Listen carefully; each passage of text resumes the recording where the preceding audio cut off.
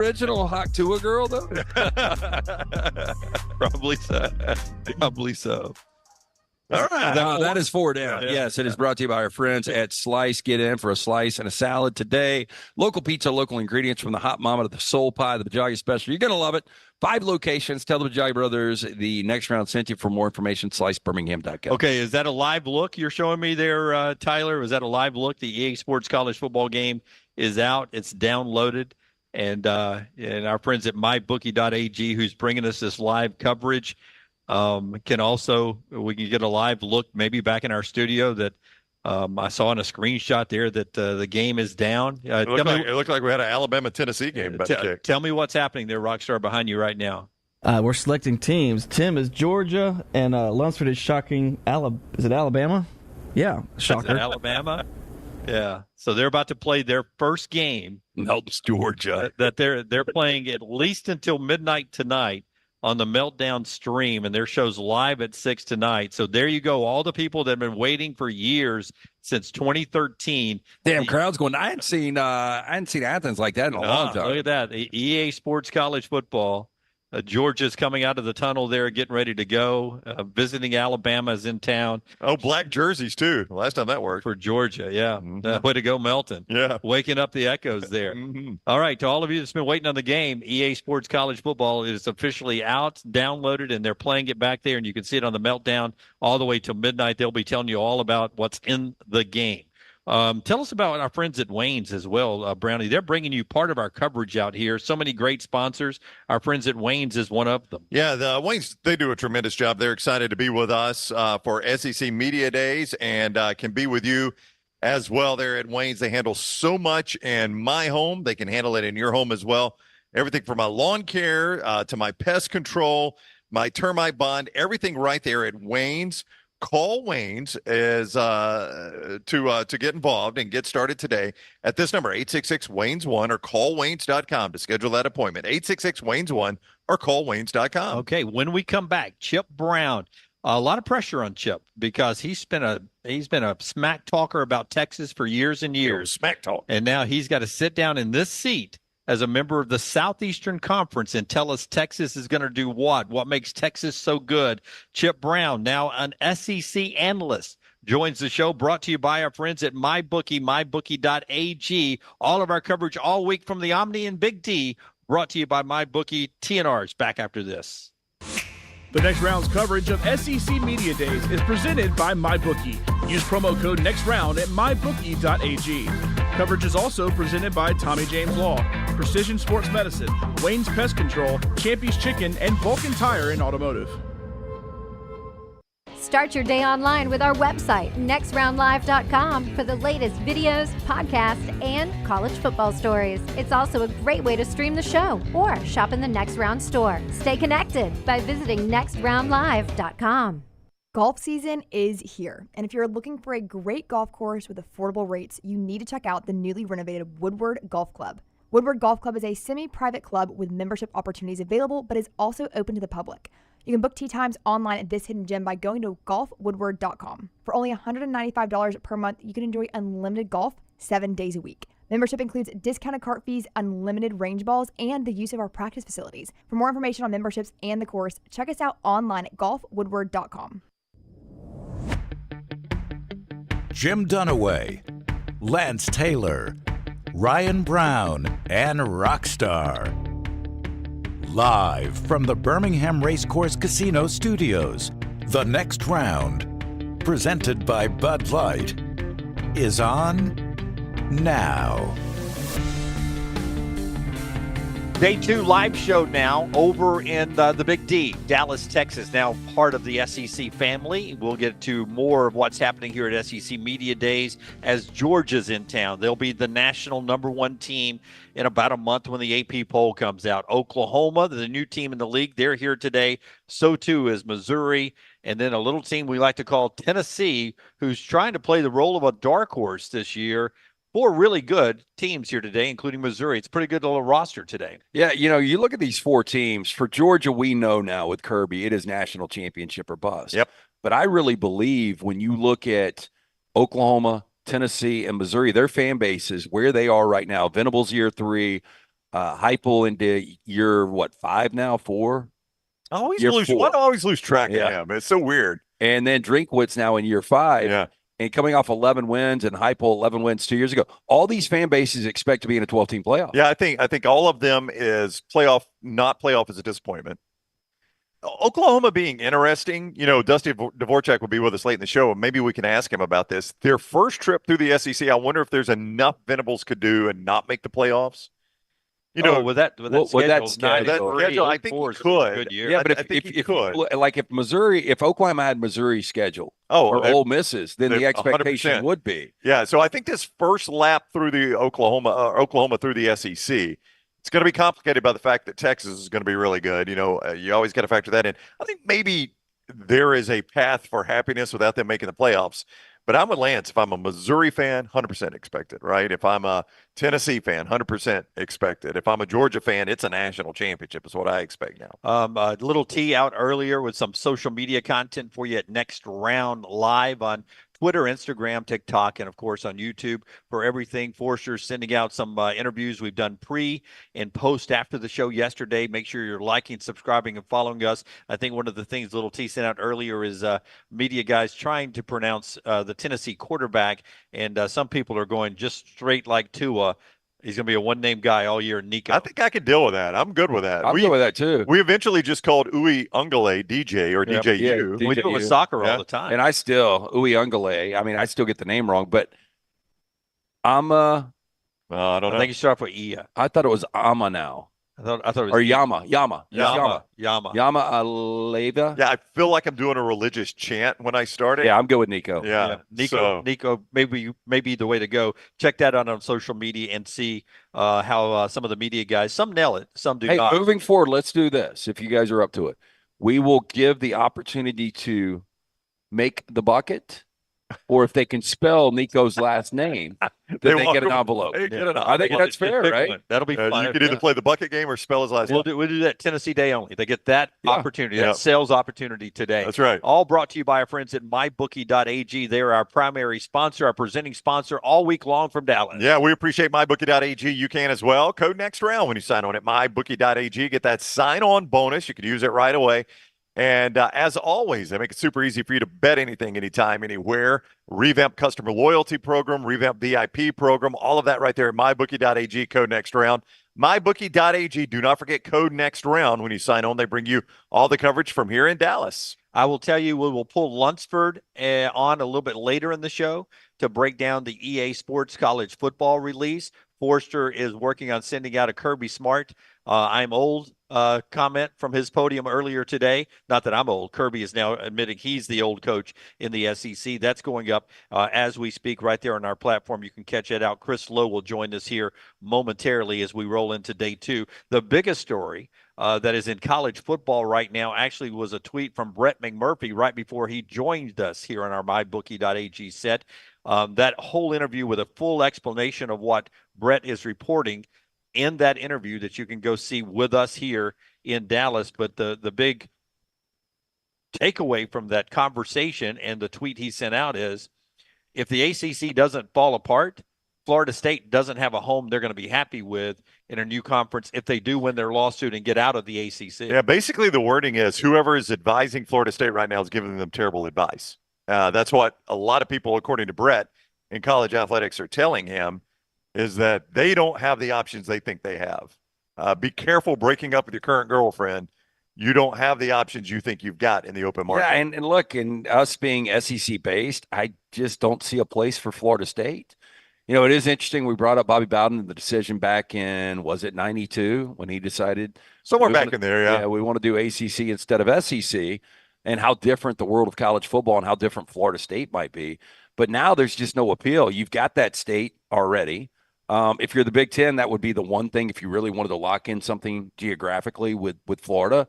But I don't know. Florida State, to me, just where we are right now with realignment, they need to stay in the ACC. Yeah. They need to find a way to generate more revenue in the ACC. Right, and good luck with that. I mean, that is not easy to do, but, you know, to Brett's point, now everything may just fall apart, and then they could have a home in one of those conferences. Because, as he pointed out, the Big Ten is getting Washington and Oregon for 50 cents on the dollar.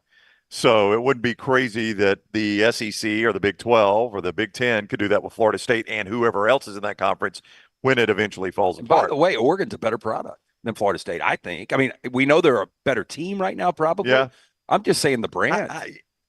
See, and so much of this too, though, Lance, is about television eyeballs and what they bring to you. I don't know what kind of, like, if you tell me a Florida State game or an Oregon game, who's got the bigger audience? Well, I guess Oregon, but I don't know. I think Florida State's got the bigger fan base, They but do. I think Oregon brings in the eyeballs.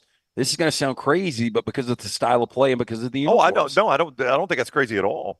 And the stadium, I think, the state, there's a certain lore around the Oregon football, even though they haven't really earned it as far as championships go.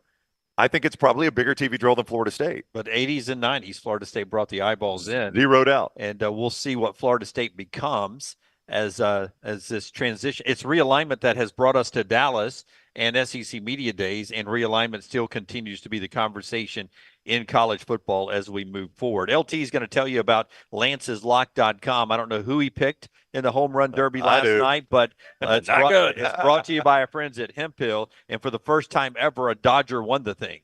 Yeah, Teoscar. You didn't even go with your team, man. No, I wasn't believing it. Look, and had a really good year with the Mariners last year, and with the bats around him, he's having a really good year this year. So congratulations. I liked Gunnar Henderson, Selma's own. Didn't work out, didn't even get out of the first round.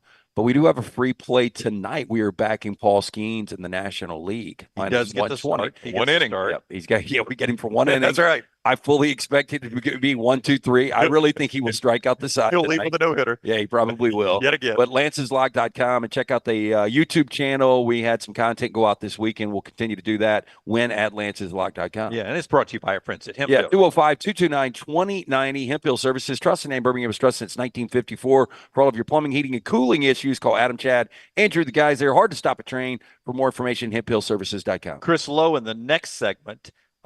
We would like to go ahead and bring a guest up this way. And while you're doing that, I will point out that while you're coming up, Jeff Tedford, after our show yesterday, resigned at Fresno State for health issues. Yeah, it is health related, which is very unfortunate. The guy's a very good football coach. He is, and it's a tie to the SEC with Kalen DeBoer. He was there for a couple of years, and Kalen DeBoer sent his best wishes out to Jeff Tedford, who is a heck of a football coach, and it'll be interesting to see what Fresno State does moving forward with that job. They're placing college football a little different now, and then of course, Kalen DeBoer isn't going back to Fresno State, but he sent his well wishes to the Tedford. We got you a little tingle. Just go ahead and do it. Go ahead and pull that mic up. There you go. So this big man right here, he's like a former offensive lineman. This is one of the things, like, I love that we get to talk sports, nonsense, all that kind of stuff, but I love hearing personal stories of our listeners and viewers. And I got a direct message a couple of weeks ago from Andrew Bush right here, and he told me, and I'll just give the short little blurb that you gave me on the direct message, and then you can jump in and kind of give us the rest of the story. But he said, hey, man, I'm a big listener. I live in the Dallas area. I got bacterial meningitis, and I was in a coma. And my wife was told that I needed to do normal stuff, my normal routine. So she would put on y'all's show when I was in the coma. That is insane. Yep. Yeah, it was pretty neat. Hearing that story, I was about to say it wasn't pretty neat being in a coma. No, don't remember much of that, but her telling that story and just kind of thinking through, the impact that you guys have on something like that. It's pretty neat. So, all right. So how long were you in a coma? I was in a coma for about 2 weeks. 2 weeks. 2 weeks. So right. I have no idea where I caught it. I was down in Costa Rica fishing, so maybe down there. But yeah, bacterial meningitis on the brain and spine. Yeah. And What was the last thing you remember before going into the coma? I remember going to the 4th of July parade with the kids, and then coming back home, cooking out. And I remember telling my wife, I don't feel good. It's about 6 o'clock at night. Didn't drink, didn't do anything.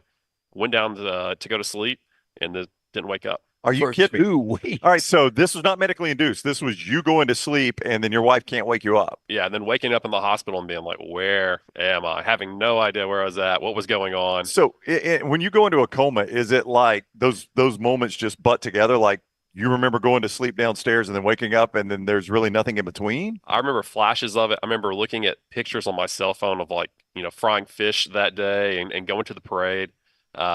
So much of it is a blur, but the hospital stay especially was just a blur, getting moved around because they kept me in a medically induced coma for the 2 weeks. but yeah, just a nuts So story. no dream activity at all in those 2 weeks? Oh, for sure, dream activity. Very much not quite to like The Sopranos where Tony gets shot and he's having that dream state. It becomes a salesman. But very similar, like, just weird thoughts that pop in my head, like, did this really happen? Was this part of that dream? Did you ever think you were dead? No. I don't remember anything other than just kind of waking up and them asking me questions. And I remember the one thing that got me so emotional was they were asking me about the kids' names, and I couldn't think of their birthdays. And then I didn't know my mom was right there, and I didn't know our family dog had died from like back, years and years ago. And that's like the first thing that like got me emotional after I woke up. Would like have old memories like they were new again? Yeah, had no idea the dog had died. And all that stuff's gotten clear now, but this was like coming right out of the coma.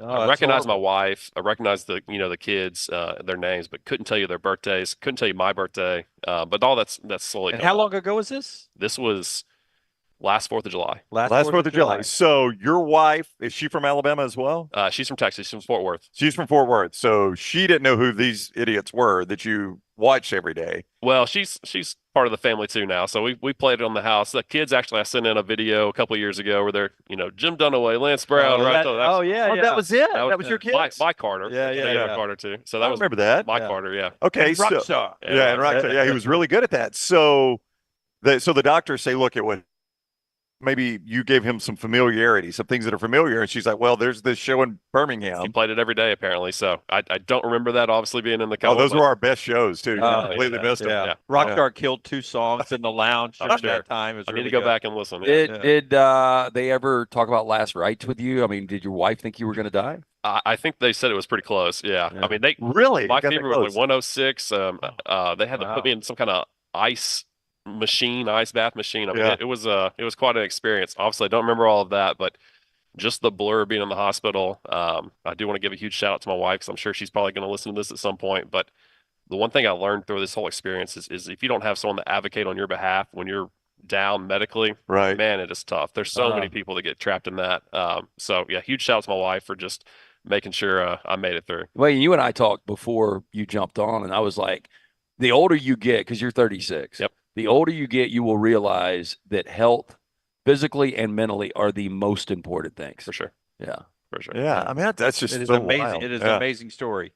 But you're not saying we saved your life, though. Right? Well, I mean, you could say that. That's not the There's a small story you're part, but telling, there. right? Like you go, God, then us. Right there, yeah. Doctors, God, doctors, us. I'll put the doctors right there. So Could Lunceford make a T-shirt, the show that saves lives? Yeah. I mean, we throw on a hat, I guess. Yeah.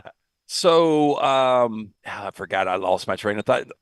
There we go. Yeah. You were talking about short-term memory. I just had it myself. We'll play the show every day. Don't worry. So when you He talk says about no thanks. short-term memory right now, and you took, I mean, can we talk about the job situation? You took a hiatus. He got a severance, and I guess that has to do with a little bit of this. But like, if you watch a game on a Saturday, can you forget like what happened? When it first happened, yes, like last fall, it's gotten a lot better. It's mostly like smaller details. So if I'm working through something, if I'm reading through a legal document like I was in my previous role, by the time I got to the bottom of it, trying to remember what was at the top was pretty difficult. Yeah. But it's the bigger things I do remember. Even when I first got home, like, I'd look at a recipe and turn my head around, and 2 seconds later, it was gone. I used to love cooking and doing complex things like that. I had to quit drinking. That was a big change as well. A good, easy way of kicking no drinking is to be in a coma for 2 weeks. It seems extreme. That helps, but yeah. So a lot of big changes coming out of that, but man, it's been good. But it Kind of puts new things in perspective. A huge new perspective. For sure. Absolutely, man. Yeah. I can't. This blows me away, like the reach of our show. We've got people that are sitting back here that live in Dallas that watch this show every day. We've had some people come up that couldn't stay for the show, just found out we're at the Omni, wanted to come by and say hello. I am forever blown away by our audience and that. But to think that in the most trying time, your wife is like, well, this shows this much part of his life. I hope you know how much that blows us away. I mean, that is absolutely incredible. Well, it is a huge part of the listeners' lives, and we listen to it every day, and my kids love it, and like I said, they should do the shout outs, and it's just a huge part of what we listen to every day. So definitely appreciate you guys and for having me on. Auburn fan, Bama fan?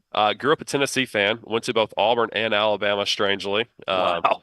Yeah. Now, where'd you grow up again? I'm sorry. I grew up in Decatur. Decatur. Okay. So there are a lot of Tennessee fans in North Alabama. Bounced around from the Nashville area. This is just Brown giving you a yearly checkup, wants to test your memory there. Yeah. Huge Tennessee fan, but enjoyed some great football. Was there at Auburn for the Cadillac and Ronnie Brown years, and then saw some of the early Saban years in Tuscaloosa. So you are an Alabama fan. You're a bandwagon jumper, right? Yeah, that's right. Yeah, that's right. No, Tennessee at heart, but yeah, I just enjoyed watching good football. Yeah, that's wild. Let's let him play the game. He's a guest. Yeah. You want to play the game? I'll play the game. Okay. All right. Play the game. All right. We need to mybookie.ag bring you to the coverage. Yep. So, or we'll give him the opportunity. It's Tennessee Day. yeah, you're a Tennessee fan. Can you spell Nico's last Can you name? even say his last name? If you spell his last name I right, you cannot can spell choose his any last name. bucket. Or would you rather throw? Oh, would you rather throw? I would rather throw. Okay. Yeah, the spelling's not happening. Here's one of the. All right. Mybookie.ag. The other one right here. Okay, we got both. Yeah, of he them. would have forgotten the what he was going spelling. halfway through it. Yeah. What am I spelling again? Sorry. All right, so I feel like we've made a lot of jokes about your medical situation. I hope you're okay with them. Yeah, I do That hope is that's okay. Yeah. You're alive and healthy. Yeah. Okay. All right, so he's going to Yep. throw for cash here. We're glad. For the sports code. Okay, here we go. Oh, Rim. Yeah, man. Boy, we are not having That's a any tough luck game. today. Well, I'll tell you what we're still going to do, though. You were a guest. We're going to put you in the drawing for the Roback gift card, $250 Roback gift card at the end of the week. Code TNR20 to get 20% off your initial order, but you'll be in the drawing for a $250 card. Yeah. Thank you, guys. And do you drink coffee? I do drink coffee. Oh, well, how about this? Can you throw me a bag of the coffee right there? Our friends at Who Is Coffee. Yeah. They have a promo code going on right now, Media Days 24. Media Days 24. You get 24% off your entire order. You go to nextround.store, and you can order as much as you want of the coffee. Use the promo code Media Days 24, 24% off the entire order. This is specially curated from the best beans around the world by Scott Forrester and others at our station. It is a delicious coffee. I get 3 bags a month on a reoccurring order. Love it. You'll love it. Thank you, guys. Thank you, man. I'm glad you're doing well. Great story, man. Yeah, it means a lot. Yeah, hang out though. I will. Yep. Thank you, guys. All right. All right. We're back in a moment. Chris Lowe talks a little college football with us. The show being brought to you by our friends at Michelson Laser Vision. Yeah, make the phone call that I made over 2 decades ago. Dr. Jim Michelson, Dr. Mark Michelson, best in the business. Dr. Mark Michelson, pioneer, first to perform the LASIK procedure in the state of Alabama back in 1995. I got it done over 20 years ago. Make the call that I made. Schedule that hassle-free consultation, 205-969-8100. Make sure you ask for Amy, tell her the next round sent you, ask about the pre-inflation pricing, 205-969-8100 or michelsonlaservision.com. In standard mybookie.ag chat room fashion, Josh says the dude was in a coma. Let him scoot a little closer. Yeah. you were getting some sympathy. I do feel like we need to put our buckets closer together. Well, I don't know. It's making it hard. I mean, we're over. Boy, Dunaway was given like 6 shots yesterday. Yeah. Right. That We're not was just giving cash away. That wasn't my fault. I felt like he was an old member of the family. We're back to Dallas in a moment, thanks to mybookie.ag. The next round's coverage of SEC Media Days is presented by MyBookie. Use promo code NEXTROUND at mybookie.ag. Coverage is also presented by Tommy James Law, Precision Sports Medicine, Wayne's Pest Control, Champy's Chicken, and Vulcan Tire and Automotive. There is no better place to watch your favorite sporting events and enjoy great food than one of the 3 great Birmingham locations of Walk-Ons. The TVs are everywhere with your favorite sports, and the menu is second to none. From the great appetizers like the waffle cheese fries, to the Avery Island salad, handhelds like the all-new Chicken Bomber, bistro specialties with a special taste of the Bayou, the amazing hand patty burgers, the great po' boys, and the specialty drinks. Visit any of the 3 great Birmingham locations of Walk-Ons: Greystone, Stadium Trace and Hoover, and the brand new location in Trussville. Hey, you. School's coming back. Time to gear up. And at New Balance Birmingham, we know what's up.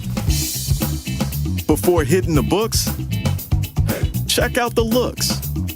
Come together at New Balance Birmingham on Highway 280, right next to Chick-fil-A. New Balance Birmingham, we got now.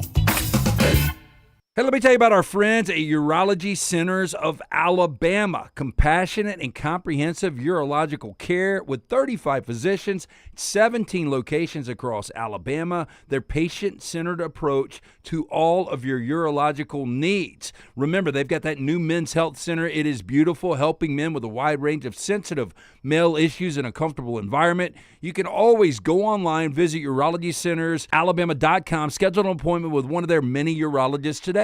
Bet anything anytime, anywhere with mybookie.ag. All the games, player props, great parlays, and all right there at mybookie.ag, right at your fingertips. And right now, you can get a special sign-on bonus when you make your initial deposit by using code NEXTROUND. That's mybookie.ag, code NEXTROUND for that special sign-on bonus.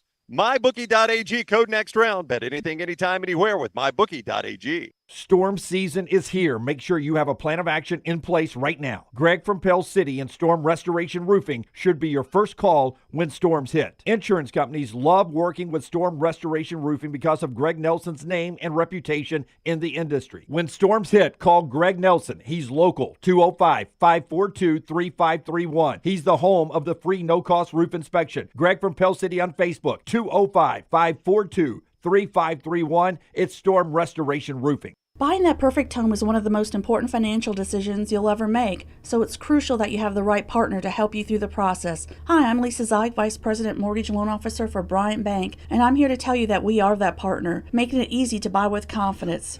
We offer a variety of mortgage products to fit your unique home buying situation. That kind of hassle-free approach might not be what you'd expect from a bank, but it's exactly what you can expect from us. Give me a call today or visit one of our 18 offices across the state of Alabama and let me show you what banking beyond expectation is all about.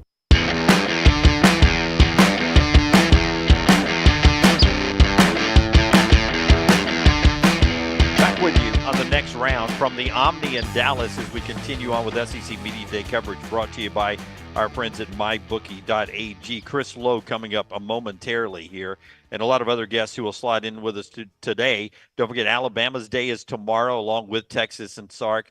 We'll be talking to Coach DeBoer.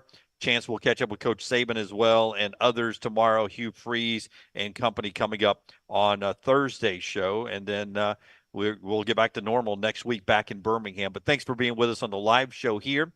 Brought to you by our friends at Storm Restoration Roofing. These guys keep kidding me that I keep them updated on the weather here. 101 degrees yesterday, real temperature, not heat index. Today's real temperature, 103 in Dallas. Is it a dry heat? I hear it's a dry heat. It is a dry heat. It's a dry heat, but there's a little, wind blowing off the plains or whatever we have here, the Texas plains. So there's a breeze out there, but it's 103 degrees. You see Storm Restoration Roofing.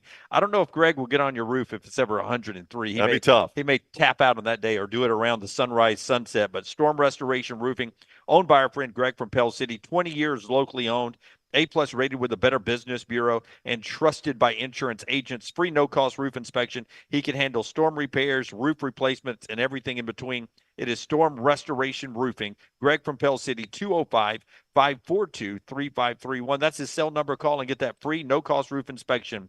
Absolutely free, no obligation. So we've had another member of the audience from Frisco come in. His son, Seth Davis, running back at Mississippi State. We're now pulling for Seth to lead the Dogs in rushing, right?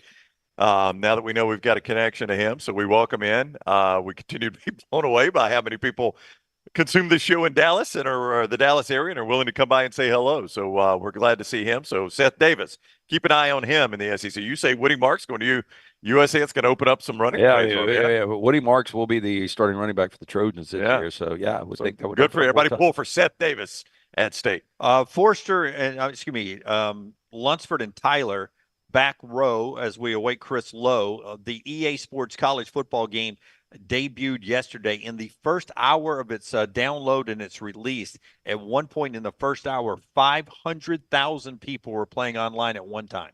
Well, that's pretty incredible now. Man, I was going up to the pool yesterday after our show, and I ran into a friend, Peter Burns, and he was heading up the elevators, and he's like, yeah, man, I've got my buddy just downloaded in the room up here, and I'm heading up to the room we're going to play. Yeah. Wow. And that's what Lunceford and Tyler did last night, along with Tim Melton, the Meltdown guys. They had a little tournament and played throughout the evening until the wee hours of the mornings. Guys, I was up, I think it was just after midnight. I checked in to see how you guys were doing. Tell us how the game experience was and how much you enjoyed yesterday.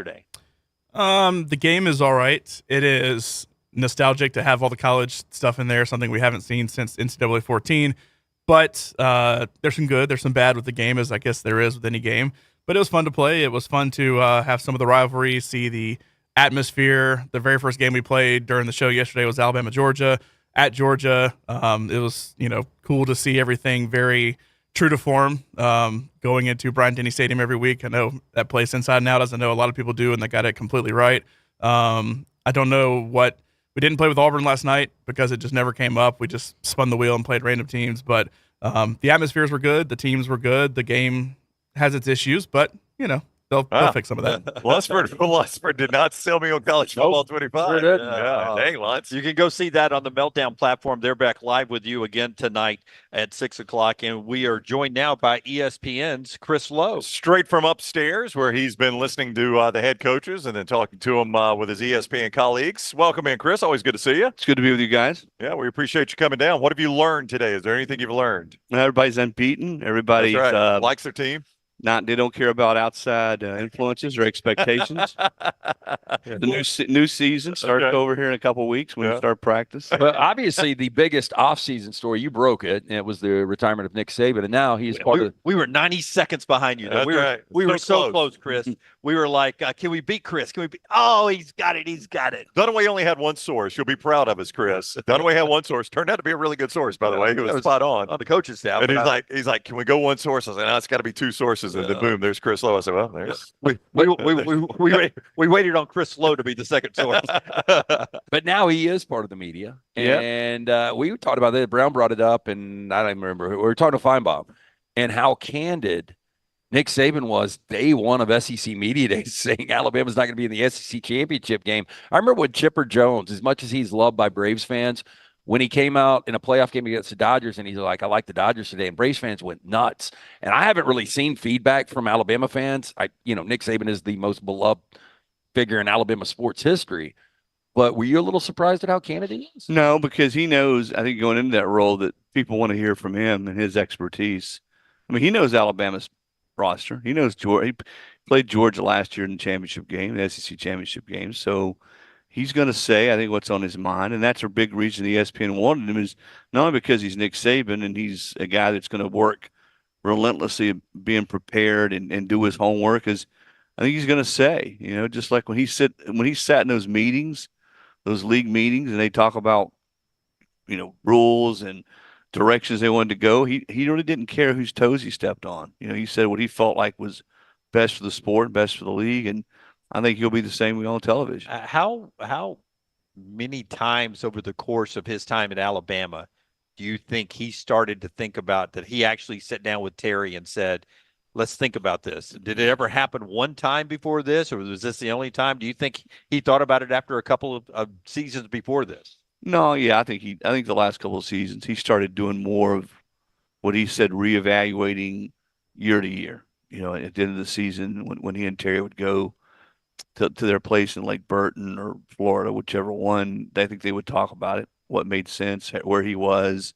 I think he would assess health-wise, physically, what he wanted to do. And I think he had promised Terry that when he quit, he would do so at a time that they still had a chance to go out and live their lives and do things that they'd wanted to do and never really had a chance to do.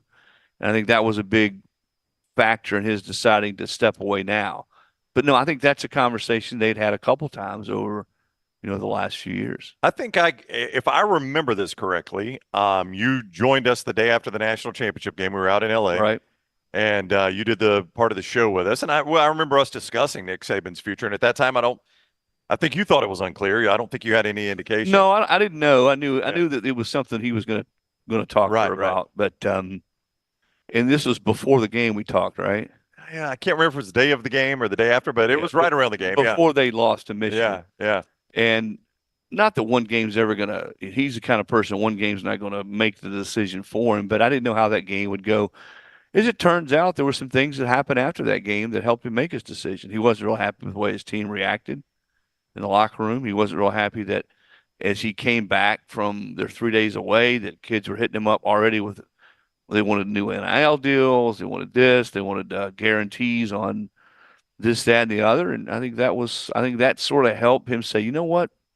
Maybe it is time for me to step away. Maybe this version is not what I signed up for, and it's better to let somebody else come in. And I think at the end of the day, that was sort of what sealed the deal for him. But even still, when you get the call that is the source good enough to confirm it, what was your reaction? Not completely surprised. I didn't know. I had not talked to him during that time where he was away. Right. So I didn't know what those conversations were like. I had talked to some people close to him. There were some people very close to him within the program who did not think it was going to happen. Yeah. I mean, they did not. Because, no. Even that day, people were like, no. He's trying to hire. Right. He's trying to hire a defensive coordinator. He was doing Zoom interviews That's with right, coaches, but that's him. If you've been around him long enough, that he's going to work right up to the time he decides he's not going to be the head coach. He's not just going to sort of show up that morning, sit around and think about, all right, what's he going to say to his players? He's going to keep working. And I think when he called Terry, he told me he called Terry, I don't know, an hour or so before he went into the meeting. And I think she knew. I think his kids knew. Kristen knew that's probably what he was going to do. They didn't know 1,000%. But I think when Nick got back from the trip and met with some of the players, I think he knew then that was probably the right thing for him to do. And it just was the right time. And I think he's right. I think he made the right decision. He's I talked to him a little bit yesterday. They've done a lot this summer, he and the family, and he's really looking forward to TV, and he will challenge himself in TV much the same way he did as a football coach. He wants to always be prepared. He wants to be one of those guys that when he says something, he does so from a really informed background. He's done his homework. He's talked to people. I'll tell you a funny thing. Somebody was telling me that he, back in June, getting ready for this and the season, wanted to get every coach in the SEC on the phone to talk about their team. And I think he got like 14 of them. Yeah. In June. And these coaches are like, it's June. Yeah. But that's Nick Saban. Who didn't he get on the phone? I'm not sure. I don't want to throw anybody in the bus because I'm not sure. And I don't know if it was because they didn't want to come on or they just had conflicts at that point. But that's who he is. And he is not going to not dot at every I and cross every T. And that's the way he coached. It's the way he recruited. It's the way he managed his staff, evaluated players. And it's no wonder he's going to be good on TV. I told him, I said, man, but this is before the draft. I said, you have recruited or coached against just about every one of these kids for the most part in the draft. And if you watched him on the draft, he was fantastic. He nailed it. Oh, yeah. He knew all those guys. He watched tape on them, and he knew them from his time of coaching and recruiting. At some point, they were probably somewhere on his radar. If I could take you back 3 years in 1 week, and I said, what would you be more amazed by at 2024 Media Days? That Oklahoma and Texas are part of the SEC, or that the Fresno State head coach is Alabama's next head coach? Probably the latter, because I don't think at that point Kalen had because we always guessed who's gonna one day he's gonna leave. He would have not been in the top never 4 or 5 or 6 No. because he was at Fresno. He had not been at a blue blood school, and yet, but if you go back and track his career, and this is the thing I like best about him, is he was not born on third base in the coaching profession. He's had to grind his way up from the smaller ranks with Sioux Falls. He was at Indiana as a coordinator. Well, Indiana's not like a hotbed for football, which I think is pretty cool. He and Womack, they cross paths there. So he's there. Then he gets the Fresno job, does well. He gets the Washington job, which is certainly a top 15, top 20 job. And he's into play. And people talk about, well, he maybe he's not proven. He doesn't have enough of a track record. He was in the national title game his second year. So I think looking at it now, but to your question, no, he would have not been on my list at that point. I don't know who people would have had. I just guess Dabo would have been everybody's number one. You say 4 years ago? 3 years in a week, just because I wanted to go. You remember day one of SC Media Days in 21 is when the Oklahoma, Texas news broke. Right. So, probably Dabo would have been right up there. I guess there would have been some people dreaming in Alabama they could get Kirby away. I don't know about Lane, where Lane would have fit in at that point on people's wish list. Alabama fans loved Lane. They did. It still do. I mean, and I don't think, though, the decision makers at Alabama, in fact, I know we're never going to hire Lane Kiffin. They just weren't. And that's not to say he wouldn't have done a great job, because I do think he would have done a good job. But they just were not going to go down that road. I do think, though, that Lane had Norvell gotten the Alabama job, I think Lane would have been the next Florida State coach. I'll be willing to bet a lot of money that he would have replaced Norvell at Florida State. So things change, and it's a great question. Things change in 2 or 3 years. you go talk to the folks at Clemson now about Dabo, and to me, Dabo's still, what he's done speaks for itself. Well, it's like you're talking about a guy that has lost his fastball. He's not this, he's not that. Well, they're still most times winning 10 or 11 games. They won the ACC 2 years ago. I understand it's a different era of football now. Will he adjust, adapt enough? I think he will. But I don't think Clemson's just going to go away, go quietly into the night. Yeah, I don't think so either. Kirby Smart's here today walking around. And I guess he's the guy that fills the hole of Nick Saban when people have anything happening in college football. Let's find out what Kirby says. Yeah, I asked him that very question. And he said he doesn't really feel the pressure to, quote unquote, fill that void. But I think he gets that he's going to be the one that everybody fingers to be that person. And he said the thing that he admired the most about Nick is when they were in those meetings, when they were decisions to be made within the conference and the coaches had voices, that Nick always did what was best for the sport. It wasn't always what was best for Alabama. He was always sort of on the cutting edge, and Nick never got enough credit, in my mind, for being able to adapt and evolve as the game changed, as the things outside the game changed. And I think Kirby will be like that too, but I do think he's going to be that guy. And I think he's comfortable enough in his own skin, secure enough in his own skin, that he's not going to shy away from that. What, he's second to Mark Stoops now in tenure? Is that right? Yeah. It's amazing. Think about that. It's amazing. Yeah. It just shows you how quickly things change and how volatile this conference is. But I don't think he's going to run from that sort of being there on the mound. Here's the other thing about Kirby is much like his old boss, is there's not much outside this that he's really sort of paying attention to. It's recruiting, it's anything that touches his program, it's getting ready for practice. That's sort of where his tunnel vision is. And I think that's not going to continue. He won't say it, but you win 29 straight games. 29 straight games. Yeah. Longest in SEC history, all right, streak. And then you lose one game in the SEC championship game to your old boss. Now he says, hey, this is a new season. We're not motivated by one game. I promise you, that team, that staff, and Kirby Smart, they're ready to go. They can't wait to get on the practice field and get after Clemson in that first game. You think Kirby will put governors back on his kids' cars?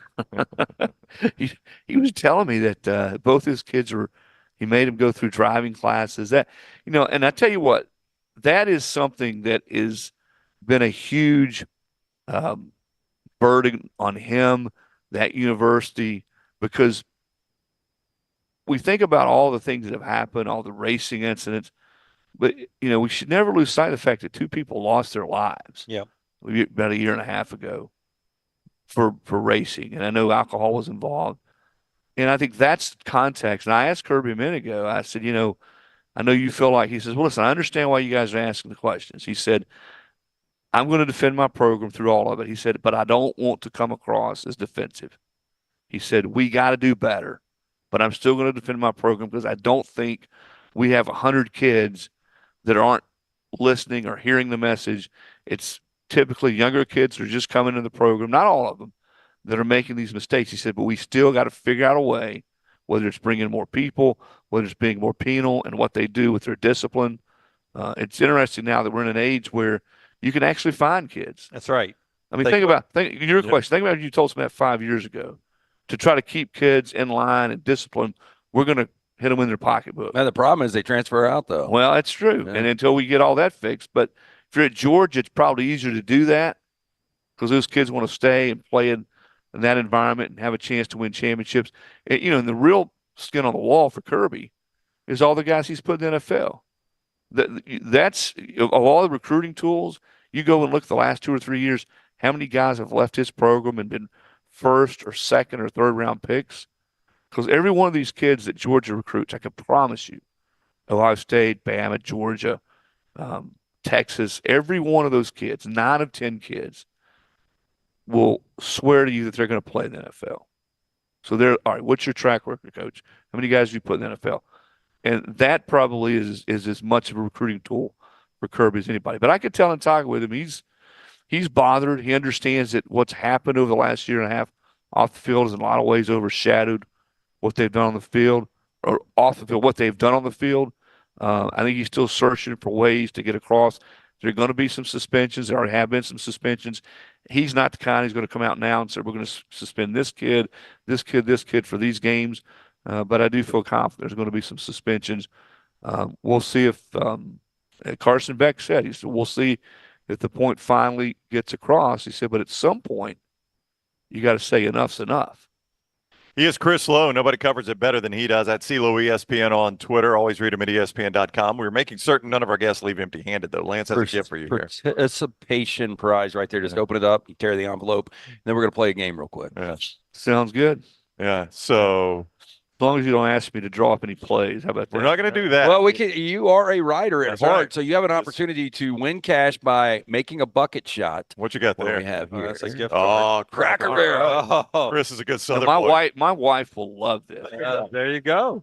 She loves their chicken and dumplings, man, are her favorite dish. Oh, They are it so is. good. She loves them. Yeah, I mean, it's like legit granny chicken and dumplings. It is. They are so good. And my wife and I love it as well, but we don't cook them. We don't cook them at the house. It's easier just to go to Cracker Barrel and eat them. Because you can't match. That's right. As good as they are there at Cracker Barrel. Okay, so would you rather take 2 shots at our bucket from back here? There are cash prizes in each bucket, or spell Nico's last name. Ooh. And if you want to do that, we got to get a check here. So I'm pulling it up right now. You can do either one. Taylor, get a check on the Nico name spelling here. Here we go. IAMALEAVA.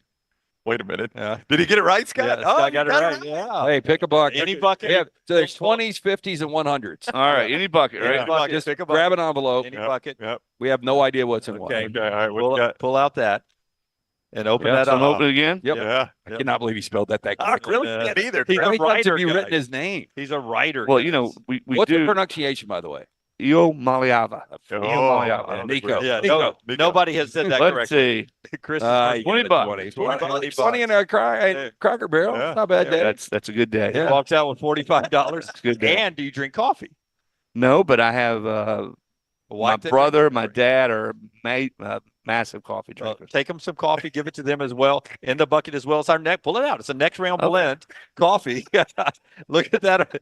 Yeah. I apologize for the way I look on there, Yes. even though Yeah, it's but still different. really real life. Yeah. So like some of the people that drew some of the kids on the new EA Sports game. Have you guys heard those guys? Well, we were those- getting a review when you walked in. Yeah. It wasn't great. Like one guy said, please give me my hair back. Well, Jackson Dart goes, my mom goes, you don't have a mullet. Dude, he's got a peroxide mullet right now. I don't know what Jackson Dart did to his hair. but- And Malachi Starks was complaining about it today. Carson Beck. None of them like. They love the game, but none of them like what their pictures look like on the game. Yeah. The images. When you get to your computer, look up Caillou and then look at my picture. It is the same thing. Can you imagine a Nick Saban quarterback saying, like, so we had Emily Grace McWhorter, our on-site reporter, and she's kind of doing red carpet, like, what are you wearing? And the first thing Jackson Dart goes, I got my Rollie on. He's Southern Cal, man. He drives an Aston Martin. He's got a Rolex, and he's 20 years old. I think Chris just told you that's part of the reason Saban saw his colleague. Good now. for these kids. Hey, listen, go back to John Bond at Mississippi State driving the Corvette in 1982. Just a Corvette. So Beck's driving a Lamborghini, and Jackson's driving an Aston Martin. Yeah. Check out. I don't know if you guys have talked to Carson yet. Check out his watch. That nice, wow. I tell you what, it's a Is it a Panerai? the new day. The new day. What kind of watch when, is it? when, you know? when will the media get sort of into the NIL thing? You've got a gift card. Gift card to That's Cracker right. Barrel at 20 Just for bucks. coming and hang out with you guys. Yeah. I thought it was a big deal when Gene Stallings gave us all a Swiss Army watch on his retirement back in the day. He's Chris Lowe, and we appreciate him stopping by the show, being brought to you by our friends at Urology Centers of Alabama. I get to read the Urology Centers because of my age. You can leave. We know you're busy. Urology Centers of Alabama, UCA, with over 35 urologists on hand, 16 locations across Alabama, treating all your urological needs from prostate health to kidney stones and everything in between. Visit urologycentersalabama.com to schedule your appointment today. Thank you so much to Chris Lowe for being with us, Brownie. Yeah, Chris, also in our Roback drawing, you're not done getting gifts. We are giving away $250 Roback gift card, code TNR20. Yeah. Rowback.com, so Chris is in the drawing for being a good sport and participating. We had to make it worth your while to come like down a joke. floor and down a hallway here. All right. New York Butcher Shop, tell us about them, LT, as we head to break here. Rare quality, well-done service, 2 great locations. Get in and see Jim and all the fine folks. Homemade brats, delicious steaks, chicken, incredible sides, great selection of fine wines and desserts. One-stop dinner shop. Again, 2 locations, the original in Cobb Heights, now Highway 119 right there in Greystone. Stop in for more information, NewYorkButcher.com. Back in a moment on TNR. The next round's coverage of SEC Media Days is presented by MyBookie. Use promo code NEXTROUND at mybookie.ag. Coverage is also presented by Tommy James Law, Precision Sports Medicine, Wayne's Pest Control, Champy's Chicken, and Vulcan Tire and Automotive. Twin Peaks is the best in the game. Here, you're in the red zone for every college rivalry and divisional matchup all season long. On game day, you never have to decide which teams to watch, only what combination of bites, burgers, wings, and more to order. Plus, where else are your favorite draft beers always poured at a frozen 29 degrees? Only at Twin Peaks, the #1 sports bar. Stick around after the sun sets. Twin Peaks is open really late. Wind down with bourbon and late night bites. Only at Twin Peaks. For a great experience in golf, go to Bent Brook, just off I-459 in the Birmingham area. You've got 27 holes where you can play your 18 holes 6 different ways. Open 7 days a week with 5 sets of tees that makes golf enjoyable for any level golfer. You get complimentary GPS on every golf cart, and the AU Victory bent grass greens play as pure as any in the area. Bent Brook continues to improve with upgraded greens and redesigned holes. Book that next tee time right now. BentBrook.com. BentBrook.com. This hour of The Next Round is presented by the Birmingham Racecourse Casino, now featuring 7 days of giveaways with your chance to win a share of up to $125,000. The more you visit the Birmingham Racecourse Casino, the more chances you have to win.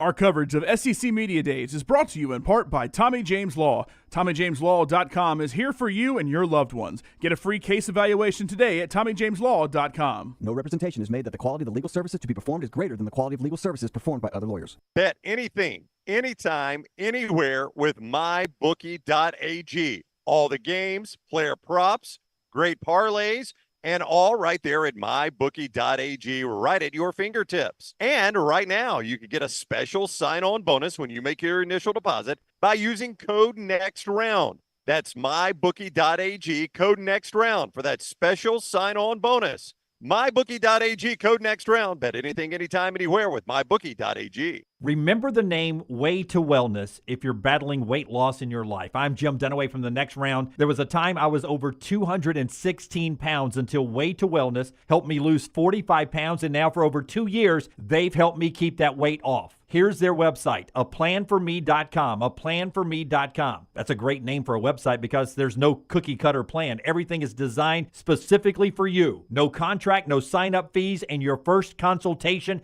is free at Way to Wellness. A legendary coach once said, "It's not the will to win that matters. It is the will to prepare to win." Hi, I'm Bobby Humphrey, Vice President of Business Development for Bryant Bank, and I can tell you that our Bryant bankers have the dedication and experience to put together a financial game plan that is right for you. At Bryant Bank, we specialize in community banking and offer personal and business loans, checking and savings account, mobile banking, and treasury management services. Stop by one of our 18 offices across the state of Alabama to find out what unbeatable service and legendary results are all about.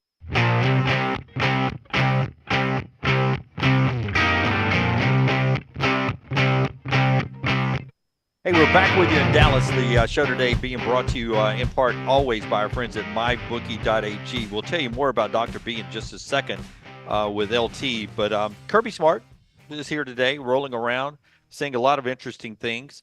One thing he said earlier, that little T, Taylor Korn, who handles our social media, says was getting great play on our platform, was that he talked about Auburn being a tough place to play. And how did he phrase it, little T? The toughest place, one of the toughest places playing in the world. In the world. That Roman Coliseum. Yeah. What is Kirby's record at Jordan Hare? Well, I can remember him losing. Pretty good. No, he lost to Gus. Yeah. Is that the only one? Because then the rematch at the SEC championship game, but I think that's his only loss. Yeah, I mean, he's done pretty well. I mean, first of all, Georgia's dominated that series as a whole now, primarily. So he's done better average-wise than Nick has done at Jordan. Oh, zero doubt. Yeah, zero doubt. Kalen DeBoer's never lost there, though. Taylor DeBoer has never lost to Jordan Hare State. And the next game he coaches there will be his first. What was Kirby's first year at Georgia? 2016. 16. He has got that one loss, 40-17 at the hands of Gus. And that's his only loss in the whole series. 40. Was it 40-17? 40-17. That Auburn team was playing well at the end of the year. The Iron Bowl score is not at all indicative of how much better they were than Alabama that day. And if Kerryon Johnson, doesn't get hurt, who knows? There's a chance they win the SEC championship game as well, and there would have been a 2-loss. That would have been the only time we would have seen a 2-loss in the 14 playoff. Yeah, in the 14 playoffs. So Kirby's dominated there, and still, but now as an assistant coach, Kirby saw a lot at Jordan Hare. We talk about his time at Georgia. As an assistant for Nick Saban, he saw a ton go on there. And I brought that up almost like I didn't know the score was going to be 40-17 because in 8 seasons at Georgia, here's an amazing stat for you. Okay. 8 seasons at Georgia. Do you know how much the Georgia defense is averaging, giving up per game, allowing per game? Over 8 seasons. Here's a hint. It's under the 40 he gave up that day. Yeah, 40 is going to be on the high end. I would say that it's 14 points, 13.8 points per game. Okay, that's a fair guess. That is a fair guess. It's not that good. 16.5 over 8 seasons. So now that is a tremendous number. A lot of people with almost any accomplishment Kirby has had are going to discount it. Yeah, but it was in the East. Well, I mean, you think about it, though. The bad offenses, Vanderbilt has been pathetic. Terrible. Kentucky terrible. Has been terrible. South Carolina at times has been terrible. Yeah, Missouri at times. Let's be honest with Florida. Yeah. Florida hasn't been great on offense in a long time. So I don't think that is an unfair statement overall, but Georgia has beaten a lot of teams that are outside the East too. Clemson is that first game, and you heard Chris Lowe said that Georgia is chomping at the bit, ready to get back out there. From everyone he talks to, including Kirby, I'm sure, got a little payback in mind after losing that game and missing the playoffs last year. I mean, are we headed to a Georgia just bloodbath against Clemson? Well, if they won't, if Georgia is that much more talented, I don't know. I think it's going to be – that's another week 1 is going to be so incredible for so many reasons. LSU and USC, Miami, Florida, but that game right there, because I do believe they're going to have a massive chip on their shoulder. They still believe they were the best team in college football last year and didn't even get into the playoffs. So I think if they can go out and skull drag Clemson, they will. But can you imagine if Clemson, everything bounces right and they were to win that game? Yeah. I mean, that would be a surprise. But then we talk about Georgia's schedule, how difficult it is. We don't say it out loud until Chris did because Georgia's just that good. But if Clemson upset them, now if you're Georgia, you know I've still got to go to Tuscaloosa, to Athens, and to Oxford. And my margin for error has gotten considerably smaller. Yep. It hasn't disappeared. Let me ask you guys this question on the fly. What would be more surprising at the end of the year? One of the 3 other teams that are here today, Oklahoma, Missouri, Tennessee, one of those 3 playing for the national championship, or Georgia missing the 12-team playoff? More surprising. Georgia missing the playoffs for me. Because I was about to tell you, now this isn't absolute returning starters, but guys that at one point started last year for Georgia. There are 9 guys back on offense and 9 guys back on defense that at one point were the starters for a game last year at Georgia. Some because of injuries, or some players changed, starting positions. Ones became twos became ones. But guys with starting experience for the Georgia Bulldogs, 9 back on offense, 9 back on defense. It's a proven, seasoned, 1-loss team that just missed the playoffs this year. That's the reason that I had a hesitation about putting Ohio State number 1. I just think they're so due because I think Georgia, this is going to be a revenge tour. But to answer your question, if Oklahoma found their way into the playoffs, that is such a tough schedule. If they can get in the playoffs, that's a really good football team. Even if they're a 10-2, didn't go to Atlanta in the playoffs. If they survive that. That's what I'm saying. If they survive that schedule, then I look at what they would face in the playoffs, and I'm like, it's not going to be that much more difficult than what they just played. I'm going to go back and look as I asked this question, what A&M's schedule was in 12, because there was no expectation for A&M. No. And they went to Tuscaloosa and beat Alabama. Yeah. I mean, they won their toughest game. Lost at LSU, lost at home to Florida. I don't know who their other East team was. Destroyed Auburn and Jordan Hare. It was a bad Auburn team. But they destroyed all. That was like 63-14 or something. And Jordan Hare. I mean, that was one of. I have no memory of that game. You don't? 63-14. Uh-huh. I mean, Lance could pull it up. I'm pretty sure I got the score right on that one. That was a game where, look, you were getting at the end of Gene Chiswick's tenure there, unfortunately. And you won't find a bigger fan of Gene Chizik than me, but that was not his shining moment.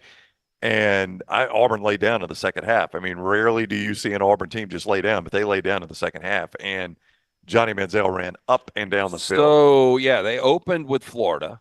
Lost. And they lost that game. And then at SMU, complete blowout. South Carolina State. Arkansas beat them by 48. At Ole Miss, at Louisiana Tech, who, by the way, was the second-ranked team they played that year behind Florida. And they won that game 59-57. Do you guys remember that game? I do not remember that game. I do remember. La Tech was 59-57. Yeah. Then they played number 6 LSU. They lost that one 24-19. Baton Rouge, right? Beat number 15 Mississippi State on the road by 25. Beat number 1 Alabama on the road. And what was that Auburn score? You skipped over. What was that Auburn was 63-21. 63-21. And then they beat a top 10 Oklahoma team 41-13. So, I mean, you look at it, they played 1, 2, 3, 4 top 15s and 6 top 25. I can't believe you don't. In year one with an unknown quarterback. I can't believe you don't remember that Auburn game. I mean, they cleared out Jordan-Hare Stadium, and it was embarrassing. Part of the show being brought to you by Dr. B, the guy that's got LT's hat on today over that hair. The hair's so big, he had to put a hat. Yes, Dr. B is also offering Census Transdermal Infuser. This enables Dr. B to get various medicines and therapies into the scalp where the hair follicles are without using any injections. This is revolutionary as Dr. B can pinpoint delivery of a patient's genetically specific products without any needles. Again, I'm doing the non-invasive treatment 3 times a week, 30 minutes each time on the couch. Brown's doing the same thing. Since I started to do that over 2 years ago, my hair has more than doubled in thickness. Call Dr. B today, 205-319-0316. That's 205-319-0316. Schedule the consultation. Tell them the next round sent you. For more information, t3hair.net. I had to get a drink taken off of my bar tab last night. Okay. I was running a tab. And this is just off the fact that the All-Star game is in town along with SEC Media Days. I went up to get the second round of drinks for the people that I was paying for, and there was a guy in an Astros hat and an All-Star jersey on, I assume, for the American League, standing there with another guy. And he asked the bartender, what beer is that? And I told him it's an IPA. And he looks at me and the bartender's, I'll have that too. And the bartender put it on your tab. Put it on my tab like we were together. I mean, I wonder. I don't usually check the tab. Yeah. But because of that interaction, I was like, that was weird. I wonder if he thought I was with him. And I tried to give emotion without alerting the Astro guy that, like, he's not with me.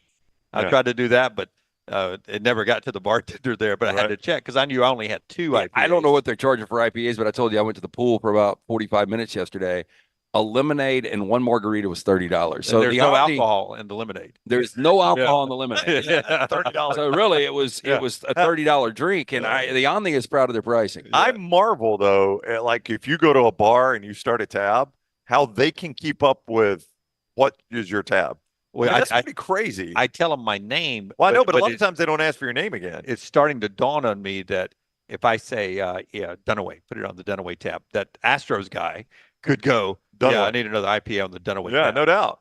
Yeah, but it's under your credit card, so it's in the system. It is, but I'm just like, I can walk up and say, give me 2 more of those, and they don't ask my name and put it on my tab. That's pretty crazy. I will tell you, the bartender last night downstairs, he was awful. Well, he was by himself for a full bar. Yeah, I mean, I felt bad. He was like 70, and there was like 50 people there, and he couldn't keep up. I did think it was real cool here at the Omni Hotel. We were in the main bar downstairs. We'd gone to a restaurant that Lance was talking about, moved to the main bar.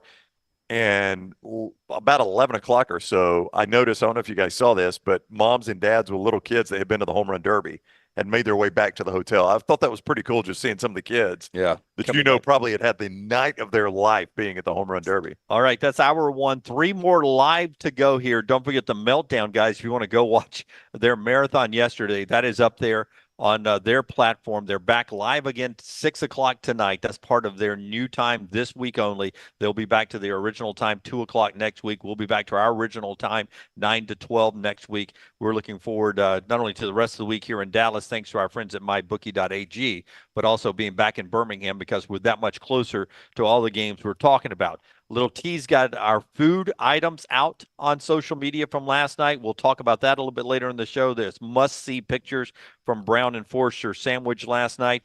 Johnston RV Center for travel all football season. I-65 exit 304 and Coleman 334 in Decatur is where you find Johnston RV Center.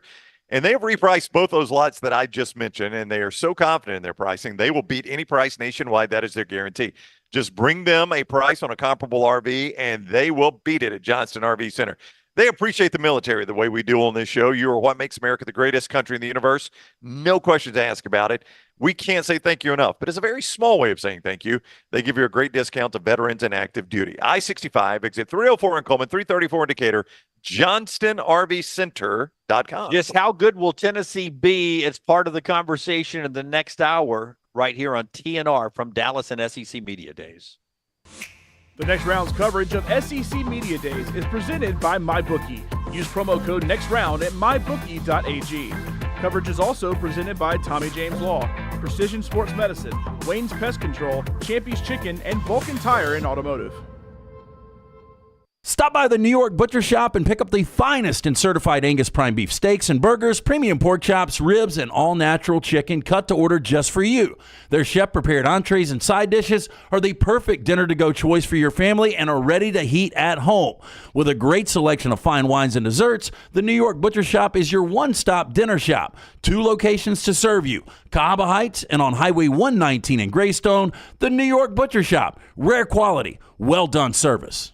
If renting is putting a dent in your bank account, here's your sign from the universe that it's time to buy a new home. And who better to help you through the ins and outs of home buying than our friends at Mortgage Right. With Mortgage Right, you don't have to worry about becoming a short notice mortgage expert because they do all the heavy lifting for you. They're trusted mortgage professionals and they'll help you choose the right mortgage option and stand by your side every step of the way. Visit mortgageright.com/TNR to buy before renting runs you dry. That's mortgageright.com/TNR. NMLS 2239, Equal Housing Lender.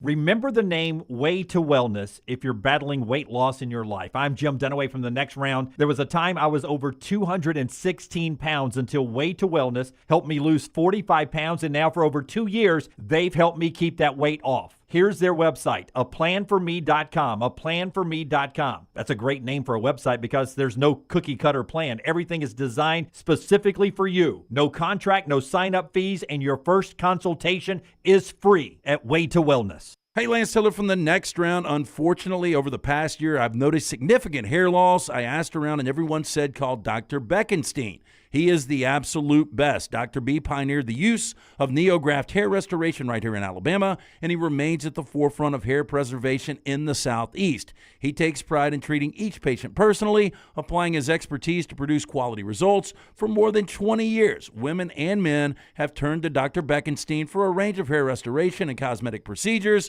He uses that experience and his advanced training to help his patients fully understand his procedures they are considering. Call Dr. Beckenstein today, 205-319-0316. That's 205-319-0316. Bet anything, anytime, anywhere with mybookie.ag. All the games, player props, great parlays, and all right there at mybookie.ag, right at your fingertips. And right now, you can get a special sign-on bonus when you make your initial deposit by using code NEXTROUND. That's mybookie.ag, code NEXTROUND for that special sign-on bonus. mybookie.ag, code NEXTROUND. Bet anything, anytime, anywhere with mybookie.ag. Follow Next Round Live on Twitter, Instagram, Facebook, and YouTube. The social media team at Next Round Live is dedicated to giving you daily news conferences and practice video from UAB, Alabama, Auburn, and around college football. Follow and compare to the sites you used to visit. You'll also get the latest highlights and news from the Next Round Daily Show. Turn on the notifications so you don't miss a thing. Next Round Live on Twitter, Instagram, Facebook, and YouTube. See more at nextroundlive.com. Jim Dunaway, Lance Taylor, Ryan Brown, and Rockstar. Live from the Birmingham Racecourse Casino Studios, The Next Round, presented by Bud Light, is on now. Hour number 2, presented by our friends at mybookie.ag, mybookie.ag. And by the way, off camera, did we get Chris Lowe coffee on camera? We did. It was on camera? Yep. We gave somebody coffee off camera earlier in the show. The folks at Who Is Coffee, tremendous, packed us up a bunch of coffee to bring out here. Next Round Blend Coffee, you can be a part of that with a special promo code going on, Media Days 24. Media Days 24 gets you 24% off of your entire order when you use Media Days 24. Just go either to the Who Is Coffee website, but the easiest link is to our store, nextround.store, nextround.store. Check out all the coffee blends you have there and use Media Days 24 for 24% off the entire order. I was just noticing Georgia's schedule. I know we've talked about it several times in the off season, but if that Clemson game ends up being a loss or trickier than some would say, you get Tennessee Tech, but then you're at Kentucky, at Alabama, then home game to Auburn.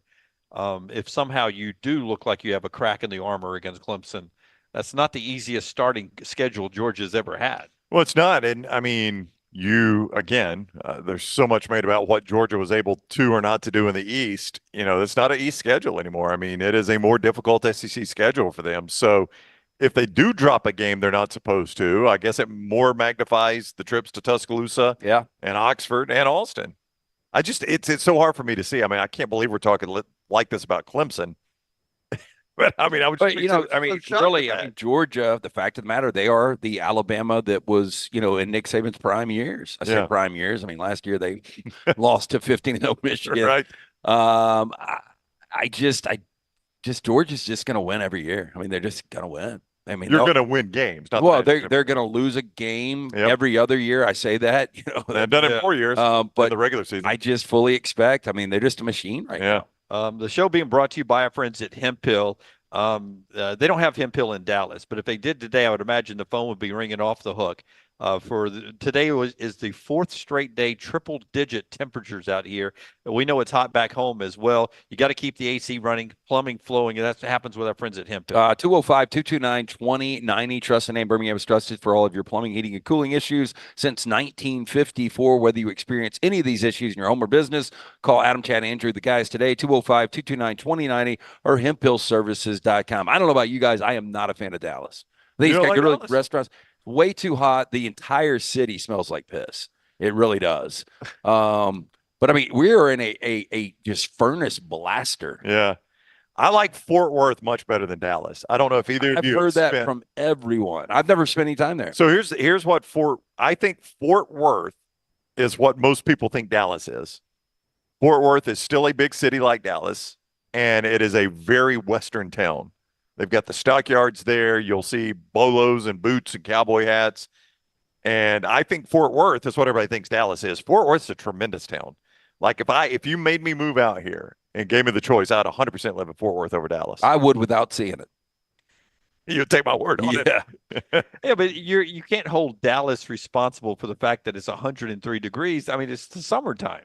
I mean, I'm not surprised by this. Okay, but we went to Arizona right now. When I'm sitting in a lobby last night and I've got two people panhandling in the lobby, that's become a problem. That's every big city now, though, I'm afraid.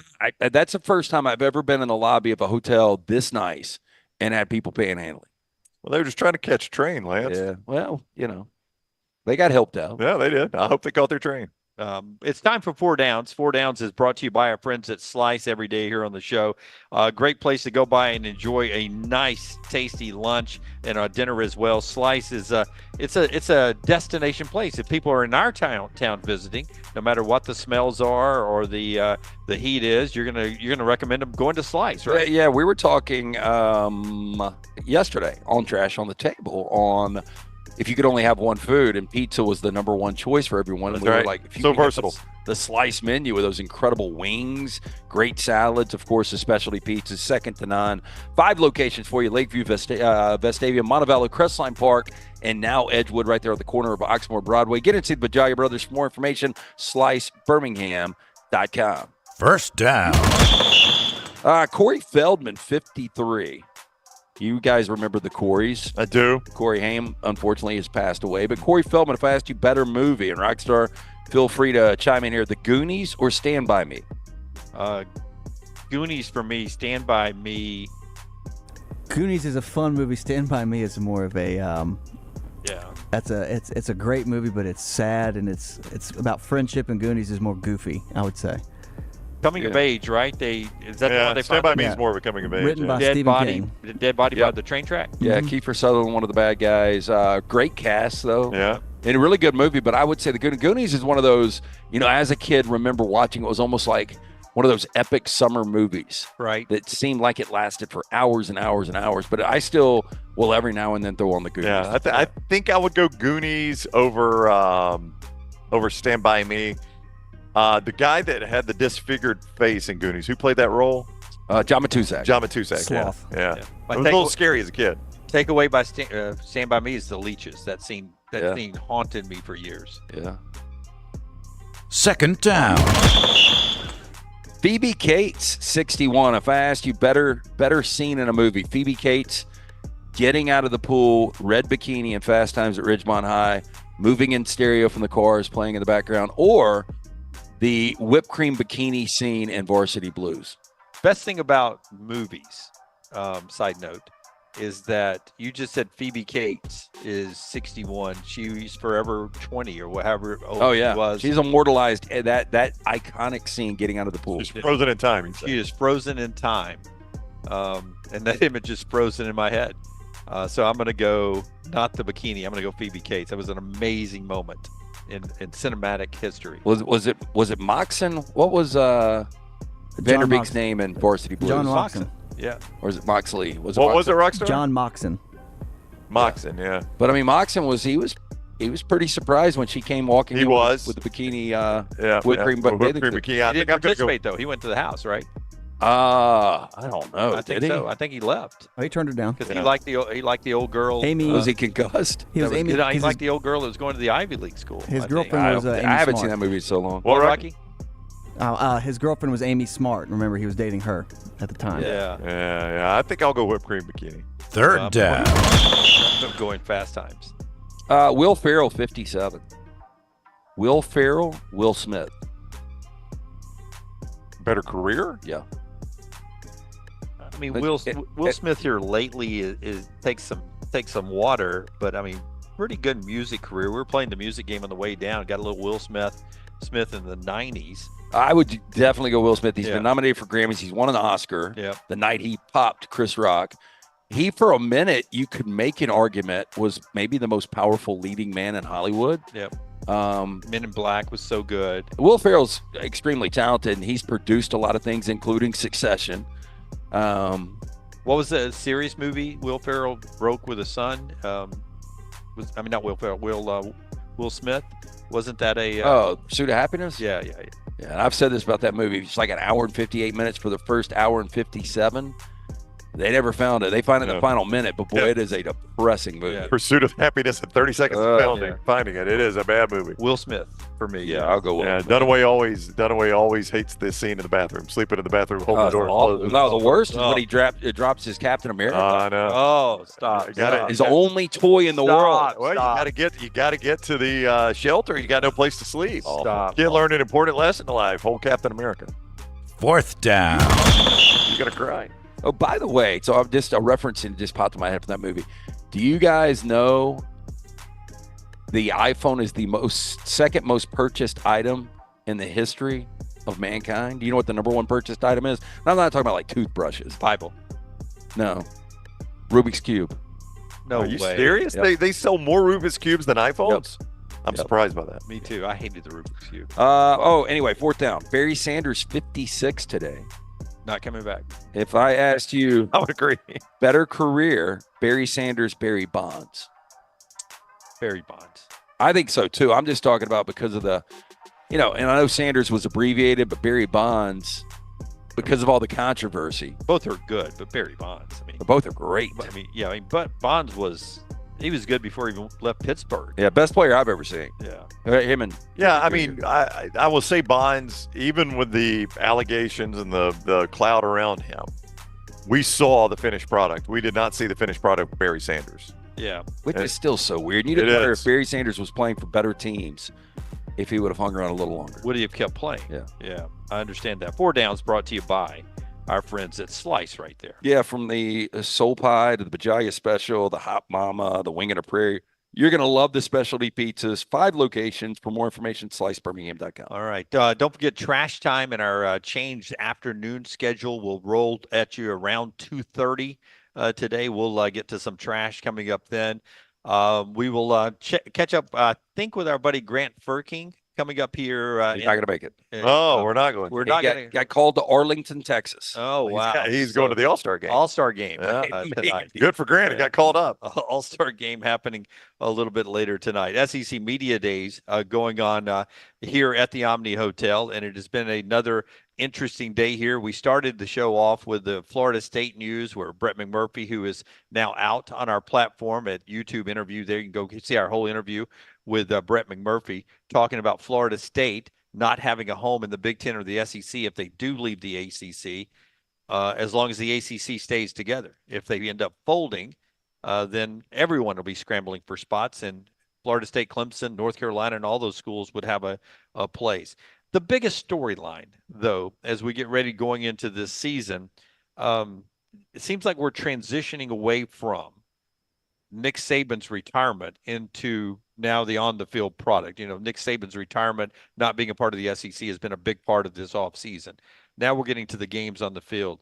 And to me, the one thing that has popped up since we've been out here talking about the games on the field is just with adding Texas and Oklahoma to everybody's schedule, how much more entertaining the weekend schedules look throughout the course of the season. There's still going to be, you know, some teams that are playing Tennessee Tech or somebody who's playing Mercer on a given Saturday. But it does seem like just by adding Texas and Oklahoma, 2 marquee schools, that everybody's schedule and week to week, the overall TV product looks to be so good. Like, you can't just find a weekend where there's only one big game. Like Georgia-Florida week, to me, always was one of the worst SEC weekends. Yeah, what's the weekend? Yeah, but even now, it seems like that weekend has a big day. Do you guys see what I'm saying in the schedule? do. It does seem like there are more bigger games every week now on the SEC schedule. Okay, so I've got the schedule pulled up, you know, one of the big schedules. Yeah, I schedule. love those. The composite. Yeah, and so I was just going to tell you guys some certain weeks. Yeah, just give us,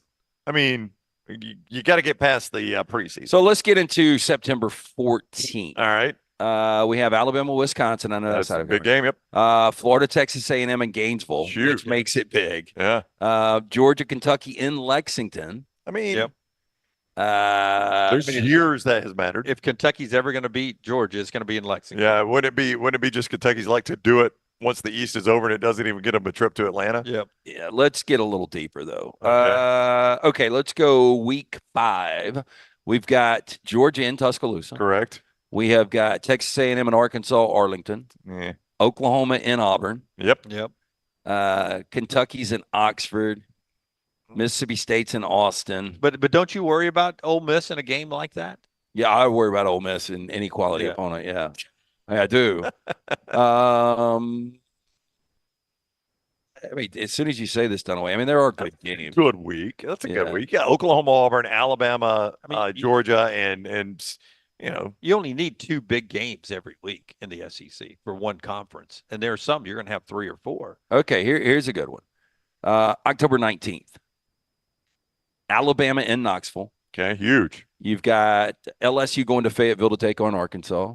I mean, there is a rivalry, the Golden Boot or whatever, right? Yeah. I mean, Missouri's hosting Auburn. Yep. That should be a hell of a game. Florida goes to Knoxville to take on Tennessee. I thought Alabama was playing. No, excuse me. Tennessee got a doubleheader? No. Oh. Florida is hosting Kentucky. Yeah. Georgia in Austin to take on Texas. Massive. And Mississippi State host A&M. Oklahoma hosts South Carolina. I mean, you get about 3 really good ones every Here's week. the test. You see how spoiled you guys are? You got Alabama at Tennessee and Texas and Georgia, and you're going, Well, the third one gets me. All right, give me cocktail party week. That's traditionally the worst week. There you go. You're on it right there. That's traditionally the worst week of the SEC schedule, right? Yeah, of the conference game. Georgia, Florida, some buys. Yeah, and a bunch of nothing. Yeah, this is not great. Ole Miss is going to Fayetteville, which could be tricky. Yeah, but Vanderbilt hosts Auburn. Or Vanderbilt's actually in Auburn. Doesn't matter. Georgia, Florida. Tennessee is hosting Kentucky. Mississippi State is hosting UMass. Oklahoma's hosting Maine. Yeah, this is against your argument. South Carolina is hosting A&M. Why have we not fixed cocktail party weekend? Is there some kind of unwritten rule? So for years, it's like the week before rivalry. But here's what happened: is for years, the SEC mandated the cocktail party on CBS because they had the drunk driving incident for the last night cocktail party. See, I always heard that there was a CBS higher up that was a Georgia grad or something. No, I think it had to do with the everything surrounding that game. The whole reason we don't call it the cocktail party anymore. I understand that. And the SEC decided it's going to be 2:30 to avoid perhaps that happening again, right? So I don't know that the SEC told CBS you have to take the cocktail party, or if the SEC just said we're going to make it a no-brainer. We are going to be a terrible schedule around it. I don't know which one of those happened, or if CBS said, "Well, do this for us. We'll take the cocktail party every year. It's a good game, but don't put a good game. Yeah, don't put Alabama, Georgia, or Alabama, LSU that week, right?" Let's see what you guys think about the final week of the season. Well, that's rivalry weekend. I know, but there's some other ones, some new blood. So you've got the Iron Bowl. Great. We've got Arkansas at Missouri, Florida State, Georgia Tech, Louisville, Kentucky, Mississippi State, Ole Miss. Yeah, not on Thanksgiving anymore. That drops that down a little bit. That's a Saturday, or is it Black Friday or Saturday? Black Friday. Okay. How about this though? Oklahoma and Baton Rouge. See, I've said that they have searched for a rivalry weekend opponent for LSU. They tried Arkansas, they've tried Texas A&M. None of those stuck. I think Oklahoma LSU becomes a very attractive rivalry weekend game. Yeah, and then the most attractive game that weekend is Texas at College Station. Oh, yeah, I mean rivalry weekend's fantastic. And I was talking to Billy Lucci last night, and from Tex Ags, and they love Mike Elko, and Mike Elko's a hell of a coach. Yeah. I mean, you go back to last year, if Riley Leonard doesn't get hurt when he should have been in victory formation. They're undefeated. Maybe it's completely different from Duke. But Mike Elko and the way he's running that program right now, they believe, much like we might believe that Auburn's going to have kind of a sneaky season, A&M could be that team.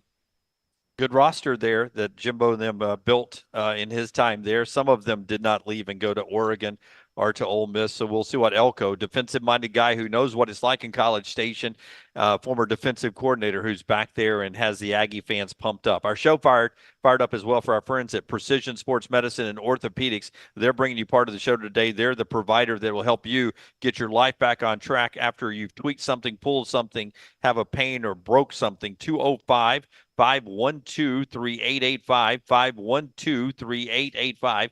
PrecisionSportsOrtho.com/2024.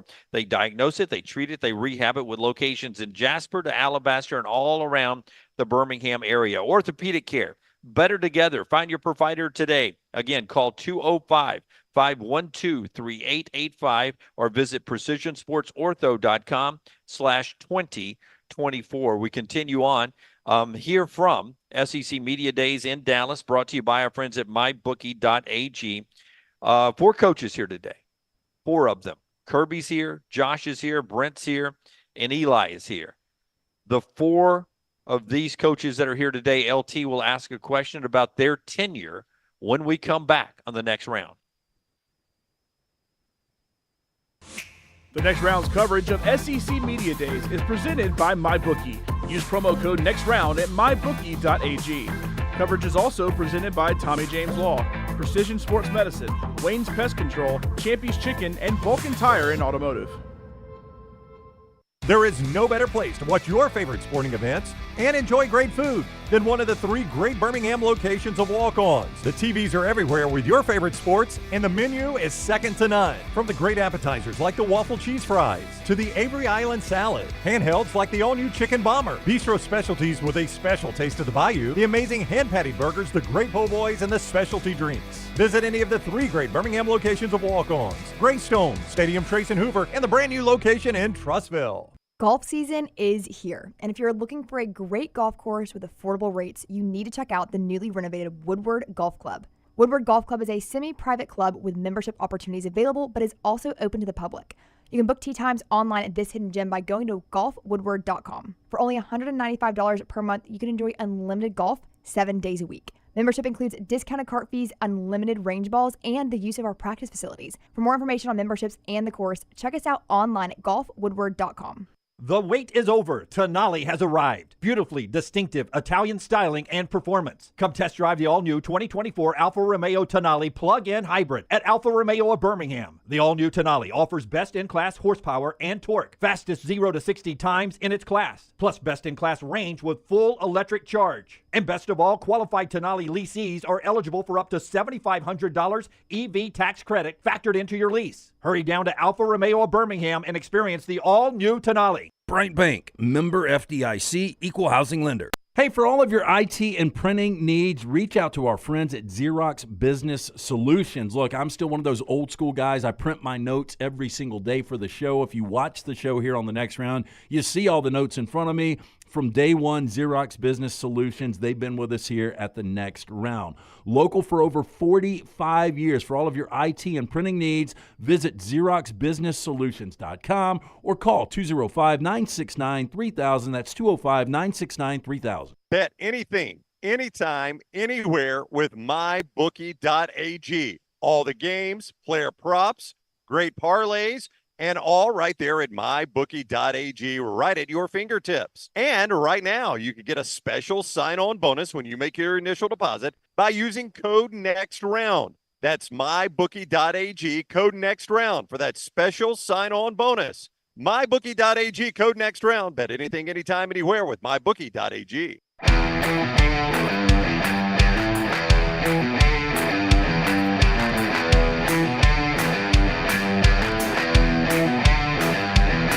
Back with you on the Next Round. We roll on here and enjoying our time here at SEC Media Days, LTD&B. Rockstar, I don't know if Forster or Lunceford, Lunceford or Tyler are back there. I'd love to bring them back in and have a conversation about the EA Sports college football game as the guys make their way back here in a second. The review that we were getting from Lunceford didn't seem like it was very positive. Is that the way you heard it too, Rockstar? Oh, yeah. I think when you have a marathon of a game like they did last night playing, you have a lot of time to nitpick, and I think that's what he was doing. But he's available if you want to talk to him. Yeah. So tell me, Lunceford, what was that? What was the one flaw? Because we sort of got pinched there with Chris Lowe coming in. What was the one flaw in the game, or the two flaws that you're not giving it an A+ review? The kicking is very different from how it has been in Madden, so that's going to take some getting used to if we ever play it in the office. And the defense, it's just different. It's very different. And I get they try to update systems and stuff, but it just didn't work for me. Did I see in the chat room that you're telling people you're already unloading it from your system and you're done with it? No, Tim just likes to say that because he beat me in a game last night on the stream, so he said I'm being sour about it. But after winning more games than I lost last night on the stream, I still have the same comments that it's fine. Okay, Lunceford, here is a review from the New York Times, and it's just, it says, College Football 25 review, seamless gameplay, intricate dynasty mode make it worth the wait. New York Times on the opposite side of you there, Lunch. That's where I go for my video game news is the New York Times. But well, actually, it was it's The Athletic, which I guess is part of the New York Times. Yeah, it's their sports section now. That's probably worse. But yeah, well, let's hear the one game I saw. Tyler beat you 28-0 at halftime, and you quit. So let's hear whipping right there, my friend. So let's hear from Tyler. Tyler, is it seamless gameplay for you or Tyler? Tyler, tell what happened the other three games too. It's a mediocre game. There's a lot of problems with defense. I actually like the new kicking system, but other than that, it's all right. Damn, Beller's shredding the hell out of it. Lunceford, does Tyler play the college game the way he plays the pro game, which is totally annoying to play? Absolutely. Hurry up every play. Yes, but we played on rookie mode before and arcade with like the rookie difficulty. We were playing on like the second to hardest settings last night, so it's very different. He can't just make you fumble it every time. Yeah, which is the way to go next time if we ever have a tournament up there. Don't make it arcade style or whatever kind of gumball crap we were playing with Matt. All right, so you guys would call that what sounded like a C-? Yeah, I mean, if they're cutting it apart, can you imagine when Dunaway gets a hold of this? When are you starting? I'll have it Friday when I get back home from our trip here, and I'll spend all weekend doing it probably. So will you give us a good breakdown on the best and worst next Monday? I will. I will give you a grown-ass man's opinion that didn't play it for 12 hours. What team are you going to try to build a dynasty with? Who are you starting with? Well, I fell in love with Kennesaw State Stadium. So you're going to be they're there? now FBS. You're going to be an owl? That may be the lowest point you can start with. Do you build your own schedule? You can. In the old one, I assume you still can. But, you know, when you're starting out and you're not cheating at all, manipulating any players, you got to recruit your way out of the hole. So you got to play the schedule that's given you, and you want to yeah. You want I mean, you got to play guarantee games and stuff like that. Yeah. But I got to win some games to get me some recruits so I can get my next job. Look forward to doing that when I get back. So good review there from Lunceford and Tyler on that. Again, the Meltdown coming up at 6 o'clock tonight. A new pennant race is out right now. As the All-Star break is happening. Ush and Emily Grace talked about that from different locations, e.g. with us out here in Dallas. You can get that on our platform. Disrupt the Media. Go follow, like, and subscribe. Everything. The show being brought to you by our friends at Inverness Country Club, LT. A lot of great folks at Inverness Country Club would love to see their family grow. Yeah, absolutely. They've got memberships that fit everyone. Make sure you give our friend Aaron a call at the Inverness Country Club. Make sure you tell him the next round sent you. Just a great place from the social membership, including the resort-style pool complex, full-service bar, cabana, also live music on Friday night, Sunday brunch, the golf membership, beautiful course, currently expanding the driving range, childcare, also a big plus. You and your wife on a day of golf or tennis. Guess what? You can drop the kid, go have yourself a day on the court or course. Dinner with friends, knowing your kid is safe on site is a massive plus. Maybe you work from home. What about working from the club while they watch your kid? Take a tour of this unbelievable club. Call Aaron today, 205-991-8608. That's 205-991-8608 or online, iccalabama.com. Okay, before we get to the topic I teased going to break, I did want to ask you this question because now for 2 days you have brought up Johnny Manziel and Jackson Arnold. And tell me if I'm wrong about this. 563 passing yards last year, 63% completion rate. Did he have 4 touchdowns and 3 interceptions for his whole season last year? Does that sound right to you? Yeah, because he turned it over 4 total times at the bowl game. Yeah. So 4 touchdowns, 3 interceptions. And are you hearing somebody talk about this guy? Or are you going off just off Dylan Gabriel being, shipped off to Oregon? Is that one reason why you think Jackson Arnold may have this special, superpower as he takes over with the Boomer Sooners? I think it was, I can't keep up. We've had 1 million people on in the last couple of days, but somebody yesterday was talking about if you go back, and it might have been Andy Staples this morning. I don't even know. It was. I think it was Andy. Yeah, he said if you went back in this 2023 class where you had Nico and you had Jackson Arnold and you had Avery Johnson, and you ask all of the coaches involved if they could have one of these quarterbacks, he said most would say they would take Jackson Arnold. I mean, for Brent Venables to tell Dylan Gabriel, it's Jackson's starting job this year. That is really insane. When you think about the Heisman favorite now had to transfer out because he was told he wasn't going to be the starting quarterback. Jackson Arnold has got to be the real deal. I'm just so fascinated, and you could see our talk with Andy up on YouTube. And I asked him about this because I'm just so fascinated in this gamble by these 2 head coaches. And the other one is Chris Kleiman at Kansas State, who told Will Howard, I tell you what, we like our other option better. And Will Howard transferred to Kennesaw State, right? No.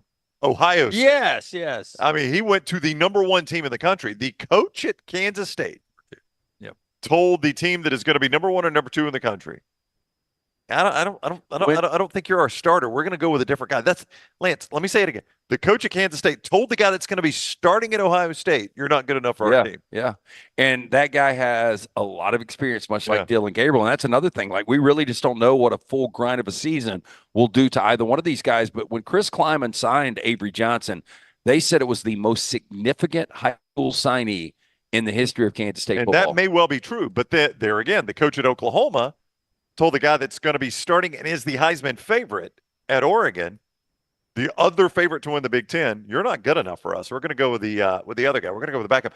So that is just such a tremendous gamble by both those coaches. Like, if Jackson Arnold is struggling midseason and Dylan Gabriel is tearing it up and they beat Ohio State, what do you think Brent Venables is going to hear?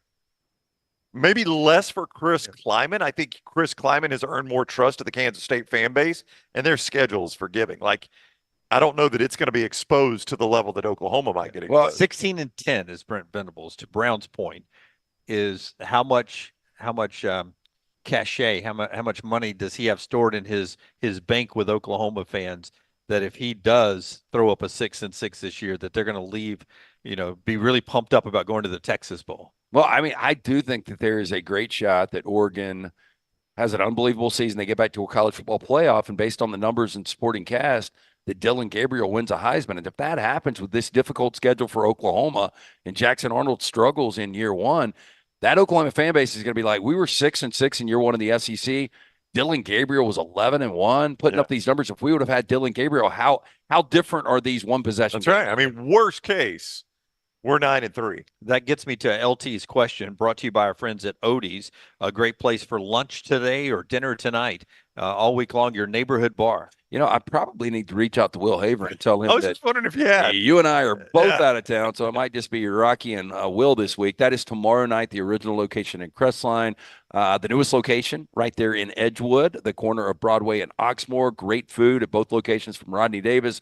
Wings, burgers, sandwiches, salads, ice cold beer buckets full of Bud Light. Get into one of those two locations today. Go see Will Haver and that great staff, Odie's Tavern. Okay, so the question you brought up about tenure of the 4 coaches that are here today, what was that question? Well, so you look at Kirby Smart, the safest coach in all of college football. Yeah. You look at Missouri and what Drink did last year with 11 wins.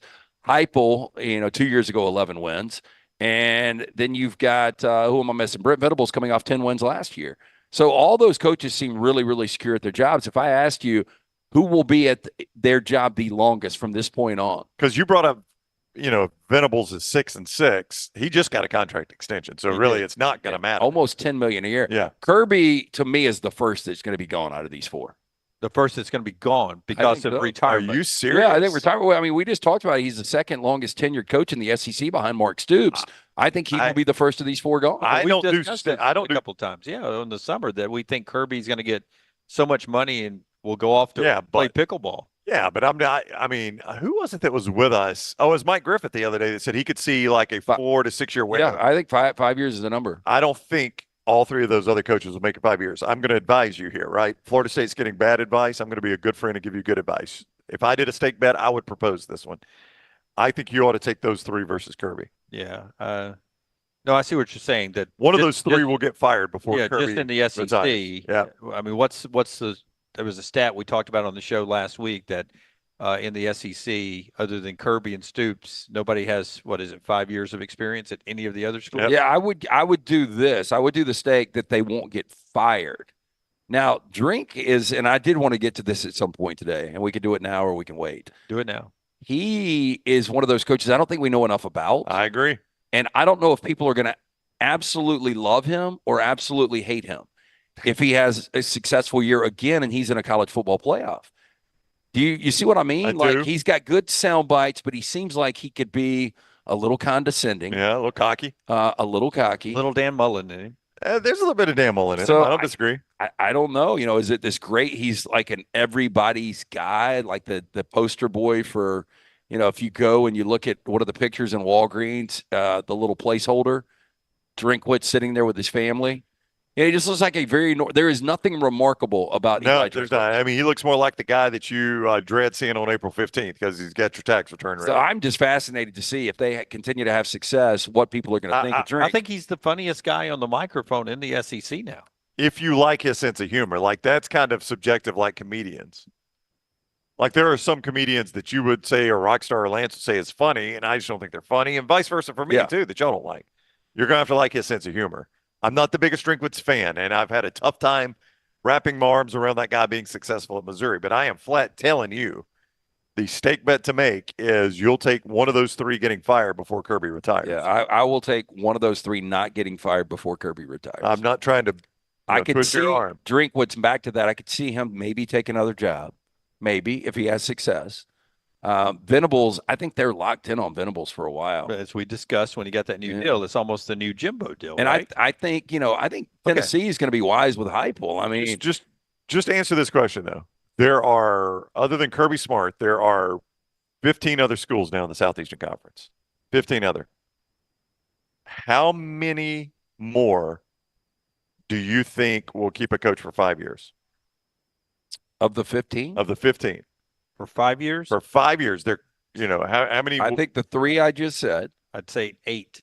8 would not. 8 would not. So that's half the league. I think the 3 that I said. I think DeBoer will be there. I agree. Brian Kelly will be there. Yeah, I agree. Yeah, but Dunaway's probably right. Probably about half. You freeze? I think he will be there. Yeah. So you've just happened. Stoops could retire. I guess. I don't know. Yeah. I'm just Jeff saying, Levy, I have no idea. Clark Lee's not going to be there. I'm not going to take the state bet because Billy Napier's not going to be there. Sam Pittman's not going to be there because he is saying that, you guys make a point on the buyout, but if they leave and go somewhere else off of success, that's, you got a chance that Eli gets out of there. Venables, he's going to have enough success. He just got a new deal. I mean, you have 2 new contracts there that I don't think Venables and Heupel would leave for another job. But Eli would. I could see Eli leaving Missouri for a bigger job. I mean, Venables, what job are you going to leave Oklahoma for, especially what he's getting paid? Heupel, the obvious job would be Oklahoma, but there's so much bad blood there. Not going to happen. Yeah, it's not going to happen. Let's talk about that bad blood when we come back on the show that's being brought to you in part by a number of sponsors who jumped on with us for the SEC Media Day coverage, like our buddy Tommy James Law down there. He's really been discussing with a lot of folks lately just the danger of chemicals in drinking water. And if you think you've been exposed to any of these chemicals that could cause testicular, kidney, liver cancer, that kind of stuff, we want you to go check out our buddy Tommy James Law, TommyJamesLaw.com, TommyJamesLaw.com to complete a form, or you can call him up to get an evaluation, 205-259-1725, TommyJamesLaw.com, one of the great sponsors who are part of our coverage on the way out here to SEC Media Days, and we appreciate Tommy James. He's a big college football fan. He gets fired up every SEC Media Days for the college football season, and glad to have him on board as well. All right, we're approaching the halfway point of SEC Media Days. We continue on with that discussion of Josh Heupel going back to Norman as a Tennessee coach and why there is bad blood. It's next right here on TNR. Coverage of SEC Media Days is presented by MyBookie. Use promo code NEXTROUND at mybookie.ag. Coverage is also presented by Tommy James Law, Precision Sports Medicine, Wayne's Pest Control, Champy's Chicken, and Vulcan Tire and Automotive. Hey, you.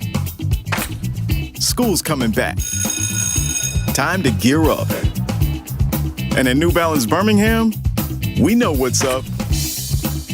Before hitting the books, check out the looks. Come together at New Balance Birmingham on Highway 280 right next to Chick-fil-A.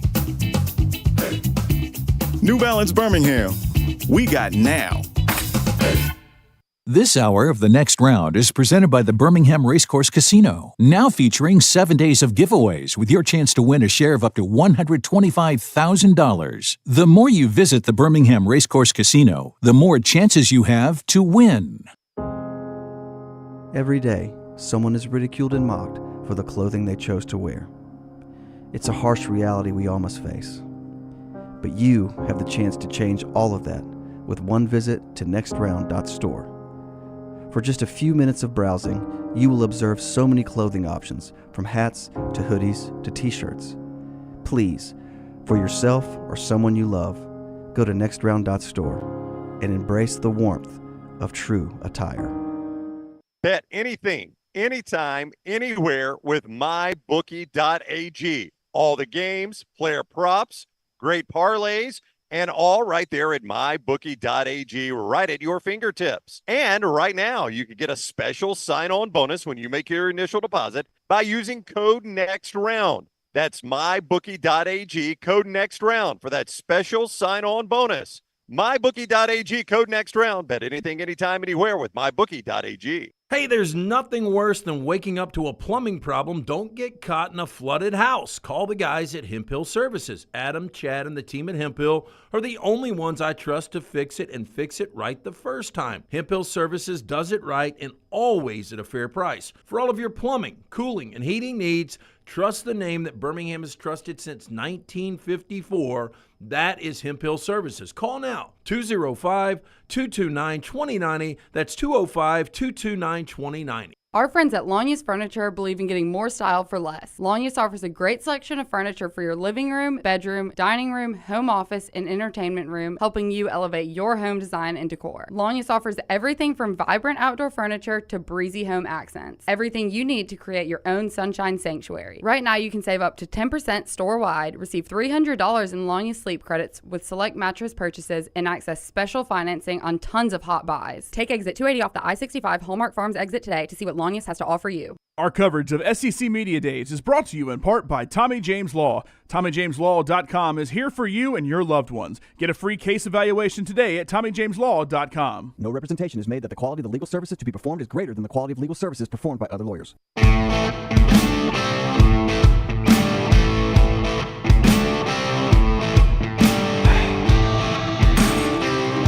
Back with you in Dallas. SEC Media Days rolling on, brought to you by our friends at MyBookie, mybookie.ag. And you use code NEXTROUND when you go to mybookie.ag and you get signed on. You get that sign-on bonus with code NEXTROUND. You can use it right away. They have revamped their VIP program.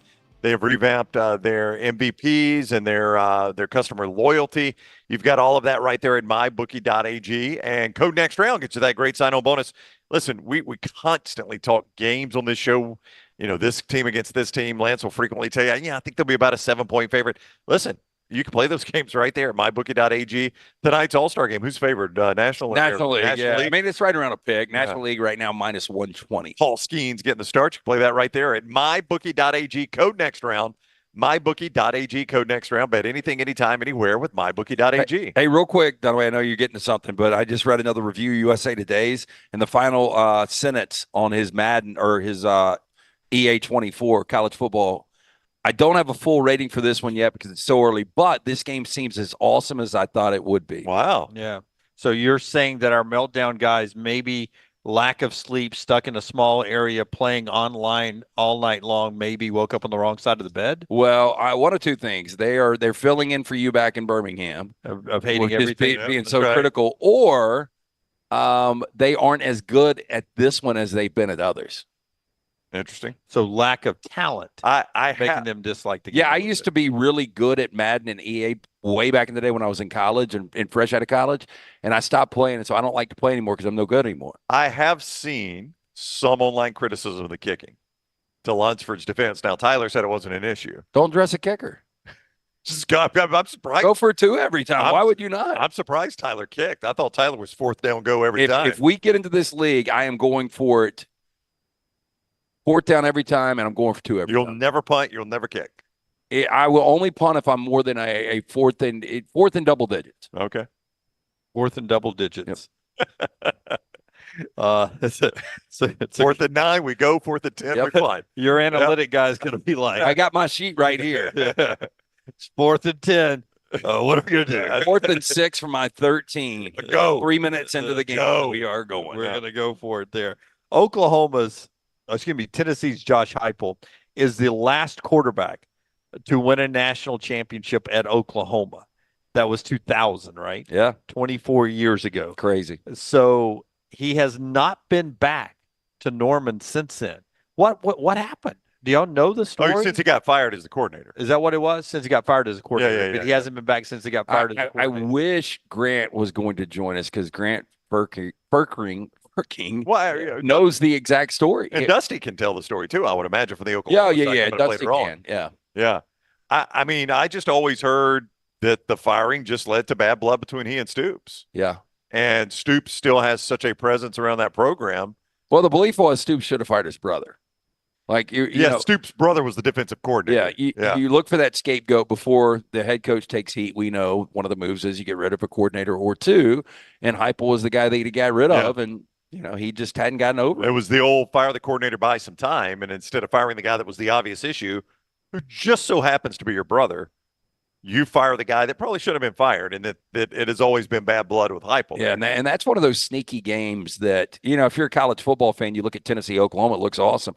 But when you really dive into the storyline, it's going to be interesting. And on top of the fact that it's Oklahoma's first SEC game in Norman, I mean, it's going to be massive for them. Tennessee's first big road test because they play NC State on a neutral site.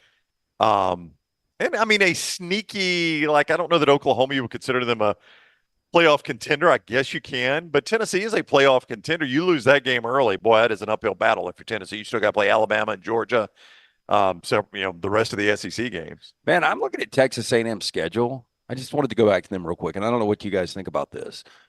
It would be so Jimbo Fisher now that he is gone with all of this talent that he brought in when you've got a really, really good coach in Elko.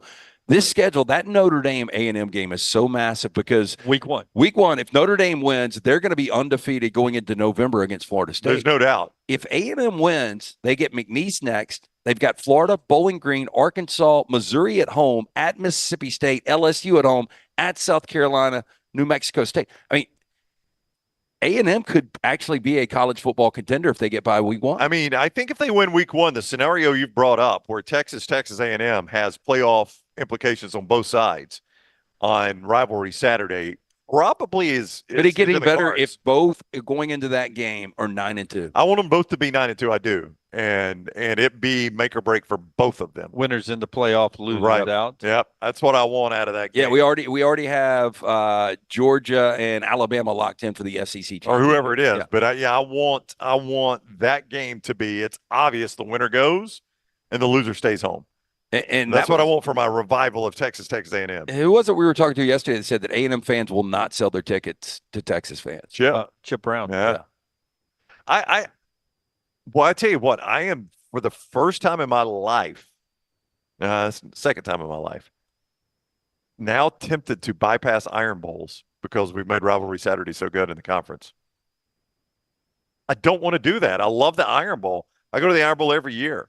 The last time you can't miss this game this year, though. I mean, Texas A&M, I think Oklahoma LSU is entertaining. But see, I'm pissed off they didn't move it to Thanksgiving night. Well, that should be the night. Do you blame them? Texas A&M. Do you blame them? I think the folks in Texas would have loved it, right? I think they didn't put it there because of TV partners didn't want it there because of the NFL now owning Thanksgiving night. They're smart. They do a triple header with those three games. You stack them? Yeah, Oklahoma, LSU, Alabama, the Iron Bowl, and then Texas A&M? Yeah. Yeah, I mean, the Iron Bowl, it's reserved, it's a late reservation. Now, I don't know who gets that shitty 11 o'clock kick. In this scenario, Oklahoma and LSU. Yeah, because I need to check Texas A&M. I want Texas A&M prime time. Let's see if they've set the time for Texas A&M. It says to be determined here. Well, yeah, but it's the late window. It's either 2:30 or 7, and that's the same for Alabama. So Oklahoma, LSU... see, it's in that same window too. It's the two. You can't stack them now because the Iron Bowl is also in that same window. So one of those will be going on at the same time. So you're going to have Oklahoma, LSU, Texas A&M, Alabama, Auburn. Two of those three are going to be playing head to head. God willing, I am on my couch. I mean, I've got multiple TVs, so it's okay. But yes, I'm with you. I just pulled. I had my 4 little 32s pulled out of the basement yesterday. You pour one out. My new setup's going to be really good. Yeah, but I mean. You see what I'm saying? Like the last Iron Bowl I willingly missed. Now, COVID, I didn't go to the COVID Iron Bowl in Tuscaloosa, but the last Iron Bowl I willingly missed was because of Ohio State, Michigan. That was it the first time they were number 1, number 2? I mean, that was 2006. Yeah, I mean, that's the last one I missed. Brody Croyle's sack game. It was. Ironically, I was at that game. I know, but I stayed home. I left early. Specifically because I'm not stunned at that at all. Specifically because I wanted to watch Ohio State, Michigan. And I'm saying the SEC has made Rivalry Saturday so good now.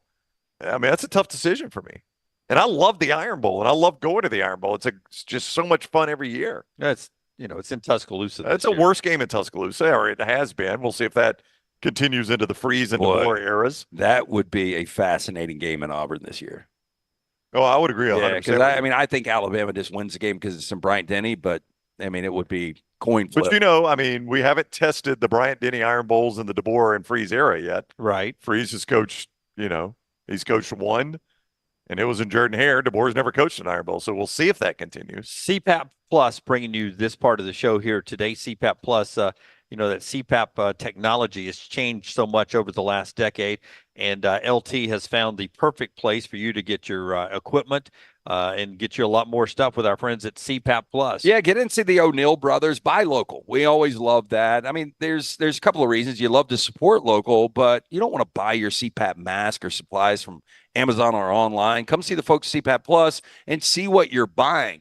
These guys actually are CPAP users themselves, so the people helping you know what it's like and are ready to help. With over 200 5-star reviews on Google, the folks at CPAP Plus, they are there for you. Visit any of their 3 locations, Pelham, Highway 280, now open and trustful. Get a free CPAP checkup, free filters, no appointment needed. They carry the best equipment from names like ResMed, React, with mask and supplies in stock every day. Do you need it today? Guess what? They have it today. Also, travel CPAP machines. Sign up for the July giveaway for that free travel CPAP machine. Just Google CPAP Plus or come into one of those 3 convenient locations and tell them the next round sent you. Okay, so one of the things that Taylor and I bounced around and asked different media people that'll be out on our social media, just quick answer things. One of them was, you're in our great van that we got from McCurry Car and Truck Rental. We thank them, our folks at McCurry. Yep. And I asked them, some of the folks upstairs, you're in a white van. That's right. And you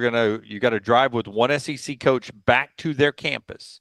Who you're driving back with? I mean, I'm going to cheat a little bit. It's probably going to be Sark because it'll be the shortest drive to get him. I don't really. Well, I'm just saying, there's none of them that really appeal to me on being on a long road trip with. Do you? I mean, Kayla DeBoer is so nice. He would be boring, I think. Very nice guy. But we have now done 3 30-minute plus interviews with Coach DeBoer, and I feel like I know just about everything I need to about. I think mine would be Hugh Freeze. I really do, because he is. We spent some time with Hugh. He is just a conversational guy, and I don't think he would care. Like if he's driving or somebody else is driving, pull over, get a cooler of beer.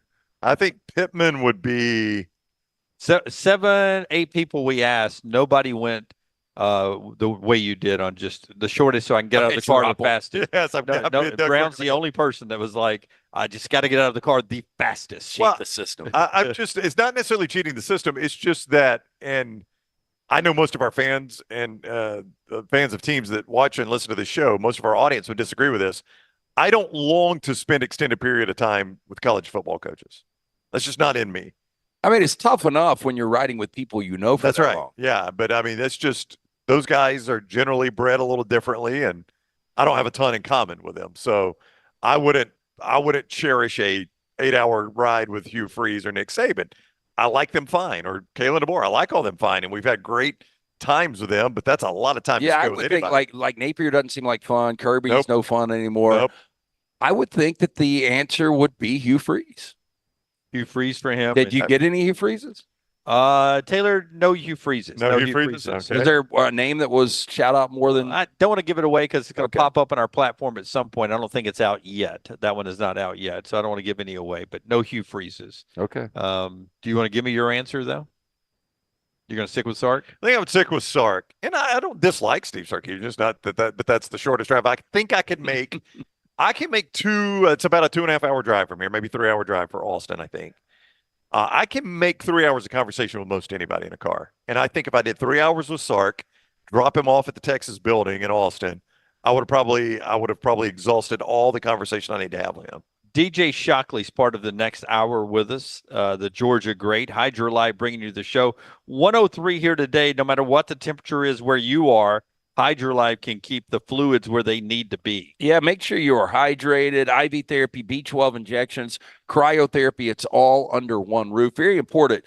When you're in one of those locations, whether it's the 2 locations in Birmingham, Homewood, Highway 119 at Greystone, or the Tuscaloosa location, mention the next round. You're going to get 20% off any of these great services. Also ask about the memberships. Members are rewarded with deep discounts. Save up to 50% off regular pricing for all services. You basically recoup the IV membership in just one visit. 3 locations for you, 2 in Birmingham, 1 in Tuscaloosa. Open daily 9 a.m. to 6 p.m. For more information, hydrolifetherapy.com. A lot of people in the mybookie.ag chat room saying Lane Kiffin. No.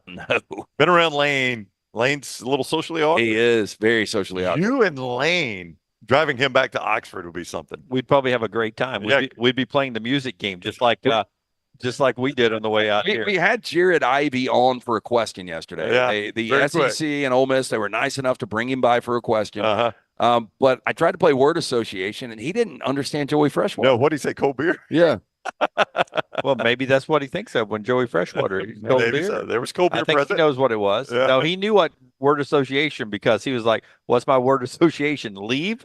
Because they were rushing him out of here. Go back and watch it. I think he knew exactly what he's saying. I still have never seen anything like that in my life. Top of the hour now, halfway through the show when we come back. DJ Shockley scheduled to be with us. Also, we've got trash in the next hour, all right here on the next round, presented by our friends at MyBookie, mybookie.ag. We're live at the Omni in Dallas. The next round's coverage of SEC Media Days is presented by MyBookie. Use promo code NEXTROUND at mybookie.ag. Coverage is also presented by Tommy James Law, Precision Sports Medicine, Wayne's Pest Control, Champy's Chicken, and Vulcan Tire and Automotive. Stop by the New York Butcher Shop and pick up the finest in certified Angus prime beef steaks and burgers, premium pork chops, ribs, and all-natural chicken cut to order just for you. Their chef-prepared entrees and side dishes are the perfect dinner-to-go choice for your family and are ready to heat at home. With a great selection of fine wines and desserts, the New York Butcher Shop is your one-stop dinner shop. 2 locations to serve you, Cahaba Heights and on Highway 119 in Greystone. The New York Butcher Shop, rare quality, well-done service. Storm season is here. Make sure you have a plan of action in place right now. Greg from Pell City and Storm Restoration Roofing should be your first call when storms hit. Insurance companies love working with Storm Restoration Roofing because of Greg Nelson's name and reputation in the industry. When storms hit, call Greg Nelson. He's local, 205-542-3531. He's the home of the free no-cost roof inspection. Greg from Pell City on Facebook, 205-542-3531. It's Storm Restoration Roofing. Take TNR on the go with a podcast built for your satisfaction. Miss Hour 1, find it in podcast form. Miss Hour 2, stream it now. Miss Hour 3, download it for later. Miss Hour 4, well, just know it's never coming back. Listen to TNR wherever you find podcasts. Our coverage of SEC Media Days is brought to you in part by Tommy James Law. TommyJamesLaw.com is here for you and your loved ones. Get a free case evaluation today at TommyJamesLaw.com. No representation is made that the quality of the legal services to be performed is greater than the quality of legal services performed by other lawyers. Hey, you. School's coming back. Time to gear up. And at New Balance Birmingham, we know what's up. Before hitting the books, check out the looks. Come together at New Balance Birmingham on Highway 280 right next to Chick-fil-A.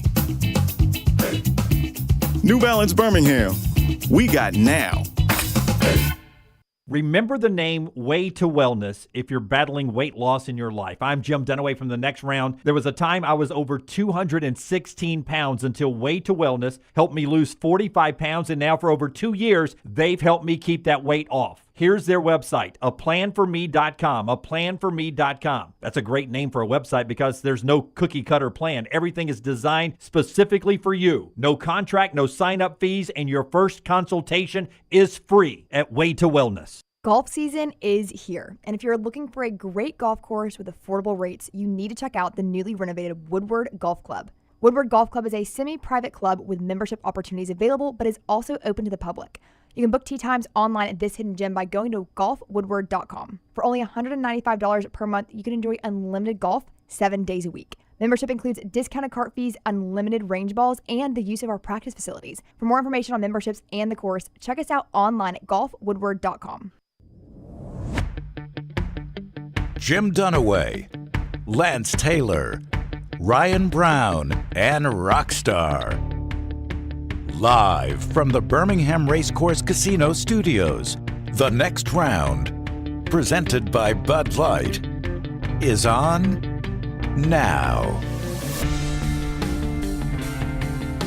Hour number 3, always brought to you by our friends at Champy's. Champy's world-famous fried chicken. Sterling has promised us a fried chicken party when we get back from the Big D. And eating all this barbecue out here. We'll get back there and enjoy some Champy's world-famous fried chicken, brined overnight, cooked to order. Win your tailgates this season with Champy's Dine In or use their call-ahead drive-through there. Southern staples like chicken on a stick, those Mississippi Delta recipe tamales you see at the top of the screen, poor boys tenders, and that cooked-to-order fried chicken. On your way home or to the big game is Highway 119 in Alabaster.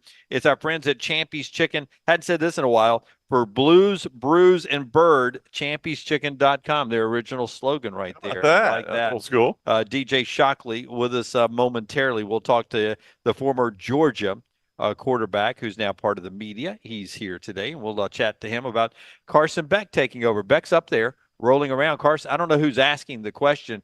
I look over, little T's not here for a second. Then she shows back up. Then I look on social media, and somebody again is commenting about how good Jordan-Hare Stadium is. Little T's gone. She comes back. Kirby Smart says it's the toughest place in the world to play. Little T's gone. She comes back, and Carson Beck says that place is wild. That atmosphere is crazy. So whoever is asking questions about it also asked Jackson Arnold, who then said, I've actually never played there. Yeah, we'll get that chance coming up. But you know what he said? He said not DJ Shock, excuse me. He said Carson Beck told him there was voodoo there. Yeah. So, I mean, that is that used to be like what Alabama fans said. But apparently Georgia fans say the same thing about Jordan-Hare Stadium. DJ Shockley is going to sit down here and join us as we continue our SEC Media Day coverage, being brought to you by our friends at mybookie.ag. Local TV star in Atlanta, Georgia now, too, right? I don't know about star. We just No, that's TV here and there. That's what I used to do that back in the day. I did local TV for a long time in Birmingham, and so when you took over, I was like, wait a second now. I couldn't play quarterback. He can't come in and do local TV. And damn it, you're good. It's fun to do, man. It gives me a little. I get a chance to do a lot of other things, than just football. So we get to cover the Braves, the Hawks, and Atlanta United soccer. So we could do a little bit of everything. Yeah, I was talking to my buddy Maria Martin, Channel 11, and I was like, boy, this worked out perfect for you guys. You get the home run derby, the All-Star game, the Major League Baseball draft, the media days. You're all out here. It's been fun. It's been busy, but it's been worth it, though. I mean, obviously, media days is fun because, football is right around the corner, so you enjoy, you look forward to it, and obviously, adding two teams to it makes it just a little bit more intriguing. So you still look young, but true or false? Were you Mark Richt's first recruit to job? I was, and it's a pretty cool story because he was at Florida State at the time. He recruited me. He's like, best place for you. You should come here and be, we'll do great things. And then like 2 weeks later, he takes a Georgia job. And the same day he takes the Georgia job, he's sitting in my living room. He's like, Georgia's great. It's going to be a great place for you. And it's going to be cool. So I give him a lot of flack about that every now and then. And he's like, you know what I mean? I was going to be the best coach for you. So, but I do. I love Coach Richt, great guy. And, just wanted to play for him. Man, you guys had some good teams, and there were times where Mark was really close, but Kirby's got this thing on cruise control. And we were talking earlier. I mean, it's basically Alabama and Nick Saban. Yeah. I mean, they just don't lose. Did you ever envision Georgia being like the alpha of college football? After the first couple of years, and you felt like when they got to the national championship game in year 2, you said, "Oh, this is kind of ahead of schedule." And then I started to be around the team a little bit more and be around Kirby more, and you kind of understood how he goes about his business and the way he, wanted to he had a picture for the program. And I remember when he first got there, he wanted 92 game day. He wanted the entire fan base to be there for a spring game. Then he talked about we got to get bigger, stronger, and faster because he just came from a place where everybody was bigger, stronger, faster in Alabama. And you just knew the culture would be different. And now that I get a chance to, be around the team and travel with them every single week, and you see how they practice, you see the things that they go through on a daily basis, and you see that this is a program that's about sustaining and being about, the things that they want to do. And the number one thing he preaches is we want to play for national championships every single year, and that's the standard. When I was there, it was, hey, we want to play for an SEC championship. We haven't been there in a long time. Let's get there. Now it's, that's part of the goal, but it's not the end goal. And I think he has done such a great job of ingraining that in every kid that comes there. His staff understands it, and this is a program that expects to be playing for national championships every year. And so many blue chip athletes in the state of Georgia, but Kirby, his recruiting is still so national. Does that surprise? A lot of people would kill to have the 200-mile radius around Atlanta, just the high school players, and no doubt. And but he still is pulling them in from the national aspect. Does that surprise you a little bit? He's still the national recruiter he was at Alabama. No, it doesn't, because if you talk to Kirby, you understand that he wants good players. He don't care where they come from, and of course he wants to make sure he protects that radius of Georgia, Alabama, and all that that's around it. but he wants to make sure that he can go in California and get a Brock Bowers. You know, he wants to be able to go and recruit other states and say, all right, this guy fits what we want. Then he absolutely would fit this program. I mean, I remember when I went there a few years ago, he was talking about Kendall Melton, and he was from California. He's like, I don't know if this kid can be the guy we want coming from the West Coast to the South.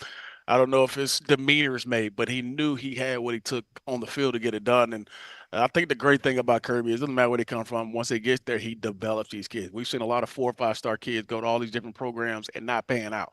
But Kirby and his staff do a great job developing these kids.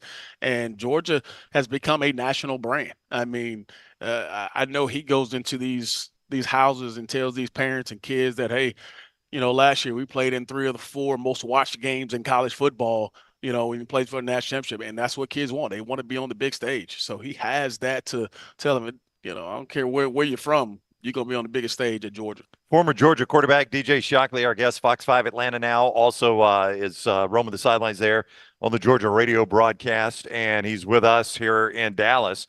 To kind of track it with Saban. So we saw as Nick Saban built Alabama. Yeah. They were always, you know, they were elite at receiver. They were elite at the lines. They were elite at linebacker. They were elite in the secondary. Mm-hmm. They were elite at running back. And everybody was like, boy, if he ever gets that elite quarterback. Yeah. And then he got it with Tua, right? And then it kind of unlocked it. And you go Tua, and you go Mac Jones, and you go you go Bryce Young, and he was a elite quarterback. Is it fair to say the same about receiver under Kirby Smart? That's a good question, because I think that's been the one thing that people have kind of hindered Georgia is they haven't had that dominant receiver. They haven't, yeah. And you think about, okay, George Pickens is kind of in that mode now of a guy who came out of there, and now you're starting to look at it. And I think this year they probably got one of the deepest, probably the best receiver core that they've had at Georgia since probably Kirby's been there. And I think that's one thing that he has tried to implement is we want to be a team that Kirby wants to be a smash mouth, punch you in the face, but he also wants to be able to spread you out and be explosive. And I think you can see the change in him as he go out and get a Kobe Young out of Miami, big body guy. You go get Landon Humphreys out of Vanderbilt, another big, long guy, a guy in Sokovia White who's very shifty. He wants a little bit of everything. But now he's building that receiver core around a guy like Carson Beck. You go out and get a guy like Trevor Etienne out of Florida who has that explosive nature that he wants to be able to stretch the field and be able to catch the ball out the backfield and go to the house with it. So he's building this offense. And he talked about it today at media days. You got to be able to adapt. And he wants to be able to do that. But he also wants to be, all right, it's 3rd and 1. We got to be physical enough to go pick up a first down and kind of maul you. So I think he's done a great job of trying to mend both of them together while trying to get those receivers that can make plays down the field, because that's something absolutely they've missed over the years is having that dominant guy. And the last couple of years, it's been your tight end and Brock Bowers. Yeah. This guy said earlier today that college programs will never go out and hire an NFL coach because of the timing in the season. Go back to 2007. Bobby Petrino was your head coach at the Atlanta Falcons. Oh, man. And he did that in the middle of the night. And Wow. it was one of the strangest things. I mean, just go back to what you remember most about that. You got to see the skit, the hair come up on my arm here a little bit. I mean, your reaction when he said the name Bobby Petrino, this was going so well. Yeah. I mean, it was. He's back at the SEC, by the way. Yeah, I heard that. Sam, beware right there, Sam Pittman. You know, but the thing about Bobby Petrino, he was a really great coach. Obviously by him continue to get jobs, it tells you that the guy's smart. He can draw up plays. He's really one of those kind of guys. And I think he just wasn't made for the NFL game. He wasn't made to coach guys who are 30, 31 years old with, kids at home and all that kind of stuff. He brought the college demeanor to the NFL, and it just did not work out. And I think what hurt us the most as players was, as a player, you always look to your coach to, when you're going through tough times, to kind of lead the way for you. And I remember us losing his Monday night game, and he sat in there and told us, listen, we got to stick together. Yeah, things are rough, things are tough, but we're going to figure this thing out. And the next day, we see him up on, the TV doing Pig Suit Week. So it definitely stung us in a way that, and then a lot of guys, you look at it now, and did you get a handwritten letter? Oh, yeah, we all got the letters in our lockers and everything, and, little taped on and you read it. Did you keep that? Absolutely not. You wanted to do a couple things to it when you saw it. Burn it and then piss on it? Yeah, absolutely. There you go. You said it. I wanted to say that. But yeah, but it was just one of those things where as men, when a guy gives you his word, he tells you certain things, you kind of hold him to it. And when he didn't do it, he's like, I don't really have much respect for that. So it was a tough time for sure. As an SEC guy, Texas and Oklahoma are rolling into the league. Nick Saban said it on the SEC network yesterday. Texas isn't going to come in here and own this league like they have the other leagues. Yeah. But they're built for it this year, aren't they? They're good enough to contend with Georgia. Absolutely. But I think the thing that makes this league so tough, and what they will find out is week in and week out, you got to bring it. And it doesn't matter who you're playing against, where it's at. You have to go to some of these hostile environments, go to Death Valley and play, then turn around and you got to go play in Bryant-Denny Stadium. Then 3 weeks later, you got to go to Sanford State. I mean, it's a gauntlet every single week that you have to bring it. And Kirby talks about it all the time. You have a singular focus, but then when the next week comes, you got to be able to lock in and know that this team can beat you too. Because I think his mantra this year is assume nothing. And it makes perfect sense because everybody thinks that you should be this good. Everybody thinks or assumes that Georgia should be playing in the playoff. But if you go in that mindset, you're gonna go down to Nashville and Vanderbilt's gonna sneak up on you and beat you. So I think every single week you have to bring it, and that's something that Texas, Oklahoma will both learn. But I think they both will make this league so much better because of how good they are and the national brand that they bring, the talent that they have. And you look at Texas, Oklahoma, they got players that look just like guys that walk around in the SEC. And you saw Texas last year, they're playing for it all. So this is going to be fun to watch, and I think it's made every schedule look really interesting. I mean, you think about Georgia, you got to go to Alabama, then you got to go to Texas. Georgia fans haven't been to Texas I don't know how long. How excited they are to be able to go to Austin and see what it's about. We've seen it on TV. I'm excited to go. We've seen how cool it can be on TV, but I think it's going to be the same thing when Oklahoma visits LSU late in the year. It's going to be one of those things where everybody's going to go see it. They're making it to Austin before College Station. I'm right about that, right? Yeah, Georgia still never played at College Station. That's insane. Insane. Haven't even seen them. It's unbelievable. I mean, they've been around, what, 8-9 years? 2012. So it's been a while since, so. Would just be another win. So, no offense, but in my opinion, the greatest Georgia quarterback to ever come out, Matthew Stafford. I'm a big Rams guy.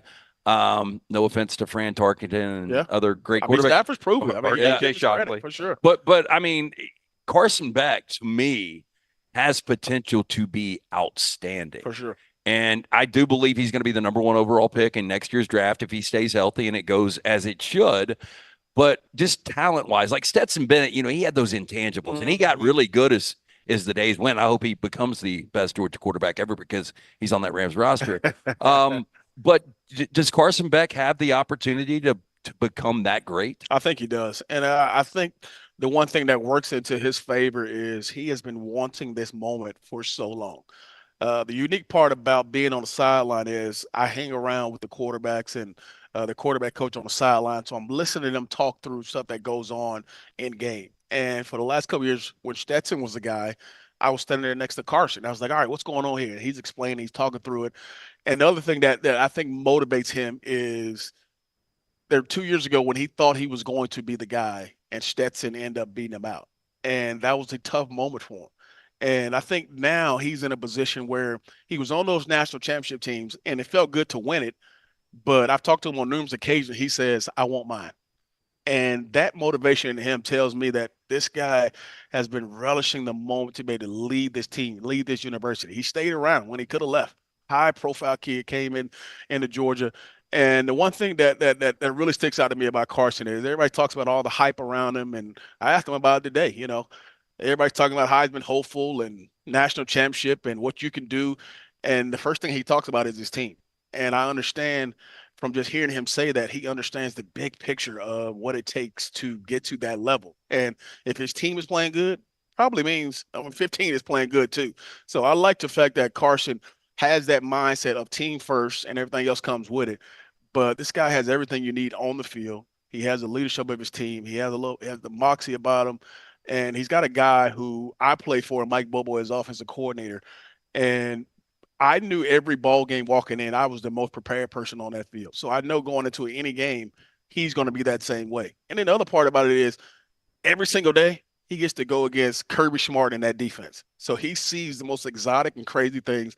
And then he's got Kirby sitting right here on his shoulder every single practice, critiquing every single little thing. So he's going to get the most out of whatever Carson Beck has in him. And I think sky's the limit for him. Most difficult atmosphere you played in as a quarterback at Georgia, and most difficult atmosphere, in your opinion, as you stand on the sidelines? Oh, that's a good question. The LSU was tough. I remember pulling up to Death Valley, and we're pulling up to the stadium, and it's 3 hours before game time, and they're rocking our bus, and we look over, and this kid had to be 4 or 5 years old, and he's flicking us off. So we knew, we knew that was going to be that kind of day. And, I think the craziest environment that I've been in, since I've been on the sideline has been Auburn. Last year, Georgia played at Auburn, and it was a tough game. Auburn was. Auburn hadn't played their best all year, but that game brings the best out of everybody. And Georgia had a couple turnovers. They were down. That crowd was into it. And you could literally feel it shaking and rocking while, that game's going on. And I think that's the game that Kirby points to, and I asked Carson about it too, that he points to where he grew up the most was on the road in the SEC, having to come back after some adversity and be able to win that ball game. So 2 crazy places to play. And Auburn's one of those teams that always brings it. And the best part, there's 8 or 9 or 10 of those in the SEC when you're on the road, back to how tough it's going to be for Texas and Oklahoma. And it's going to be vice versa for everybody else too. I mean, I'm sure it's going to be a hostile environment when Georgia walks into Austin and gets ready for that ball game, and everybody's looking forward to it. I think it may be Texas's first SEC game, so I'm sure there's going to be a lot of hoopla around that ball game. So I think it's going to be the same way all the way around, and it's going to be exciting for fans to be able to enjoy those environments. And I think Texas, Oklahoma will have a new kind of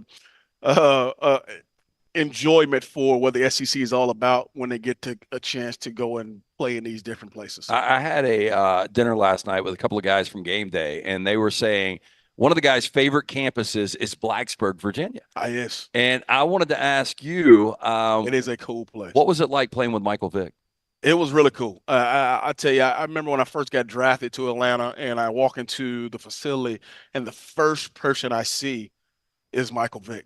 And I'm like, I'm a little awestruck myself. I'm like, this is not just the face of the Falcons. This is Ron Mexico. Yes. Funny story about that. Oh yeah, here we go. We're in Philly one my rookie year, and we're literally sitting on the bench like this, going over a different, whatever happened in the last series. And there's guys literally right behind him, and they're just yelling, "Ron Mexico this, Ron Mexico that," and he's literally sitting there, and he's just laughing at that, just laughing like crazy. He had to kind of take it as is. He owned it, man. He had to. People were, I don't know if you know this, but people were trying to order Atlanta Falcons Mexico jerseys. And the NFL, they shut it down. I wouldn't put it by, but he was one of the more cool, laid back dudes you would ever meet, but just one of the more free athletes I ever been around. And I thought I was a pretty good athlete till I remember one game he comes off, he's mad at the OC for some call, and he sits down, he's like, I'm just gonna take off. Next series, he goes out like the second play and just goes for like 60. And you're like, this guy can do this versus the best in the world. Yeah. What would he be like today in today's college football? I mean, it'd be crazy, wouldn't it? Yeah, it'd be. I mean, like if you gave him just threw him in Texas's offense. We would have to get Texas off the schedule because that would be fun. I think he'd be phenomenal because I think he was, a little bit ahead of his time, which was why he was so magnificent because of the plays he could make with his arms and his leg.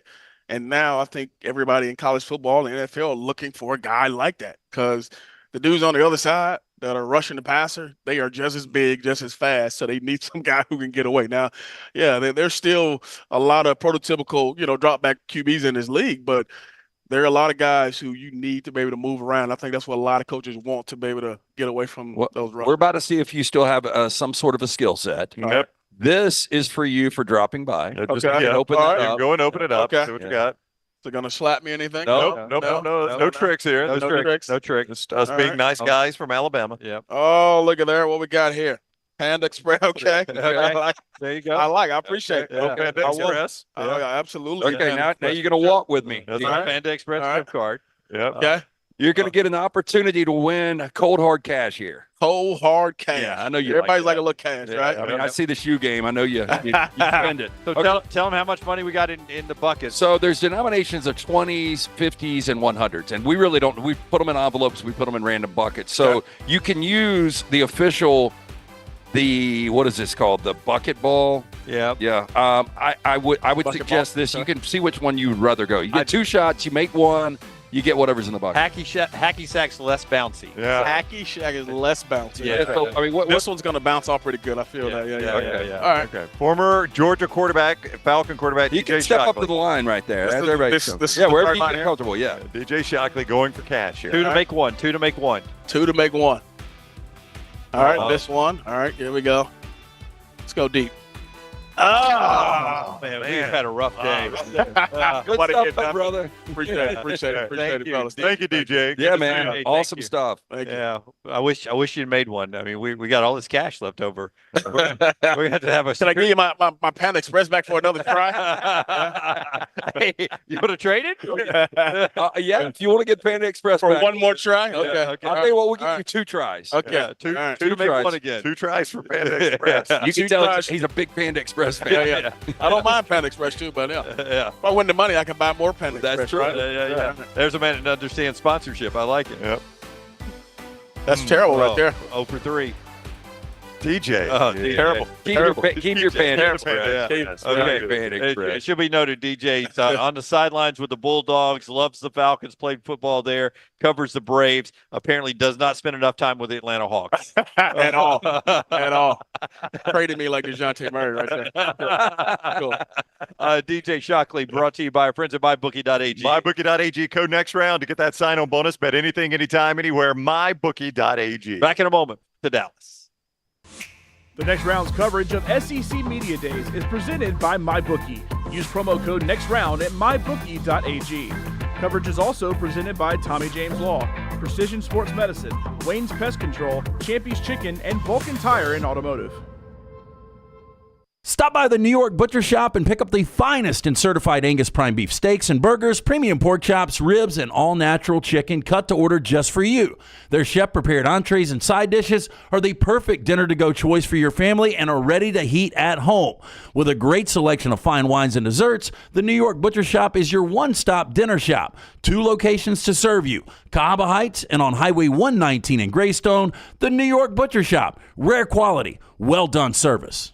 Storm season is here. Make sure you have a plan of action in place right now. Greg from Pell City and Storm Restoration Roofing should be your first call when storms hit. Insurance companies love working with Storm Restoration Roofing because of Greg Nelson's name and reputation in the industry. When storms hit, call Greg Nelson. He's local, 205-542-3531. He's the home of the free no-cost roof inspection. Greg from Pell City on Facebook, 205-542-3531. It's Storm Restoration Roofing. Spring weather is here, and our friends at Hemphill Services are offering a $69 HVAC tune-up plus 10% off any service call when you mention the next round. Call Adam, Chad, and the guys at Hemphill Services. Make sure your HVAC unit is ready to keep up with the changing weather. Hemphill Services, locally owned and operated independent train dealer. The team can service all makes and models. For all of your plumbing, heating, and cooling needs, call Hemphill Services. It's hard to stop a train. 205-229-2090 or hemphillservices.com. That's 205-229-2090, hemphillservices.com. Things fall apart. There's even a book about it, but that doesn't mean you have to break the bank to fix them. Ryan Brown here for the next round. Our friends at Mortgage Right have a new renovation option that will make repairs and other home improvements easy. If you've recently purchased a home and find yourself short on cash, or you're looking to buy a fixer-upper, Mortgage Right's renovation loan program can help you spruce up your space. Repairs can be made to your roof, plumbing, flooring, and more with the help of top-notch mortgage professionals. So get your fix by visiting mortgageright.com/TNR. And MLS 2239 Equal Housing Lender. You could win a Cadillac CT5 or your share of $25,000 in free play and cash at Birmingham Racecourse Casino. The more you visit, the more chances you have to win. Play the latest, most exciting games around with fun bonuses and big jackpots. You can be a winner too. Come win your share during the Cadillac CT5 and $25,000 giveaway at Birmingham Racecourse Casino. Drawings April 5th and 6th. Located off I-459, exit 31, Derby Parkway. Must be 21 or older, must be present to win. Hey, you. School's coming back. Time to gear up. And at New Balance Birmingham, we know what's up. Before hitting the books, check out the looks. Come together at New Balance Birmingham on Highway 280, right next to Chick-fil-A. New Balance Birmingham, we got now.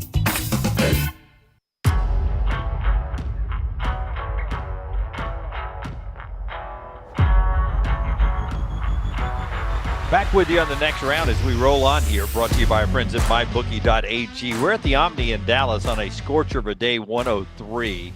And it's one of those days outside where you see people. This has become, and you can follow Emily Grace McWhorter and our next round social media team that's out here.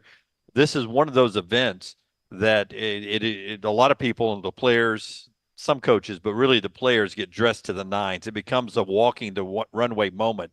You're thankful that it's a short step off the bus or the van that you've been taken from the airport to get inside, because we've seen it had been a long time since I'd seen a double vested suit, but I saw that yesterday.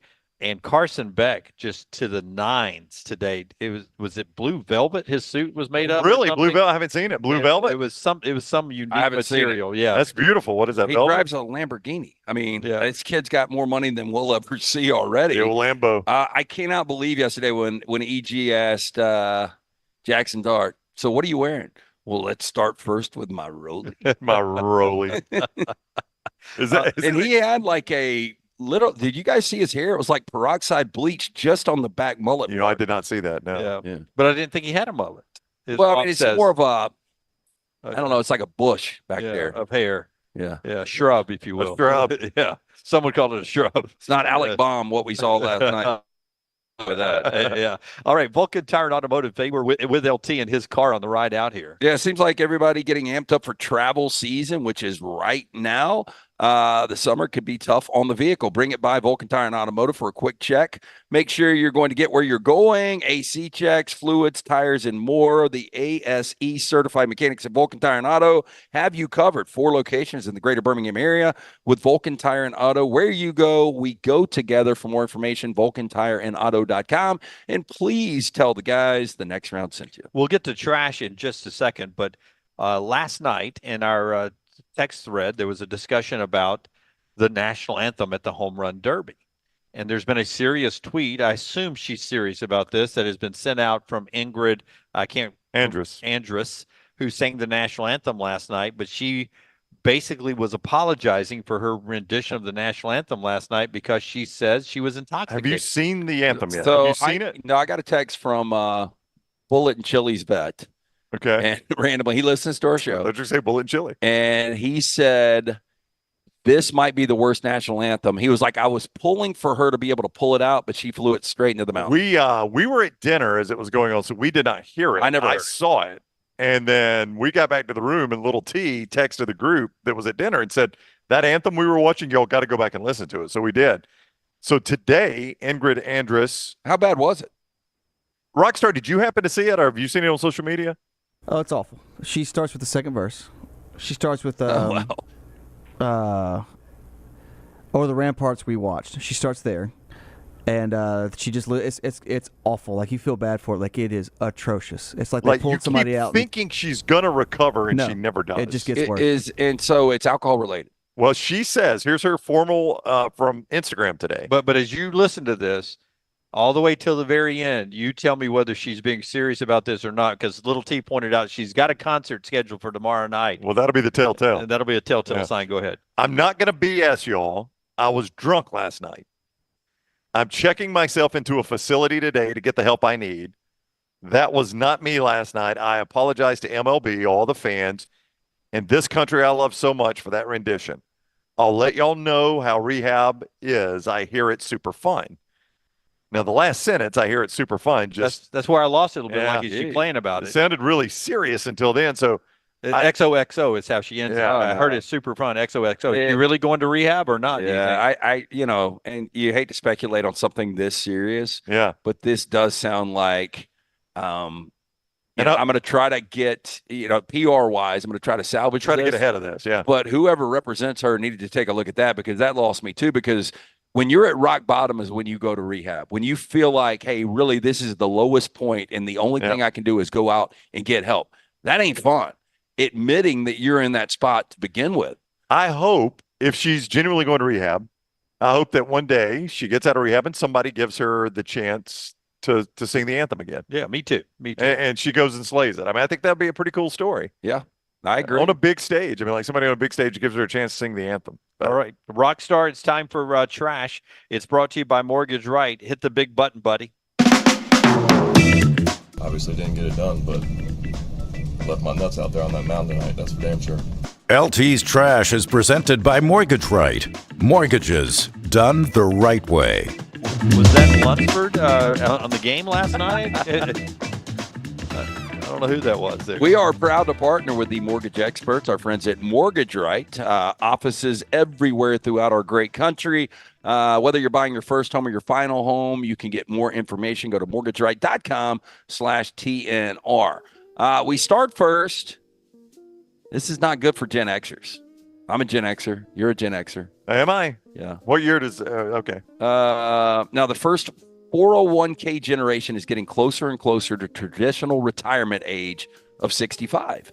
And survey after survey consistently shows that members of Gen X wholly are unprepared for the next phase of their lives. It's unfortunate. Now, in fact, Gen X is the least likely of any age cohort in the U.S. to feel confident about their retirement savings, according to BlackRock's 9th annual Read on Retirement survey, which polled almost 3,000 Americans about their finances. Around 60% feel on track. Now, that's more fodder for the growing body of research on the financial hardships plaguing Gen X. Previously, a Prudential survey found those around the age of 55 have a median savings of $47,950. Only about 10% of the 446,000 Prudential recommends having by that age. Now, the firm's rule of thumb is having 8 times one's annual salary stashed away by 55. Different study from the National Institute of Retirement Security, nonprofit research organization, found the typical Gen X household had just $40,000 in retirement. Now, the oldest Gen Xers are now turning 59 and a half, and a milestone in retirement planning for those who are able to. Financial advisors recommend they take advantage of catching up on contributions or the ability to invest in more retirement accounts like IRAs, 401k after turning 50. Yeah, that's unfortunate. So you're going to have a whole, they're saying a large portion of an entire generation that can't retire and they got to work to death, basically. Yeah, I hate to admit I've done this, but I went, just talking to my financial guy, you can go to Social Security, like .gov or whatever. Yeah. And it'll tell you what you get once you retire. Yeah, or not get. Or not get. There is that potential too. But man, what you might have gotten. But even what you're going to get is. Yeah, like if I wait till, 67 really is the earliest I can get. But if I wait till 70, I can max out. But it is not even a fraction of what they take out of taxes. It's crazy because this was years ago, but the first time Jennifer and I set up our retirement account, the guy gets on the whiteboard, our financial guy gets on the whiteboard, and he's like, how much are you guys what do you want per month? And we said, well, we want this. He goes, okay, well, so much will come out of this, so much will come out of this. And then he gets to the Social Security. I was like, that's it? He goes, oh, that's I it. thought it was more. Yeah, I said, that's it. And I looked last week for the first time ever. Yeah. You get to a certain age, they send you an update. Right. And I got that letter. 67 is when you, like you were saying. And I was surprised by it. I guess in my head, I thought that some of the taxes that are like a percentage of the money I was sending them, they were sort of putting it somewhere, and it was going to come back to me at some point. That's not how a Ponzi scheme works. Like if I've been working, that was my since I was 15, Yeah. that I've been like kicking into a system, I'm going to get not all of it back because it's helping pay other people. But I thought I'd get a lot of my money back. Yeah, because I went through and you can, and it's kind of cool because you can see your earnings based on your W-2 from. So my first earnings ever were in 1988. Right. for a W-2.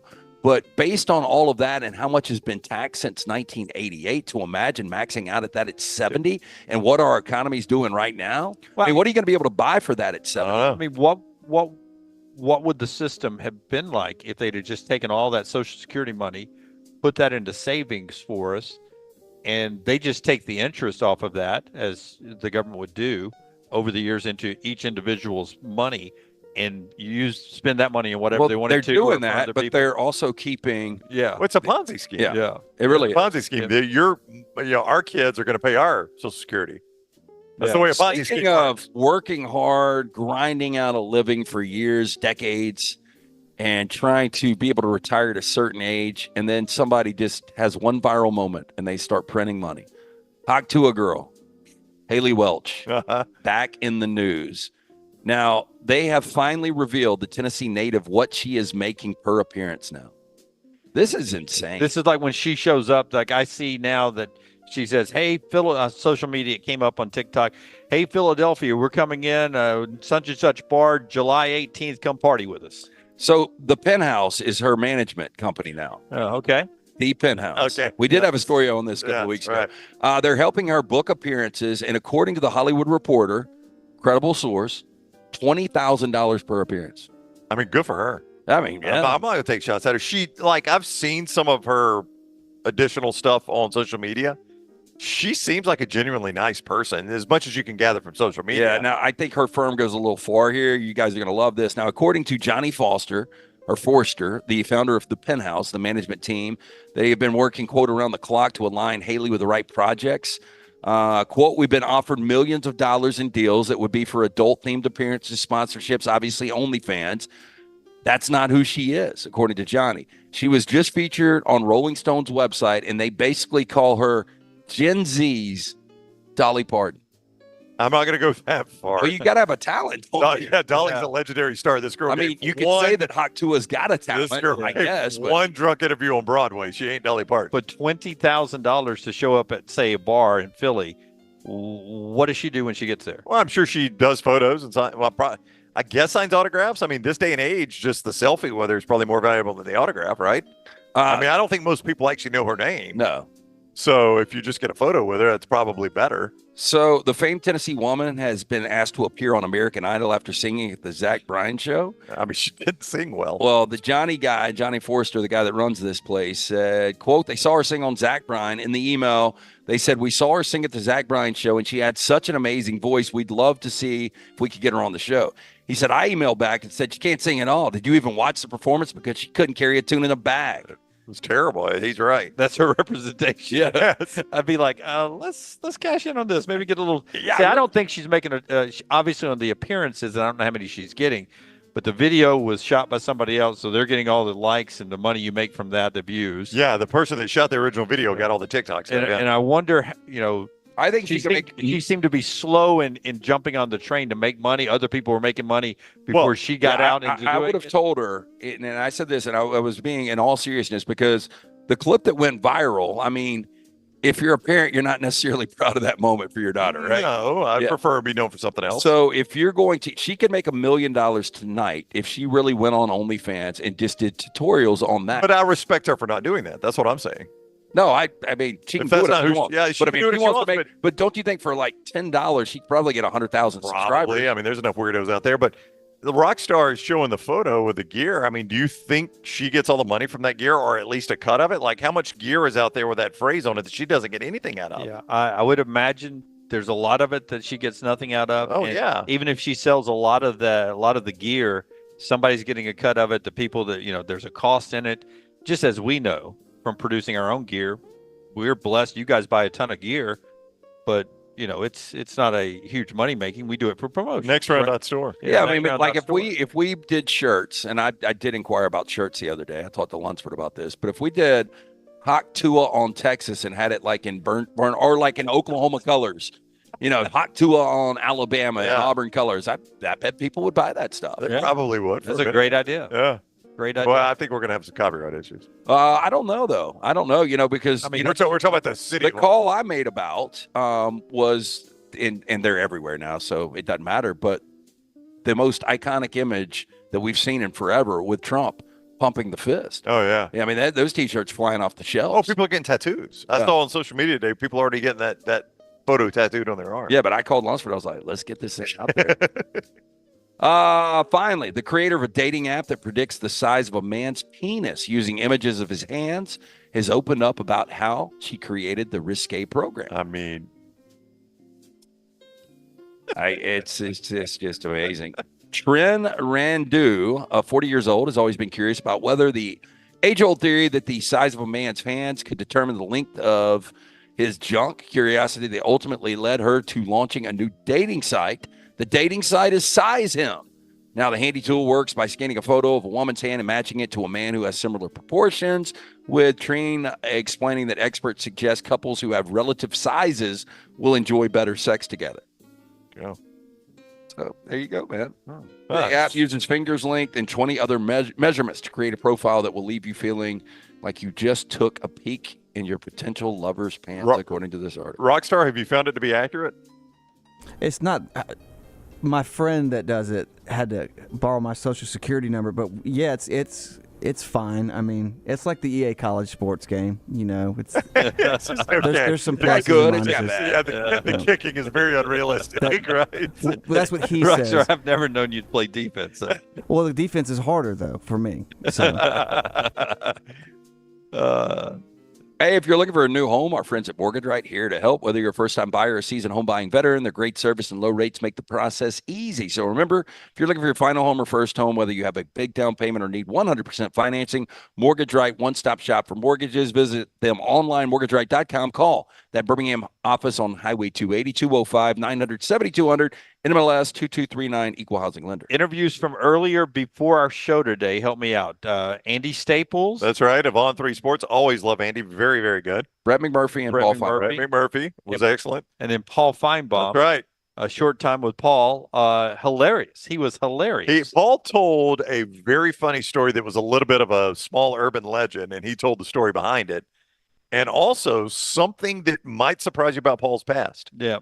So you got to go check that out. That's right. Those 3 interviews, not part of the live show. They're up on the platform at Next Round Live on YouTube. You see other clips that are going out on Instagram, TikTok, and, of course, here on Twitter as well at Next Round Live. For all that, do little T a favor, like, subscribe, and give us a thumbs up. We roll on with another segment this hour and then one whole segment, the final hour, where Dusty Dvoracek, former Oklahoma star and part of SiriusXM and SEC coverage, will be with us in the final hour. A show being brought to you by our friends at Precision Sports Medicine and Orthopedic, a provider of orthopedic care to all of you out there. To schedule an appointment today at one of the great locations between Alabaster and Jasper or Birmingham, you call this number, 205-512-3885. 512-3885, or go to precisionsportsortho.com/2024. All the tweaks, the pulls, the pains, and the breaks, they diagnose it, they treat it, and they help you with the rehab process. Orthopedic care, better together. Find your provider today. Again, that number, 205-512-3885, or visit precisionsportsortho.com/2024. We're back in a moment in Dallas. The next round's coverage of SEC Media Days is presented by MyBookie. Use promo code NEXTROUND at mybookie.ag. Coverage is also presented by Tommy James Law, Precision Sports Medicine, Wayne's Pest Control, Champy's Chicken, and Vulcan Tire and Automotive. Hey, Lance Taylor from the Next Round to tell you about one of our favorite places for breakfast, lunch, and dinner. That is Hamburger Heaven since 1982. Hamburger Heaven has been serving Birmingham's best hamburgers, cheeseburgers, French fries, hand-spun milkshakes, and sandwiches made fresh to order. All of their ingredients are fresh and prepared daily. This includes their beef, always fresh, never frozen, hand-pattied each and every day. For breakfast, lunch, or dinner, visit any of the 4 locations, Highway 280, Irondale, Gardendale, and Homewood. This hour of The Next Round is presented by the Birmingham Racecourse Casino, now featuring 7 days of giveaways with your chance to win a share of up to $125,000. The more you visit the Birmingham Racecourse Casino, the more chances you have to win. Hey, let me tell you about our friends at Urology Centers of Alabama. Compassionate and comprehensive urological care with 35 physicians, 17 locations across Alabama. Their patient-centered approach to all of your urological needs. Remember, they've got that new men's health center. It is beautiful, helping men with a wide range of sensitive male issues in a comfortable environment. You can always go online, visit urologycentersalabama.com, schedule an appointment with one of their many urologists today.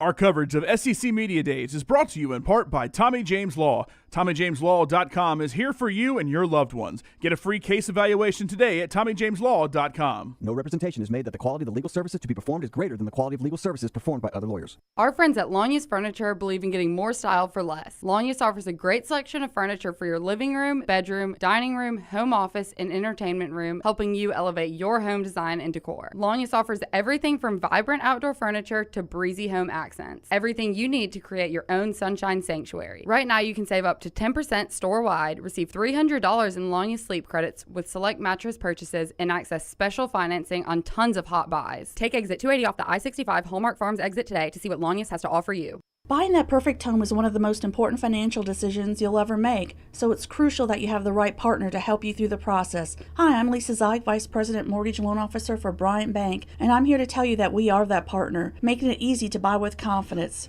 We offer a variety of mortgage products to fit your unique home buying situation. That kind of hassle-free approach might not be what you'd expect from a bank, but it's exactly what you can expect from us. Give me a call today or visit one of our 18 offices across the state of Alabama and let me show you what banking beyond expectation is all about. Are you tired of buying your CPAP mask and supplies online only to be disappointed? It's time to visit CPAP Plus, your locally owned and operated CPAP shop that prides itself on personal service. Come see what you're buying at CPAP Plus with 3 convenient locations in Pelham, Highway 280, and now open in Trustful. Drop by for a free CPAP checkup and free filters, no appointment needed. Plus, sign up for their giveaway for a chance to win a free travel CPAP machine. Just Google CPAP Plus or visit any of those 3 locations.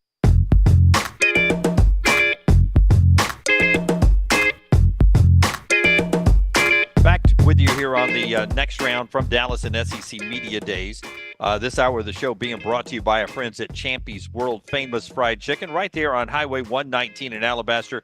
Go by and see Sterling and the crew. Let them have an opportunity to maybe cater your business meetings, your tailgates this football season, or be the place you go for a date night. That's Sterling and the crew right there on Highway 119 in Alabaster. Go by and enjoy the great deep fried chicken, brined overnight, cooked to order that comes out piping hot. Our friends at Champy's World Famous Fried Chicken. You know, it's interesting with Missouri. One of the least talked about dynamic players in SEC history probably was running back Cody Schrader. Didn't get as much love as some guys will get because he played at Missouri last year, but he averaged 125 yards per game last year for Missouri. And they're going to replace him with a guy from Georgia State and Marcus Carroll, who had a good season last year, if Marcus is able to win the job. Brady Cook, Luther Burden, they're the known commodities there at Missouri. This Missouri team is supposed to contend for a playoff, but they're going to need that run game. I would imagine Brady Cook enjoyed having a guy like Cody Schrader who could shred a defense for over 100 a game. Yeah, I mean, could you imagine this team with Cody Schrader back? To your point, I mean, they're probably going to be pretty good without him. But with Cody Schrader? 6 yards to carry, that took a lot of pressure off Brady Cook. So it will be interesting to see who can actually pick up that slack. Luther Burden, though, you know, I say they've got to get him more touches, but damn, man, he had 86 receptions. That is a lot for college football. It was 2 years ago, not this past season, the season before, where it seemed like he didn't get enough touches. Last year, they got him involved the right way. Yeah, it's almost double digit a game. Yeah, I mean, no, he was a big factor last year and could lead the nation in receiving this year. That's how good he is. And I'm just going to... Yeah, I would think he's your Biletnikoff favorite right now. Yeah. I think I read that earlier today, maybe the betting favorite to be the Biletnikoff Award winner. And I'm just going to say this off the cuff and without spending enough time to think about it, but if Schrader were back, that might be the best combo receiver, quarterback, running back in the conference. Yeah. Where do you go outside of that? Outside of that, are you talking about in conference or out in the SEC? In the conference. other than that one. Because I was going to say Egbuka, Travion Henderson, Quinshon Judkins. That's obviously really good. In the SEC, I don't know who it is because you can. And that's the kind of the point with Missouri is you can find the weakness at every spot. Like at Georgia, you got Carson Beck and ETN, but give me the receiver. You know that there's not one that compares to Dominic Lovett. Yeah. At Alabama, you've got Milroe. It's a little unknown at back, and it's kind of completely unknown at receiver. Likely going to be Justice Haynes. Yeah, but I think Alabama's they're pretty comfortable at the back, but you don't have the known guy. Yeah, I mean you go to any of the contenders. Texas now with Quinn Ewers, they replaced. That's right. They got a pretty good running back coming in, and then take a pick on one of their great receivers. Yeah, I don't know who their receiver is going to be. See, I mean that's the thing. They're great receivers from last year in the NFL now. Yeah, they got a couple that are pretty good there. And but Xavier Worthy's gone. A.D. Mitchell. The running back's gone too, but the guy that's is behind him is supposed to be pretty good. Yeah, I don't have. It's over there. My name slips me right now. The blue kid is one of them. Yeah. So I mean, you see my point there, right? Is that you can go conference to conference. If you look for that combo of quarterback, running back, receiver, everybody's got one of those spots where you're like, I don't know about that spot. Good at quarterback, good at running back, don't know about receiver. You know, ironically, if you go to Auburn, you got Peyton Thorne, who everyone thinks with better receivers is going to be better in a second year under Hugh Freeze. Okay. You got Jarquez. That's right. Maybe first team all SEC running back. He's the best of this group you're about to do, of this threesome, and okay? then you just take one of the great young receivers. But none of those guys are proven. None of them are proven. I would feel much better. Jalen Milroe, light years ahead of Peyton Thorne. Yeah. I mean, Peyton Thorne, I think you've got whoever Alabama's at best back will have better numbers than Jarquez. And I would take a flyer on, whether it's Ryan Williams or if it's Jeremy Bernard. Yeah. I don't know. I mean, you see what I'm saying, though. You can find that gap pretty much everywhere in the SEC. Nobody's got that combo that they're bringing back at the same time. Okay, everyone's talking about Jordan-Hare Stadium and the atmosphere here today for some reason. That's one of the questions getting asked of the Georgia folks and other folks upstairs today. So it's been filling up the timeline, which made me think, where do you slide in the Texas and the Oklahoma game day atmospheres in the SEC? Where do they slide in?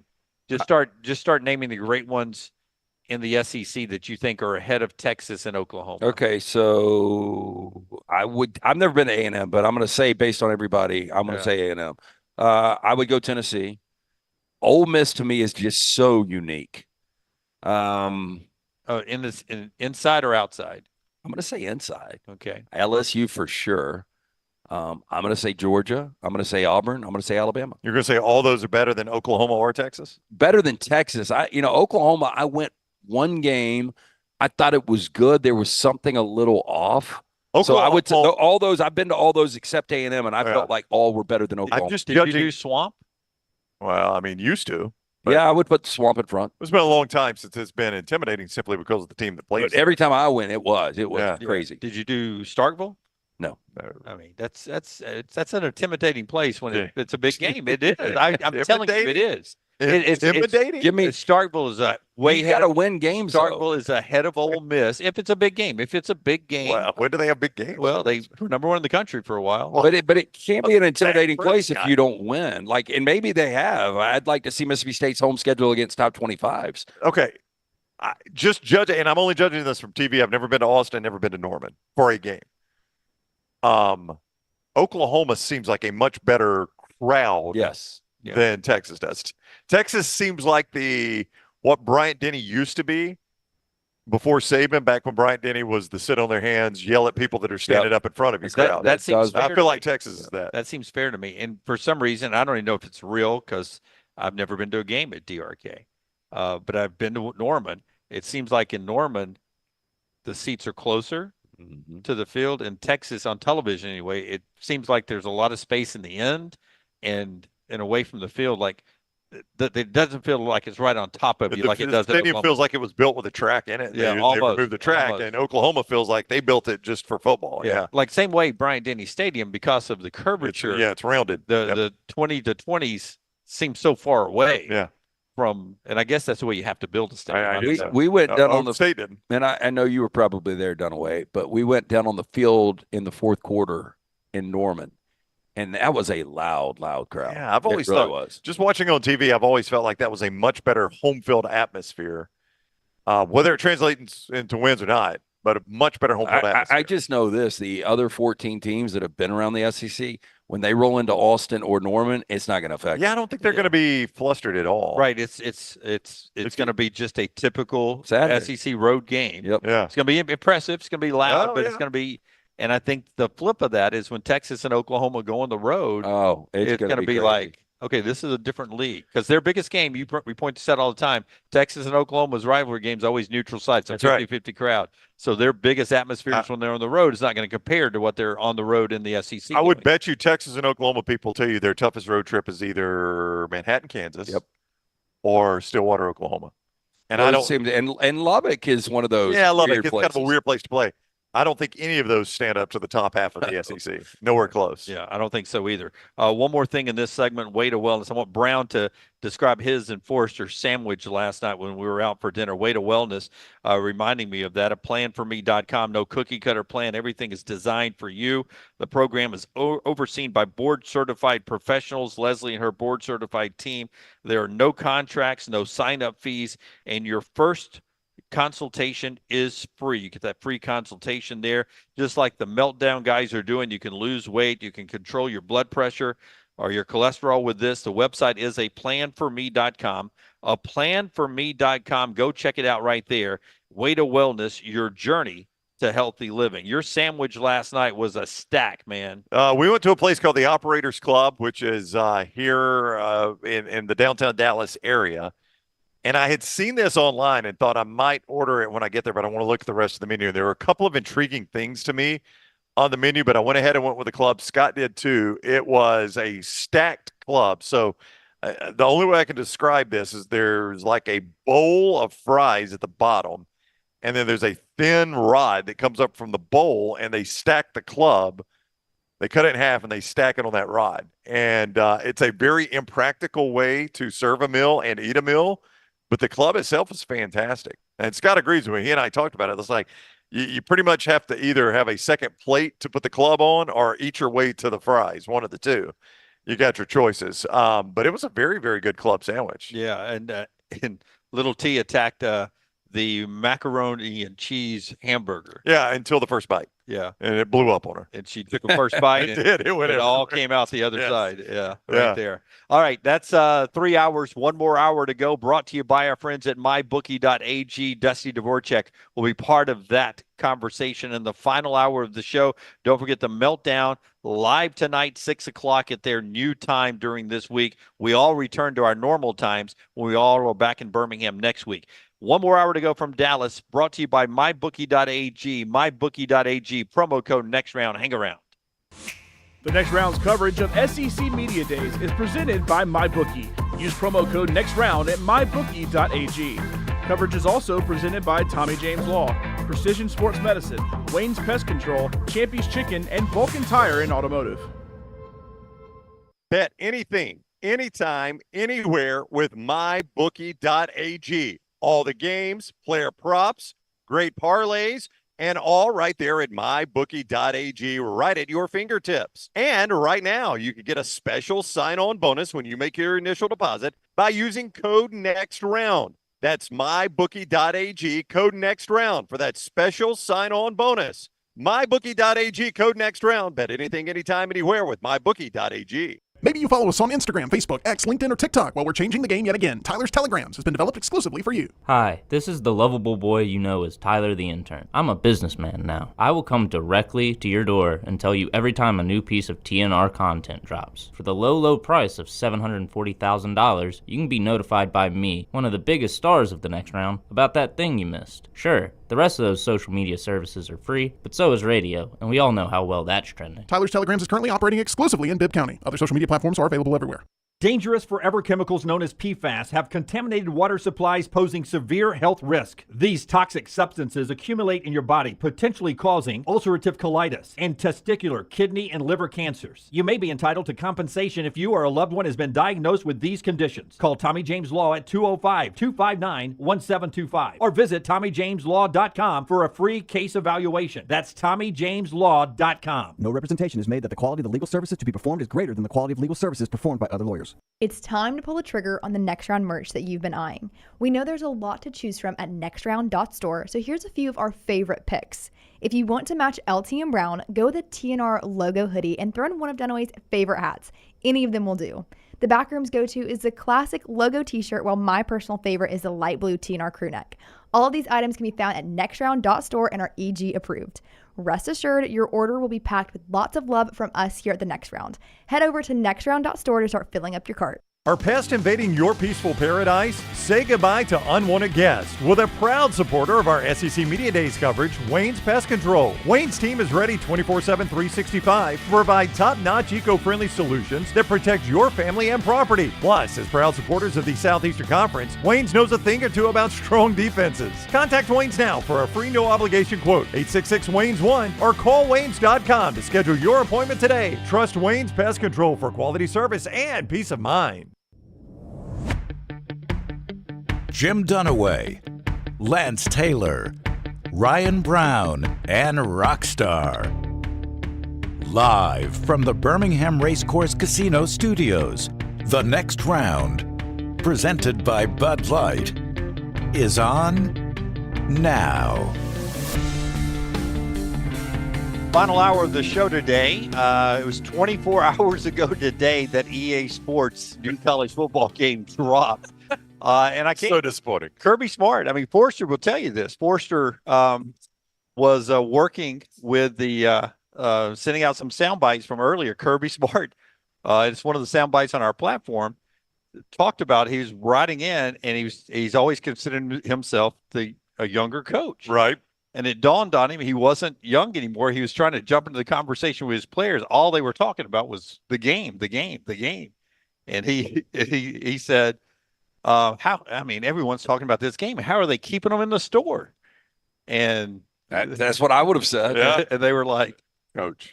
They ain't a store anymore. They don't put them in the store anymore. Yeah, you just download it. Yeah, and I think I did the same thing. Does that happen to you guys, though? The one that, hang on real quick, the best part was Kirby then goes on to say, so now you just go to a computer and you download it. So, thank you, Kirby. But does that happen to you guys? Like you'll be hanging out with somebody, you'll be in a conversation, and then you realize, damn, I've gotten old. Oh, yeah, absolutely. Absolutely. My his mentality is always going to stay the same. Right? It was happening to me last night. I in the conversation I was at the bar last night, it was very nice that these guys who work and cover Alabama wanted to talk to me for a little bit, but I mean, it felt like I was there talking for. I mean, it felt like I was there an hour talking to them when they were asking questions about, you know, when you started, what was it like? What was this and that? And I was like, the wagon wheel. I was telling them about I was like, well, I wasn't around when they did the Skywriters tour. They used to fly around in the plane. Tyler was helping me record a commercial last week, and I was explaining cut and splice and how we used to have to do that with reel to reel. And I mean, he was like, what? Yeah. I don't know if Forrester's old enough to remember cut and splice. Oh, no. Scott and I are about the same age. Cut and splice. You used to cut and splice, right, Scotty? Reel to reel, cut and Reel-to-reel splice, tape, editing. You would have to cut the tape. Yeah, we had a grease pencil to mark it, so go back, cut it. I mean, it was a pain in the ass. I never did it professionally. And by the way, I could do that, but now technology's easy and I can't do any of it. I never did it in professionally, but I had to be taught cut and splice at Jack State. Right. And I actually because got fairly your professor was old, and that's what they did. That so is they correct. still taught it to you. That is 100% correct. Just in case, you never know if you're going to need this. Yeah, so I studied that at communications too, but in my first radio job, I had to run carts. That's how we ran the commercials. Gosh, yes. Now I did that tons of times. Do I remember the cut and splice right? That you would cut it at an angle to make it the splice. It had a little, like you had a razor blade, and the thing you popped out and put the tape on had a little indention where you. It was an art. I guarantee the Blaze man, Steve Atkins. Oh, God rest R.I.P. his soul. Pour one out. Could do Blaze could do it in his sleep. Oh yeah, he could do anything. Our friends at Bud Light, easy to drink, easy to enjoy, always bring us the show. And I will tell you, LT pointed this out, and I didn't notice it. Is any other state like this with a star on the can? It says brewed in Texas, but is Bud Light brewed in Texas? This state is so big. Yeah. Let me see. Yeah, absolutely. 100%? Yeah. Like every Bud Light. Not every Bud Light, but they've got a distributor. I guarantee you that they brew it here. Yeah. So we have some that is brewed in Alabama, though, right? I don't think so. You know when I feel really old? Like when I can't read something and I want to try to expand I can read it. Come on, Dusty. Dusty You're up. Dvoracek is sliding in here with us a little bit. This hour of the show, as always, being brought to you by our friends at Champy's World Famous Fried Chicken. As Dusty slides in, he's going to have a seat with us. And Champy's Chicken, the good Southern fried chicken, right there on Highway 119 in Alabaster. Help you win your tailgate this year. You can jump in and enjoy that. It is Champy's Chicken on Highway 119. First of all, Dusty, I want to apologize to you as you are, I'm going to say this right up front. I don't know what the hell you've done to our league. I went to breakfast this morning.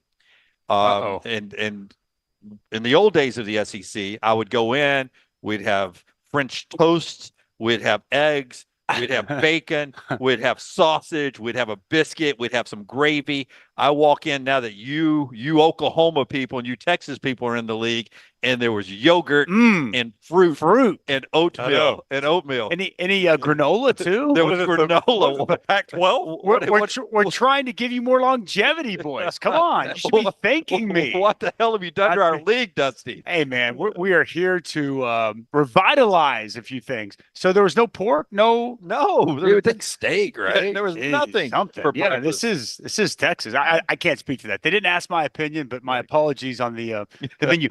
I'm typically a faster till lunch, so I'm not a breakfast guy. So, See, I'm not a big breakfast guy either. My wife, now Dunaway loves breakfast. I mean, it's the best meal of the day. I just don't always eat it. My wife got me on this best meal of the day. I don't. Well, okay. So you fast. You don't eat until lunch. Typically, that's correct. Yeah, typically she got me on this fasting thing like several years back, and so has it been working for you? I mean, come on, man. What are you talking about here? I mean, come on. I mean, the proof's in the pudding, baby. Yeah, but everybody's got an ideal weight. That's all I'm saying. If I like to hover around 242. I played it about not specific at all. Not at all. Not even. I don't weigh myself multiple times a day at all. It's like the old player mentality in me. Like we used to. Like you're not a prize fighter. Your weight was in. Well, that's just your opinion. Maybe I am. Your weight was like a big deal, and you always had to make weight. And for me, I always needed to be heavier because I eat, and I like to play, especially in the NFL, around 305 to 310. And so I was always constantly checking my weight, weighing in, eating whatever. So I guess just part of that hadn't left. So I got to ask you this before we forget, because we've been talking about, monumental games that are coming up, and especially with you guys in Texas joining the league. Yeah. But Oklahoma, Tennessee. Yeah. And Josh Heupel and the history between the two programs.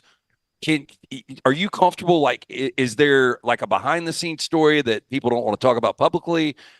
What actually went down? What can you tell us about that relationship? I mean, I think it's fairly public. Josh is a very good friend of mine, and I'm so happy for him and his success. I thought when they hired him, it was a great hire. I remember at the time, it's funny now everybody kind of applauds it. When he was hired, there was a lot of skepticism. Oh yeah. Oh, this is Danny White's boy. Yeah. It just seemed really. It was the safe, easy, lazy hire. UCF was on the way down. Why are you hiring this guy? I mean, I think they'd won 9 games this last year. I don't know if that's the way down, but Scott Frost was unbeaten. I think, it's a high bar. I think the reality is that I came in 2001. Josh left in 2000. Josh had a very short stint in the NFL, and he came back and he was on staff that 2001 season. And then he went to Arizona with Mike Stoops, and he came back and he was on staff for 2 more years when I was there. So I got to know Josh very well. And I got to know a lot of his teammates very well. And I can just tell you, he's one of the most important players in the history of Oklahoma football. Wow. Yeah. Again, he's runner-up to Winky and the Heisman. I think he did win the Walter Camp Player of the Year. But his leadership and what he brought intangibly to that football team is invaluable. Yeah, by the way, I thought he should have won the Heisman. Well, I mean, so did Torrance Marshall, who told Chris Winky that before the coin flip, and I think that it worked out well. I think he'd rather have the national championship than the Heisman. And then so Josh comes back, and then Josh did a great job as the offensive coordinator. You're Sam Bradford's quarterbacks coach, goes on to win a Heisman. Kevin Wilson leaves. Josh Heupel takes over as OC, and it was basically Josh was going to take over from Bob. It was just kind of unsaid, but it's just like that was the way the script was written. And then they had a really bad year. And then they had a bad year and then a really bad year offensively. And it got so nasty. I was doing local radio at the time there in Oklahoma City, and it got nasty. with the fan base, as I'm sure you guys have seen in Auburn and Alabama, that when things are good, boy, it's good to be a coach. But when you elevate and you have one of those programs, and Oklahoma is no different than Alabama. We were rolling there from about 2000. I mean, they're what Bob coaching 4 national championships from 2008. I mean, it was at 8 years. I mean, it was like every other year you're in a title. And so I think that year was probably 2014. They had a couple of down seasons, and the fan base had soured so bad, and it got nasty. And there was a lot of people calling for his job, and it was uncomfortable. And Coach Stoops made a tough decision, and he moved on from the prodigal son, from the one that was supposed to take over. And I truly believe this. Without that happening, I don't know if Josh is the coach that he is today, because Josh left, went to Utah State, reinvented himself. And I think that motivated him. I mean, it pissed him off, but that motivated him to a place where he knew, I've got to learn. I got to do a few different things. I got to change. I got to tweak. He went there. He went to Missouri and did a great job. He then went to UCF, and obviously then is now at Tennessee. And I think he's done a masterful job given what he inherited to where they're at. 20 wins the last 2 years, pretty impressive. But that taste that was there at his exit is still there. And so I can assure you, and I had him on SiriusXM radio today, and I was the one that asked the question because no one else is going to. But I asked him about, that game and what it's going to be like. I think from the Oklahoma fans' perspective, time heals all for fans. And I think now fans look back because once he left, Lincoln Riley came in, the offense got rolling, and now Josh has gone on to do good things. I think now the fan base kind of reflects and remembers just the good, the championship.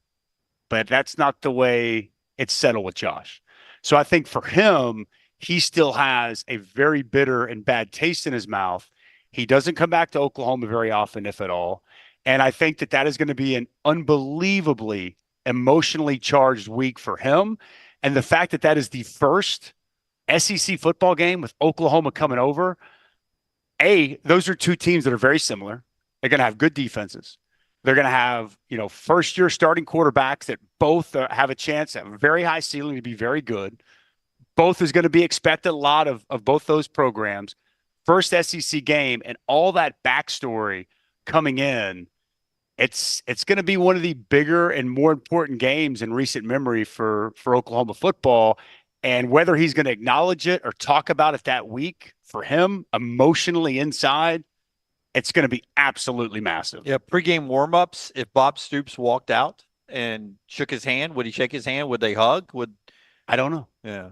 Which makes me sad. Yeah.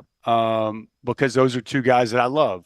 Bob Stoops I'm very close to Coach, and he's meant the world to me. And I'm very close to Josh. But that's just been a very tough situation. So I don't know. That's a great question, and I am curious because I don't know the answer to this. Is at my alma mater, I hope and I would think they make a big deal out of Josh Heupel coming back.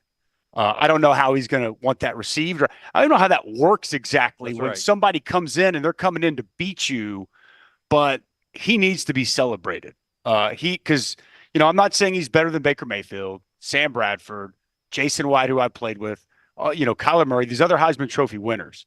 But when you talk about importance, at the time, Oklahoma was rock bottom in 98. And then they bring in Bob Stoops, and they win 7 games in 99, and they win a national championship, and they get back. They go from the doldrums to back at the top of the college football mountain. And Bob Stoops deserves and gets most of the credit.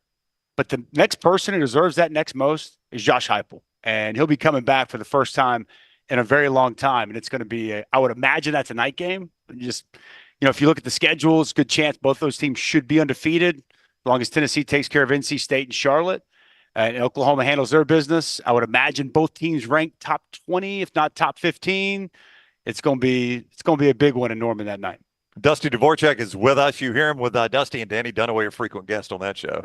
Occasionally. He's basically become like, I know he's the third man. Third man, yeah. Dusty, Danny Dunaway.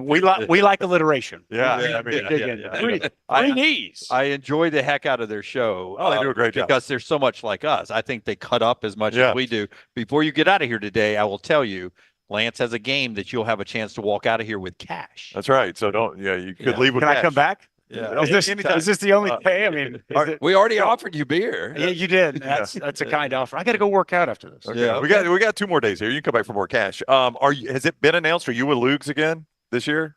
Okay. Don't answer if you don't need to. Okay. It has not been announced. Okay. But I love Tom, and if Tom and I are back together, I can't wait to work with him again. It's a fantastic crew. Dave Pash, Dusty, and Lugs, which Lugs been on our show forever, so we've known. He's the man. Oh yeah, he's good. His boot game is on point. My kids have gotten me into Jordans, so I go more the Jordan game. He's got like the alligator. And are you based in Oak City? I live in Norman. Okay. Yeah. So do you get most of your stuff online? Oh yeah. Okay. Yeah. We what is the site that my kid? I know what you're talking about. Yeah. Yeah. Whatever it is. Yeah. We order that stuff. Obviously, was that a slam at Oak City and Norman's shopping scene? Well, I mean, we've got like we actually have you a can place. Get J's there. I wear a 14 though. It's kind of tough to. But we have a place in Birmingham that's got StockX. Yeah, StockX is it. It's got a wall. Free pub here. It's okay. Everything. Right. But I was going to bonus hour. It's our bonus hour. You mentioned Lincoln Riley, and I am kind of a USC guy. I like to pull for the Trojans, and the first year they weren't 11 wins good. No. But they were a fun offense, and obviously Caleb wins a Heisman Trophy, and he was really special. And you saw him at Oklahoma as well. And then last year was just a disaster, but they still won 8 games. But we had Feinbaum on earlier. 7 regular season. Go ahead. Yeah, and he called it an absolute disaster what's going on right now at USC.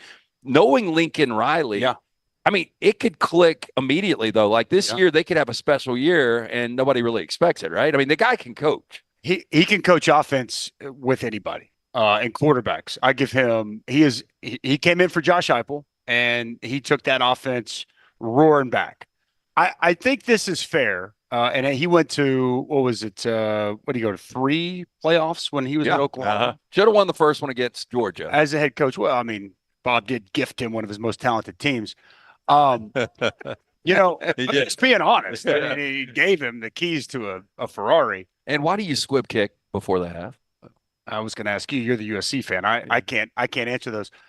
But I think Lincoln is a outstanding offensive mind, and I think that Lincoln is an excellent quarterback developer, and I think that his ability to put quarterbacks of different skill sets in position to succeed is pretty close to second to none. I mean, you cannot deny that. You guys had to marvel what he did with Jalen Hurts. Because there was people that thought Jalen Hurts couldn't play, and all of a sudden he finished his second in the Heisman Trophy running, and he was sensational at Oklahoma. I think 50 total touchdowns and I think the Eagles kind of took a little bit of that game plan, and we've seen him now obviously have success at the next level. I think that's why there's NFL teams that are constantly looking at Lincoln as an offensive mind. What I think is fair, even with the multiple playoff appearances, is he an elite head coach?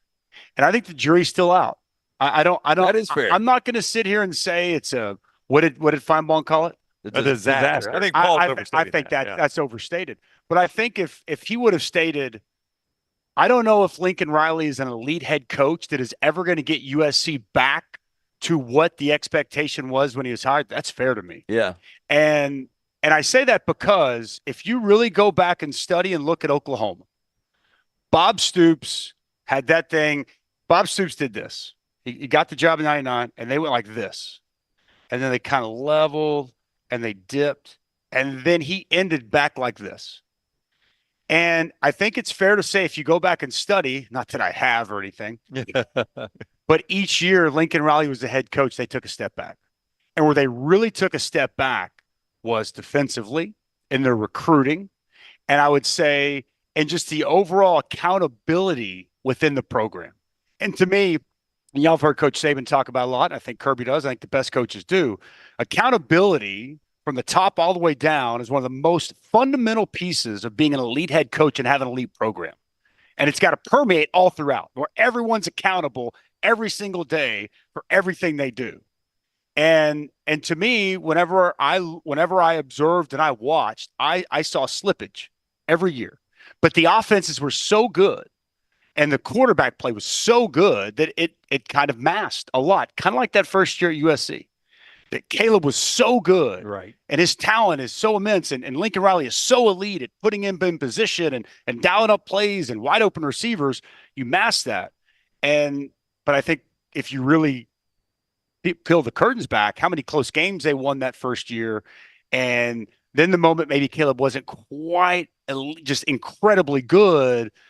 And then all of a sudden, we saw in the second half against Utah in that championship game, whenever he shredded his hamstring, oh boy, we got some real issues on our hands. So I don't know. It's an important year for Lincoln Riley. I don't think it's a disaster, but I do really question if Lincoln Riley is an elite head football coach. And I only say that because it was almost as if there is no doubt. If you question that when he left Oklahoma, you're a hater.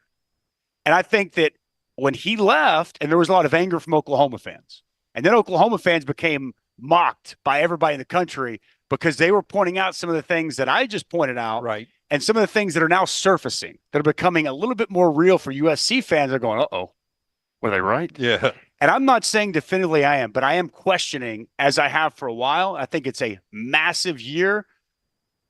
I look at that schedule. It's not terrible, but I see 8-4 for them this season. Yeah. But how explain this to me? He wasn't hired, by the way, to go 8-4. No, God, no. Not in your No, and a lot of people, Hilton. A lot of people forget, though, like USC, when they were at their height under Pete Carroll, their defenses were dominant. Everybody just remembers Reggie Bush and Matt Leinart, but their defenses were lights out. Elite. Absolutely. And I do want to say this, too. And I have not talked to Lincoln about this. This is my opinion. It's an educated opinion, and I've talked to people. I really don't think he wanted a lot to do with the SEC. And again, because, and the other thing too is just physicality. And when you watch their offenses at USC, there's a lot of finesse that goes on. That takes place. I'm not saying that Lincoln doesn't say we need to be physical up front. You'll hear him say that, but saying we need to be physical and building a physical football team are two different things. And I think it starts in the weight room. I think it starts in the way you practice. And that was another aspect that I thought where I saw slippage. And I think that he knew what the SEC is. It is the epitome of physicality. And if you don't have that, you ain't got a shot. And so I'm not saying he ran scared, but I think that multiple things happened. He was highly sought after by multiple people. I mean, we all know LSU was after him too. It wasn't just USC. And a lot of people thought he was going to LSU. But obviously it turns out it was USC. So, multiple things in that. And I think that opportunity presented itself. And then what was interesting is once he went, and then to find out they're going to the Big Ten, which is another league that's more of a line of scrimmage league, I think it'll be interesting to see how they fare year one in that league. Dusty Dvoracek is with us. Explain to me why a coach can have such an obvious blind spot like that and not fix it. Like, he's an elite offensive coach, and Dusty, he doesn't have to be an elite defensive team. They just got to be good. Right. Well, they're not even good. Well, he hired a really good defensive coordinator from UCLA. And I think Danton Lynn. I think Danton Lynn is going to do a really nice job. It's Anthony Lynn's son, right? It is Anthony Lynn's son. And he's young. He's 34. Yep. I did the USC-UCLA game at the end of the year, and UCLA whipped their butts up front. And UCLA had a really good defensive line. Obviously, Leatu Latu was kind of headlining that. They had good defensive tackle play, had a couple of twins, the Murphy brothers, and, they were getting after people. And what's interesting about Danton Lynn, his entire background is the NFL. Last year was like really the first time he had been in college football, and he lit it on fire for Chip Kelly. So I think it's an excellent hire for Lincoln Riley. I do, personnel-wise, where are they going to be?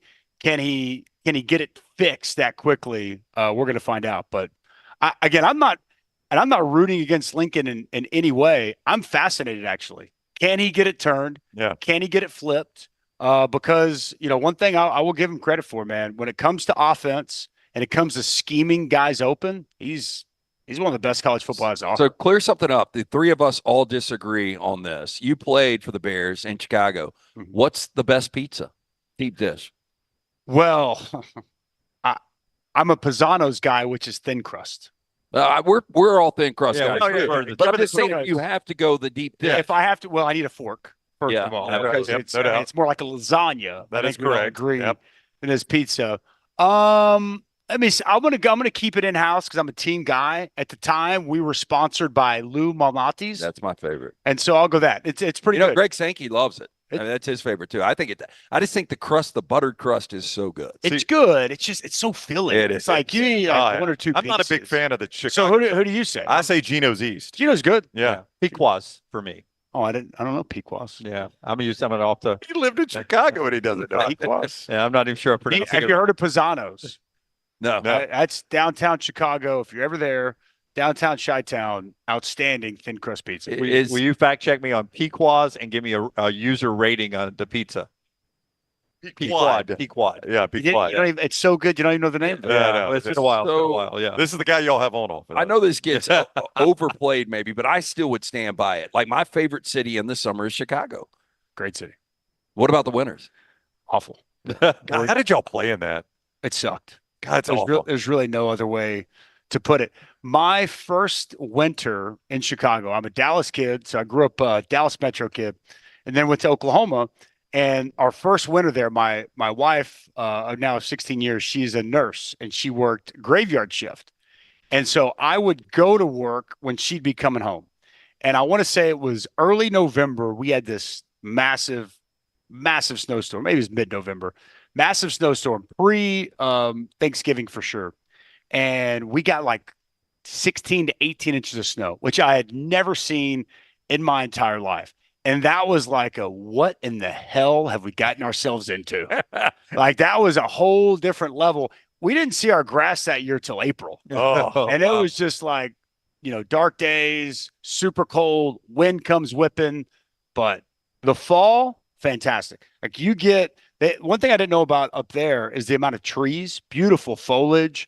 And so like you get a true turning of the leaves. It's a beautiful fall. Like when you hit like late September to like probably mid-October, you got about a 4-week window before it gets crazy cold. That is just, and then I'd say springtime for me.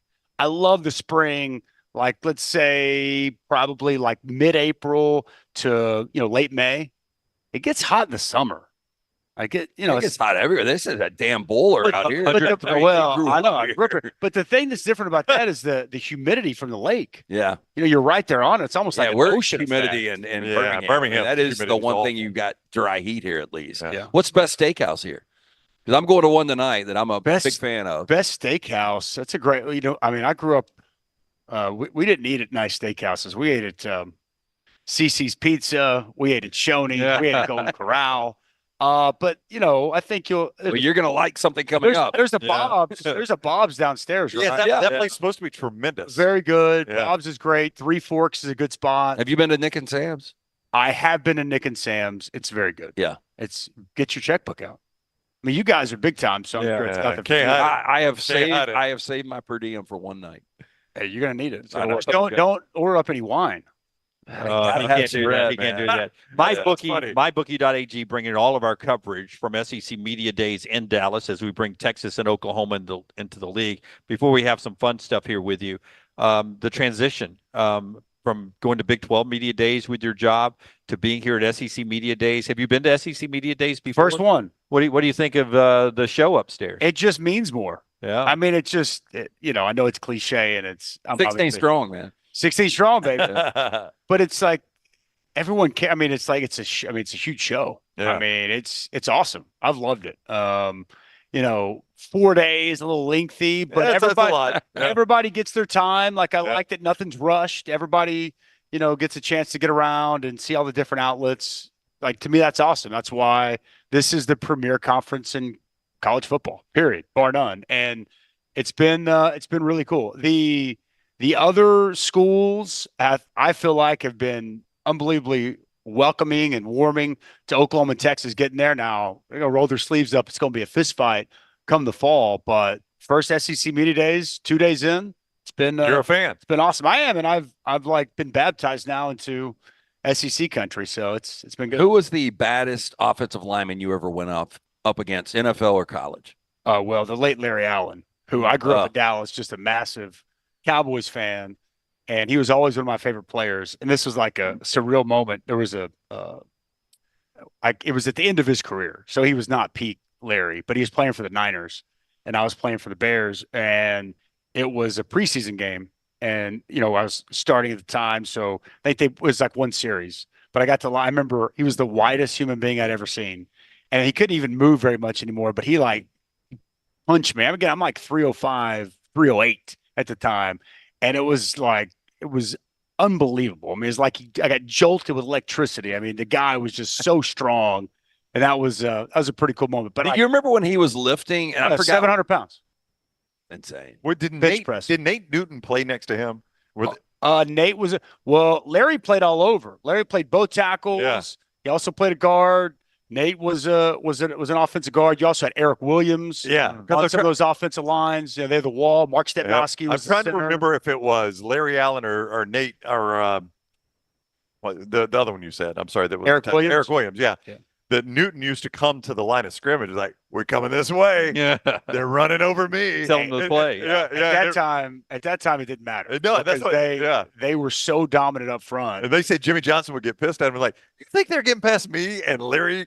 You think they're getting past us? Yeah. But you know what? It's funny, just kind of coming full circle with that is that's what this league is about. And that's what, I try to tell people, I mean, I'm a bit of a homer for line of scrimmage play because I'm a old school nose tackle, and that's what I love about this league in particular. It's a line of scrimmage league, and quarterbacks matter, receivers matter. You better have some corners that can play man to man. It could be some dudes, but give me the dominant offensive and defensive line just about every time, and I'm going to feel pretty good about my chances to win ball games. That's been true since the beginning of football. And it's still true today, and it's probably not truer than any league than right here in the SEC. Hey, sticking with the Dallas Cowboys, you growing up here, and you were in high school when this all went on. Do you know where the White House was? Here we go. I believe Valley Ranch might have been that area back in the day. I've not been to the White House, but I have heard the stories. For the record. Yes.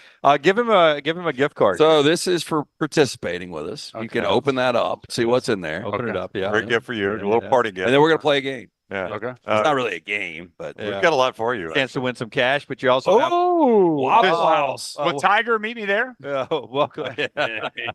Welcome to the SEC. A Waffle House gift card. Yeah. About as good as you can get there. Yes. Love that. Yeah. How do you like your hash browns? Cooked. Okay, there you go. Okay, right, go back there with Lance. To the SEC. Scattered. Go over here. Scattered covered. Yeah. So does this have an extender on it? Yeah, all the way. Okay. All the way. You think we're low budget? Yeah. I don't know. We got you all Here we go. Yeah, you're good. You're good. Okay. Hey, have you shared a green room with Nick Saban yet? No, nor a shower. Wow. So here you go. Hacky sacks. Okay. You're just gonna make any of the buckets. There are denominations of 20s, 50s, and 100s. By the way, Coach Saban, I've kind of had this conversation. I think I need to invoice him because his first national championship was at my behalf. So I think on some level for all the 7 natties and everything, right? Yep. If we just do our job and beat them in 2003, maybe none of this happens. So. That's a good point. That's a good point. I think somehow he kind of owes me, right? How confident were you guys going into that game? Well, if we would have had a quarterback that was even halfway healthy, probably a little bit more. But Jason White got beat to heck against Kansas State in the Big 12 championship. So we were still confident, though. But that was a good LSU team. They were my defensive line was good. I get to pick anyone. Yeah, pick any bucket. I'm under pressure here. I got cameras on me. I know. You've never been on camera before. I honestly think you're going underhanded. I think the overhand's the best way to go. You think throw? Nobody. I don't think anybody's hit it with the underhand. I've hit 4 of my last 6 soft tossing it a little hard. Really? Yeah. But you can go either way. Whatever you're more comfortable with. I'd go whatever you're more comfortable with. Oh, but I fucked such a little. Yeah. I'd go underhand. Yeah. Give him that one back. Yeah, I need it. I think you impacted his. That is one more shot. All right. It's just one? Okay. All right. 2 to make 1. There you go. 2 to make 1. Here we go. Spin up. Oh! Almost had 2 of them. We'll send that to Danny Cannell. We need a quarterback. Yeah, you know what? Just for poops and giggles, I just want to see because y'all talked me out of it. Well, I'll tell you this: DJ Shockley was so bad, we almost told him to run the ball. Teammate of mine in the UFL, Omaha Nighthawks. What a good dude he is. Jeff Garcia, right? Jeff Garcia that was awful. Yeah, it was. Jeff Garcia, running back. Is he a good dude? Oh, yeah, he's a good dude. Not for. But I mean, they dated Playboy models. Well, he's married to her. Okay, that was his wife. Yeah. Maurice Claret, fresh out of prison. He showed up on our team. He was great, dude. What, did he have prison stories? No, not really. But good dude, good teammate. I enjoy being around. God, he was so good his freshman year. Incredible. Mon Green played with us as well. Yeah, pretty cool. All right, and just for participating, you're in the rowback drawing as well. We're going to draw for $250. Yeah. Does Oklahoma still hate Nebraska? It is like a, that's like probably one of the friendliest rivalries ever. I'll give you a great story on Nebraska. So, which I one of my favorite fan bases. 05, we're playing there. We had a Zach Taylor, head coach of the Cincinnati Bengals. Was actually the quarterback. We beat the hell out of him. I think we had 7 sacks in that game. They had a guard that had a tell. We had we picked it up in film that week. And so we could see him sitting light and sitting heavy. And so, again, I probably shouldn't say this because it diminishes what I was able to. I might have had 5 tackles for loss and a couple sacks and maybe even interception. But we were calling out, if it was heavy, red for run. He's like green. It wasn't 100%, but it was good enough. They made a comeback. Adrian Peterson had a big game. They make a comeback. It winds up, we win by 3. It was a great game. And I remember coming off the field, and the Nebraska fans are like cheering. Okay, great job, great win. I'm like, I look up, and they were giving us a standing ovation. And I was just like, I couldn't believe what I was seeing. And it was just like the respect they had for Oklahoma football, even though their team just got beat. I think it was a 17-14 game, whatever it was, 3-4 point game. And typically fans are not happy with you after you beat them on their home field. And I'm sure they wanted to see their Huskers win, but they had such an appreciation for us. And there was fans like, oh, 94, you're a great player and all this stuff. And I was just like, it's always stuck with me. I was like, wow, what a classy fan base. You know where that'll happen in the SEC? Nowhere. Vanderbilt. Nowhere. No, we had DJ Shockley. There'll be more Oklahoma fans than Vanderbilt. We had DJ, your former teammate, telling us LSU story. He showed up in Baton Rouge and a 4-year-old was flicking him off. Hey, listen, when we played LSU in that national championship game, it was in New Orleans. And holy smokes, did we get it all week long. Fans, players. I remember our bus driver was like an LSU fan, and he tried to wear an LSU hat one day on the bus. And that got shot down pretty quick, but it was like everywhere you looked, it was like they're all in. Which y'all should have had food tasters. I love. I mean, there was tiger bait going all week. Which I will say this: Oklahoma fans are so excited. I think I said this on y'all's show before, but the twofold: the SEC fans, y'all's Alabama listeners, and everybody else, they're going to love going to Norman, Oklahoma. It is an awesome college football town that loves and appreciates the sport and obviously their team. They're going to root against you, but they're also going to have a beer with you before. And, it's what you want to be a part of. And Oklahoma fans are on cloud 9. They cannot wait to go to Auburn. They cannot wait to go to Oxford. They can't wait to go to a lot of the great spots in all of college football. So I think from that aspect, Texas too, great spot to watch a game. I think, Georgia fans are going to love that trip from Athens and all over to down there in Austin. I mean, I do think that, I've been calling it a marriage, but more of a partnership that we have with Oklahoma and Texas coming to the SEC. It's gonna be fantastic. Yeah, can't wait. You drink coffee? A lot of it. You got anything else free for me? Yeah. You guys have your own coffee? Yeah, we do. Taylor, oh my gosh! Can you grab a coffee for him? Throw it from over there and see if I catch it, Taylor. This has been like a 30-minute hit. Like I'm not be able to charge a day rate. What did you plan on? What did you budget for this? Curated from some of the best coffee growers around the world. Our friends at Who Is Coffee. You can get it at nextround.store. Nextround.store. Promo code MediaDays24 gets you 24% off your entire order. Nextround.store. It's good coffee. It's really good coffee. Is it time for me to go? Do you guys want me to sit back down? We got 20 minutes. You can go, or you can go 19 more minutes. You can skip your workout and have a cold beer with us. I can't. I got to keep it tight. Got to dinner tonight. Appreciate you guys. Hey, thank you, right? 242. Well, I don't know. After been a couple of days here. Okay, that's we like to keep it. You know what I mean? Yeah. Anything above the line, we want to be below the line. I got you. Yep. All right, boys. All right, thanks, Dusty. The only broadcaster with a scale in every room of his house and probably a P chart in every bathroom too. He's Dusty and Danny every morning. By the way, Dusty, this is Taylor Korn, our social media director. You'll see some of the stuff from her. Emily Grace McWhorter, our in the field reporter, and Scott Forester behind the camera there. Welcome to the family. Part of our crew here. Dusty, See you. thank you. Thanks, Dusty. That's the guy I'm always listening to when you guys show up at work every morning. Yeah. It's echoing in the background.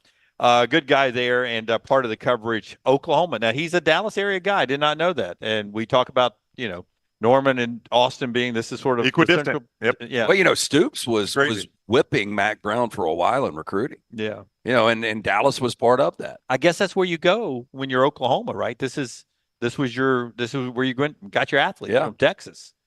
You know what stuck with me in that interview just now? We had a good time. He's a great guy. Love having Dusty on the show. He seemed on the verge of genuine emotion when you asked him the question about Heupel and Stoops. Would Heupel and Stoops shake hands? Yeah, I thought he was going to cry. I did too. I think he got a little choked up there. Your phone? Your phone? Anybody see? I know you. Right here. It. Right here. Yeah, there it is. We're a very casual show. Yeah, come on, man. Don't worry about us. You know you want to do 20 there we go. So there you go. No, that was. I'm with you, Brown. The big defensive lineman finally recovered a fumble. There you go. No. I mean, I think there was genuine emotion there. It was a great question by you. Would they shake hands? I'd never even considered that.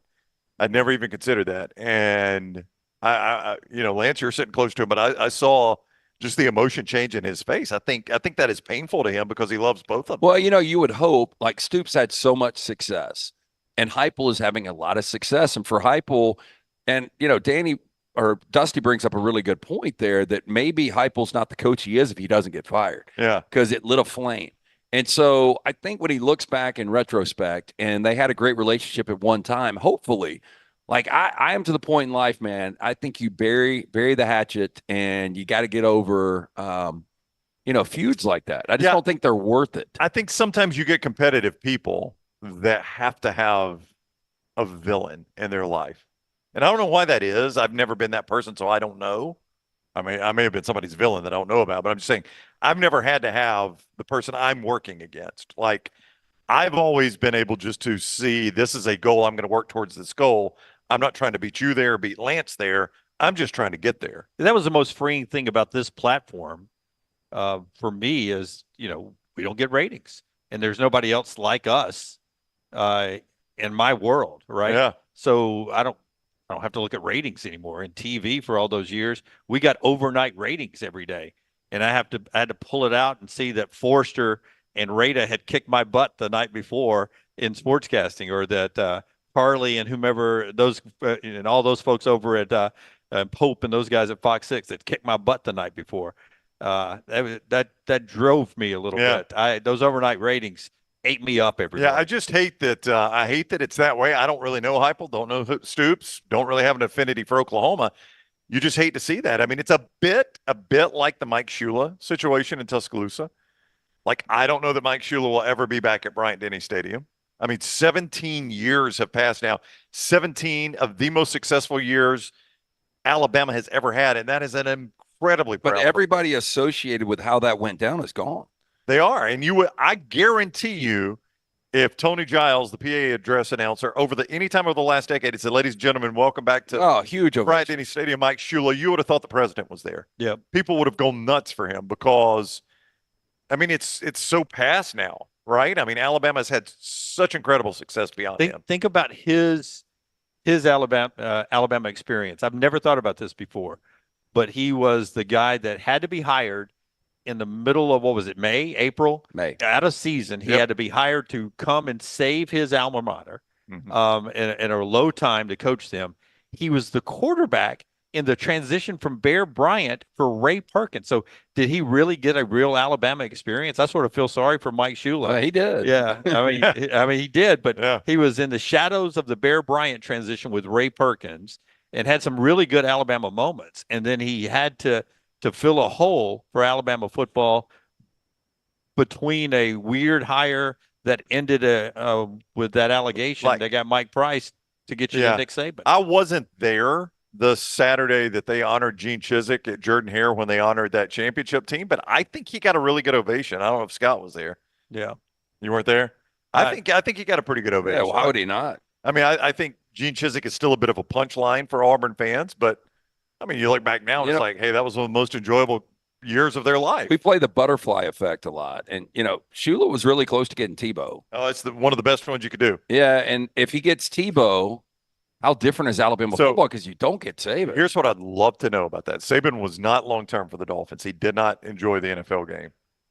What job does he take? Well, think about other jobs that would have opened. I was trying to think about that year or the year after. And I don't know. It's so long ago, Lance. But, I mean, you wonder if Saban had indicated he wanted to come back. I think Les Miles had turned LSU to the point it was going to be hard to make that. I don't just think you would guess have ever had that. That he ultimately gets Texas somehow. Probably, but think about it. Mac Brown had Texas kicking along pretty good right there. I mean, they played for a national championship. They'd won in 5. Yeah, they'd won in 5 and played again in 9. So in 7, yeah, when this would have happened. Stoops, just to Dusty's point, Stoops was already at Oklahoma. Tennessee was hiring a bunch of coaches. Well, no, Fulmer was still there. Fulmer didn't get fired till Saban got there. USC actually was transitioning out of Yeah. Pete Carroll. That was supposed to be Pete Carroll? Yeah. Could it have been Mark Richt? No. Could have been Georgia at that time? It'd be fascinating to go back and look and see which job he got, because a lot of people think if Shula got Tebow, it would at least buy him one more year. And it would have gotten you out of that window where you get Saban. Could it have been A&M? Mike Sherman was No, the that was coach then? that was before SEC. He'd have gone back to the SEC. Yeah. I mean, I don't know the answer to the question. I'm just saying if you could kind of pinpoint maybe which job he would have taken. You just wonder it'd be where fascinating. Alabama would be right now. If they'd ever gotten it right with anybody. Well, no, they got it right. I'm saying if they'd ever gotten it right, if it hadn't been for Saban. Yeah, if Shula had coached one more year and then it didn't work, where do they go? They probably at this point have had 3 or 4 more coaches. Yeah, I mean, I don't even know who and no national championships. Maybe one, maybe. Was Urban Meyer, because he signed Tebow, so he was already at Florida. He was. Yeah, I don't know. I mean, that is one of those butterfly effects that, I mean, and I'll tell you another, along that line, I mean, there's a chance if the Dolphins doctors clear Drew Brees, that Saban figures out how to like the NFL. Yeah, because they were going to be a lot better. I mean, Winning Saban makes it just better. he just hates losing. I mean, that's the thing. If he would have won at a high level, I think it would have been fun. And if you get Drew Brees instead of Dante Culpepper, you got a better chance of winning at a high level. Now, I still think there were a lot of things about the NFL culture, even though Saban had been an NFL assistant and should have known this really, that he didn't like anymore. I mean, I don't think he liked the fact. I mean, there's the reports that as players had it in their contract that they didn't have to do conditioning, and that they were doing conditioning, and players were openly mocking Saban, like, "You can't make me do it, Nick. You can't make me do it." And I think the one thing we learned from watching him at Alabama is he loves to have the full grasp of the program and it be his program. And that's not the case in the NFL. And it's weird to me that as close as they are, a guy like Belichick can flourish in that situation, and a guy like Saban couldn't stand it. Just think of how long it took Belichick to really flourish, though. Yeah, but once he did, I mean, you would have thought Saban could look at Belichick and say, if Bill can figure it out, why can I not? Well, maybe at that point he was like, I've done both, and college is just what I really because want to do. Belichick never really had a college experience. No. I mean, and you wonder if Belichick was the Texas A&M coach for 5 years, then went to the NFL, he'd be like, no, I'm back to college. And Saban's advantage was recruiting. I mean, absolutely. The system he set up, how they recruited, how they evaluated players, the analysts and all that was their advantage. One more thought before we're done today with the live show, after Brownie tells us about the wonderful folks at Wayne's that brings part of our coverage of SEC Media Days. Pest causing havoc? Wayne's Pest Control offers eco-friendly services 24/7. They are proud SEC supporters as well. You can call 866-WAYNES-1 for a free quote today. Pest Control at Wayne's, 866-WAYNES-1. Yeah, so we're continuing from out here at SEC Media Days. We've talked to a ton of people over the last few days. We went a full 4-hour show and pre-recorded without anyone hitting the bucket, right? We had 0 made shots. Did we not give away any money today? Yeah, we did to Chris Lowe because he spelled Nico. That's right. But nobody hit the bucket. So the only money we gave away was Chris Lowe for That's hard to believe. Yeah, now, little T, I don't play this game on the beach. Is there too much spacing? Do we need to put the buckets people are closer? saying we should have the buckets closer together to make it like beer pong. Yeah. So maybe that's the I don't problem. know. We're too spaced out. So tomorrow, Jalen Milroe will be in here. We'll test his new accuracy. It's not that difficult of a shot. Well, I don't know. Jalen Milroe, a Heisman, top 5 Heisman favorite. Yeah, Quinn Ewers, I will show you right now. Quinn Ewers potentially in here tomorrow. I feel great that I can make one of 2. Here's the question, though. When Milroe's in here, do we need to back him up 31 yards? Wow. Dunaway twice with that joke now for Taylor's. I thought my DJ joke was good. What DJ joke? That we were just gonna have him tell run him the to run. ball. Just ask him to run. Just pull it down and go. So how many do you think it's going to take you to hit? Just 2. Okay. That's 0 for 1. And that's in. Boom, he got it. Now, you do not get the money, sir. I'm sorry. You work here. But I'm just saying that you would think that DJ Shackley should be able to make that. All I mean, right, so DJ took 4. he did. I mean, he took 4. All right, Dunaway's going to give it a shot. That is no good. Jimmy? Oh, back row. Back row Dunaway. Yeah, wow. No, so there you go. I mean, EG was reacting like it was a make-a-wish. No, wouldn't you, like, wouldn't you think, though, that, somebody would have hit that today? All right, EG, now going to try it. Little T, you going to take a turn? Sure. EG's got a little skill set. I saw her play some pool golf. That's right. EG doesn't get enough respect for her athleticism. Uh-huh. Oh, that was very close, EG. Oh, little long, little short. It's over. Yeah. Taylor Korn is the leading scorer in Vestavia girls soccer history. Cannot use your feet here. Or I guess good if you really want. It is a hacky sack. That would be crazy if you hacky sacked it in with your feet. Yeah, so Little T scored more points, more goals than anyone in Vestavia girls soccer history, and you can't prove us wrong. Huh? Just right for that line anywhere, right there. yeah, for that line. Anywhere. Anywhere. Come up a little bit. Yeah. Come on up, Little T. Right there. That's good. Little T going underhanded. She's going underhanded. That was on line. It's her game, by the way. Yeah. Oh, that was so close, T. That was in. Yeah. Maybe we shouldn't be doing the hacky sack. Maybe it should be the heavier ball. I don't think. I mean, that ball, it kind of floats on you. Yeah. Sir, do you need me to shoot and you're going to get a shot? Scott's going to pass. Pretend you're a White Sox pitcher or something? It'll be good. It'll be good. MyBookie.ag, promo code next round. They're the presenting sponsor all week long out here, Brown. They are. And right now you can go to MyBookie.ag, use code next round, and you get that sign-on bonus with MyBookie.ag, code next round. They have revamped their customer loyalty, their VIP programs. It is a place you need to be this fall. Major League Baseball tonight with the All-Star game right here in town. You wouldn't know it to be here in town. Now, I know we're kind of in a bubble here, but it's kind of crazy.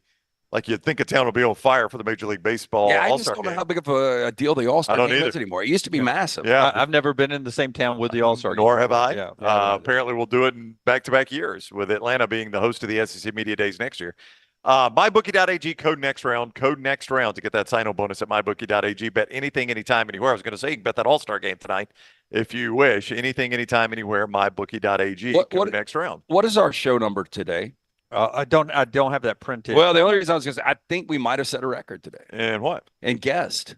Oh, is it that many? Well, we had 7 today. Yeah, you're going back to the ones we recorded for on demand. I mean, 7. That could be it, right? Yeah, it could be. In a We had normal 6 yesterday. normal live show on the live shows, 4 is the most, I think. Yeah, I mean, 3's a lot for us. Yeah. We did 4 downs at some point today, didn't we? We did 4 downs. So just make sure I've checked all my Yeah, boxes. you've checked all your boxes Yeah. with 5 minutes left on the clock here. Yeah. The final thought today comes from Eli Drinkwitz, and I want to give it to the Missouri head coach. As Emily Grace McWhorter put out on social media, she was up in the main ballroom in the main interview going on, and she pointed out that Eli spent his opening statement time bringing up the fact that they should change the rules for the College Football Hall of Fame and how much 100% Mike Leach is a College Football Hall of Famer. It's just, I mean, look, I understand you've got to have some sort of guidelines, but I don't think the Pro Football Hall of Fame does, right? I mean, like if you're, I don't know, Marty Schottenheimer. Like if they want to vote Marty Schottenheimer in, if he gets the votes, he gets in. It doesn't matter if he's got 200 wins, 20 wins, whatever. If he gets the votes, he gets in.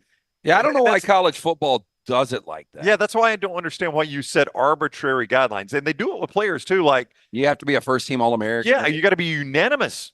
Or no, you've got to be on one of the All-American teams that is part of the consensus All-American. Let me say it that way. So, like, you could be AP All-American, and that's it. That kills quarterbacks. Like Caleb Williams, the year he won the Heisman, I bet he was unanimous All-American.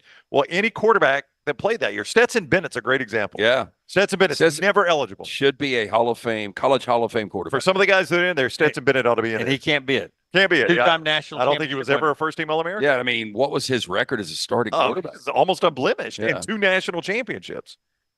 and he will never be in the College Football Hall of Fame. So we've developed these arbitrary guidelines for whatever reason. I don't know. I will guarantee you Mike Leach gets in. I think they need to change it and just, I mean, because of his sudden death. Yeah. It's going to be shocking enough to their system that'll be a reason why they go. Well, and I do let's think change. You would think that, he was so unique and so impactful. I don't know how you can have a College Football Hall of Fame if you lived in the time with Mike Leach and not think that he belongs in it. Yeah, I mean, so it's just an arbitrary guideline that they said 60% has to be your win percentage to get considered, and he's a game below that because he passed away. And look, if he had lived, he may not have finished above that. There's no way you can guarantee that, but the fact remains that he didn't get a chance to because he passed away untimely.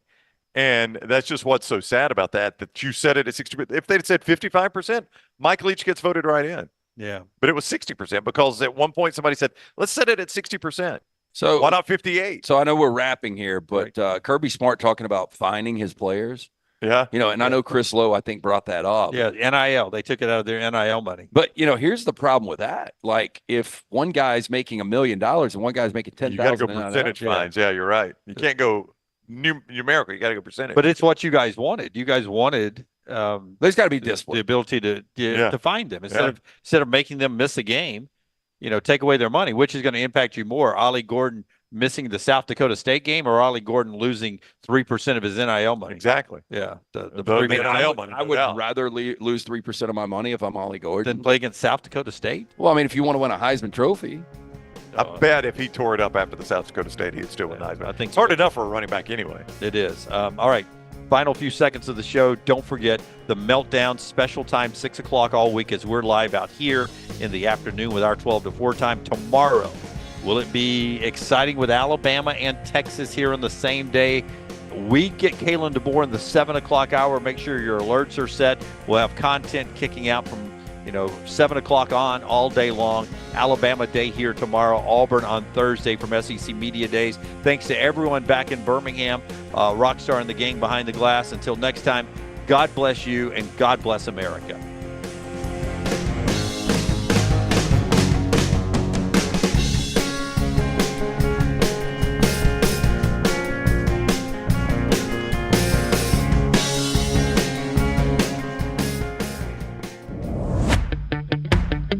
Jim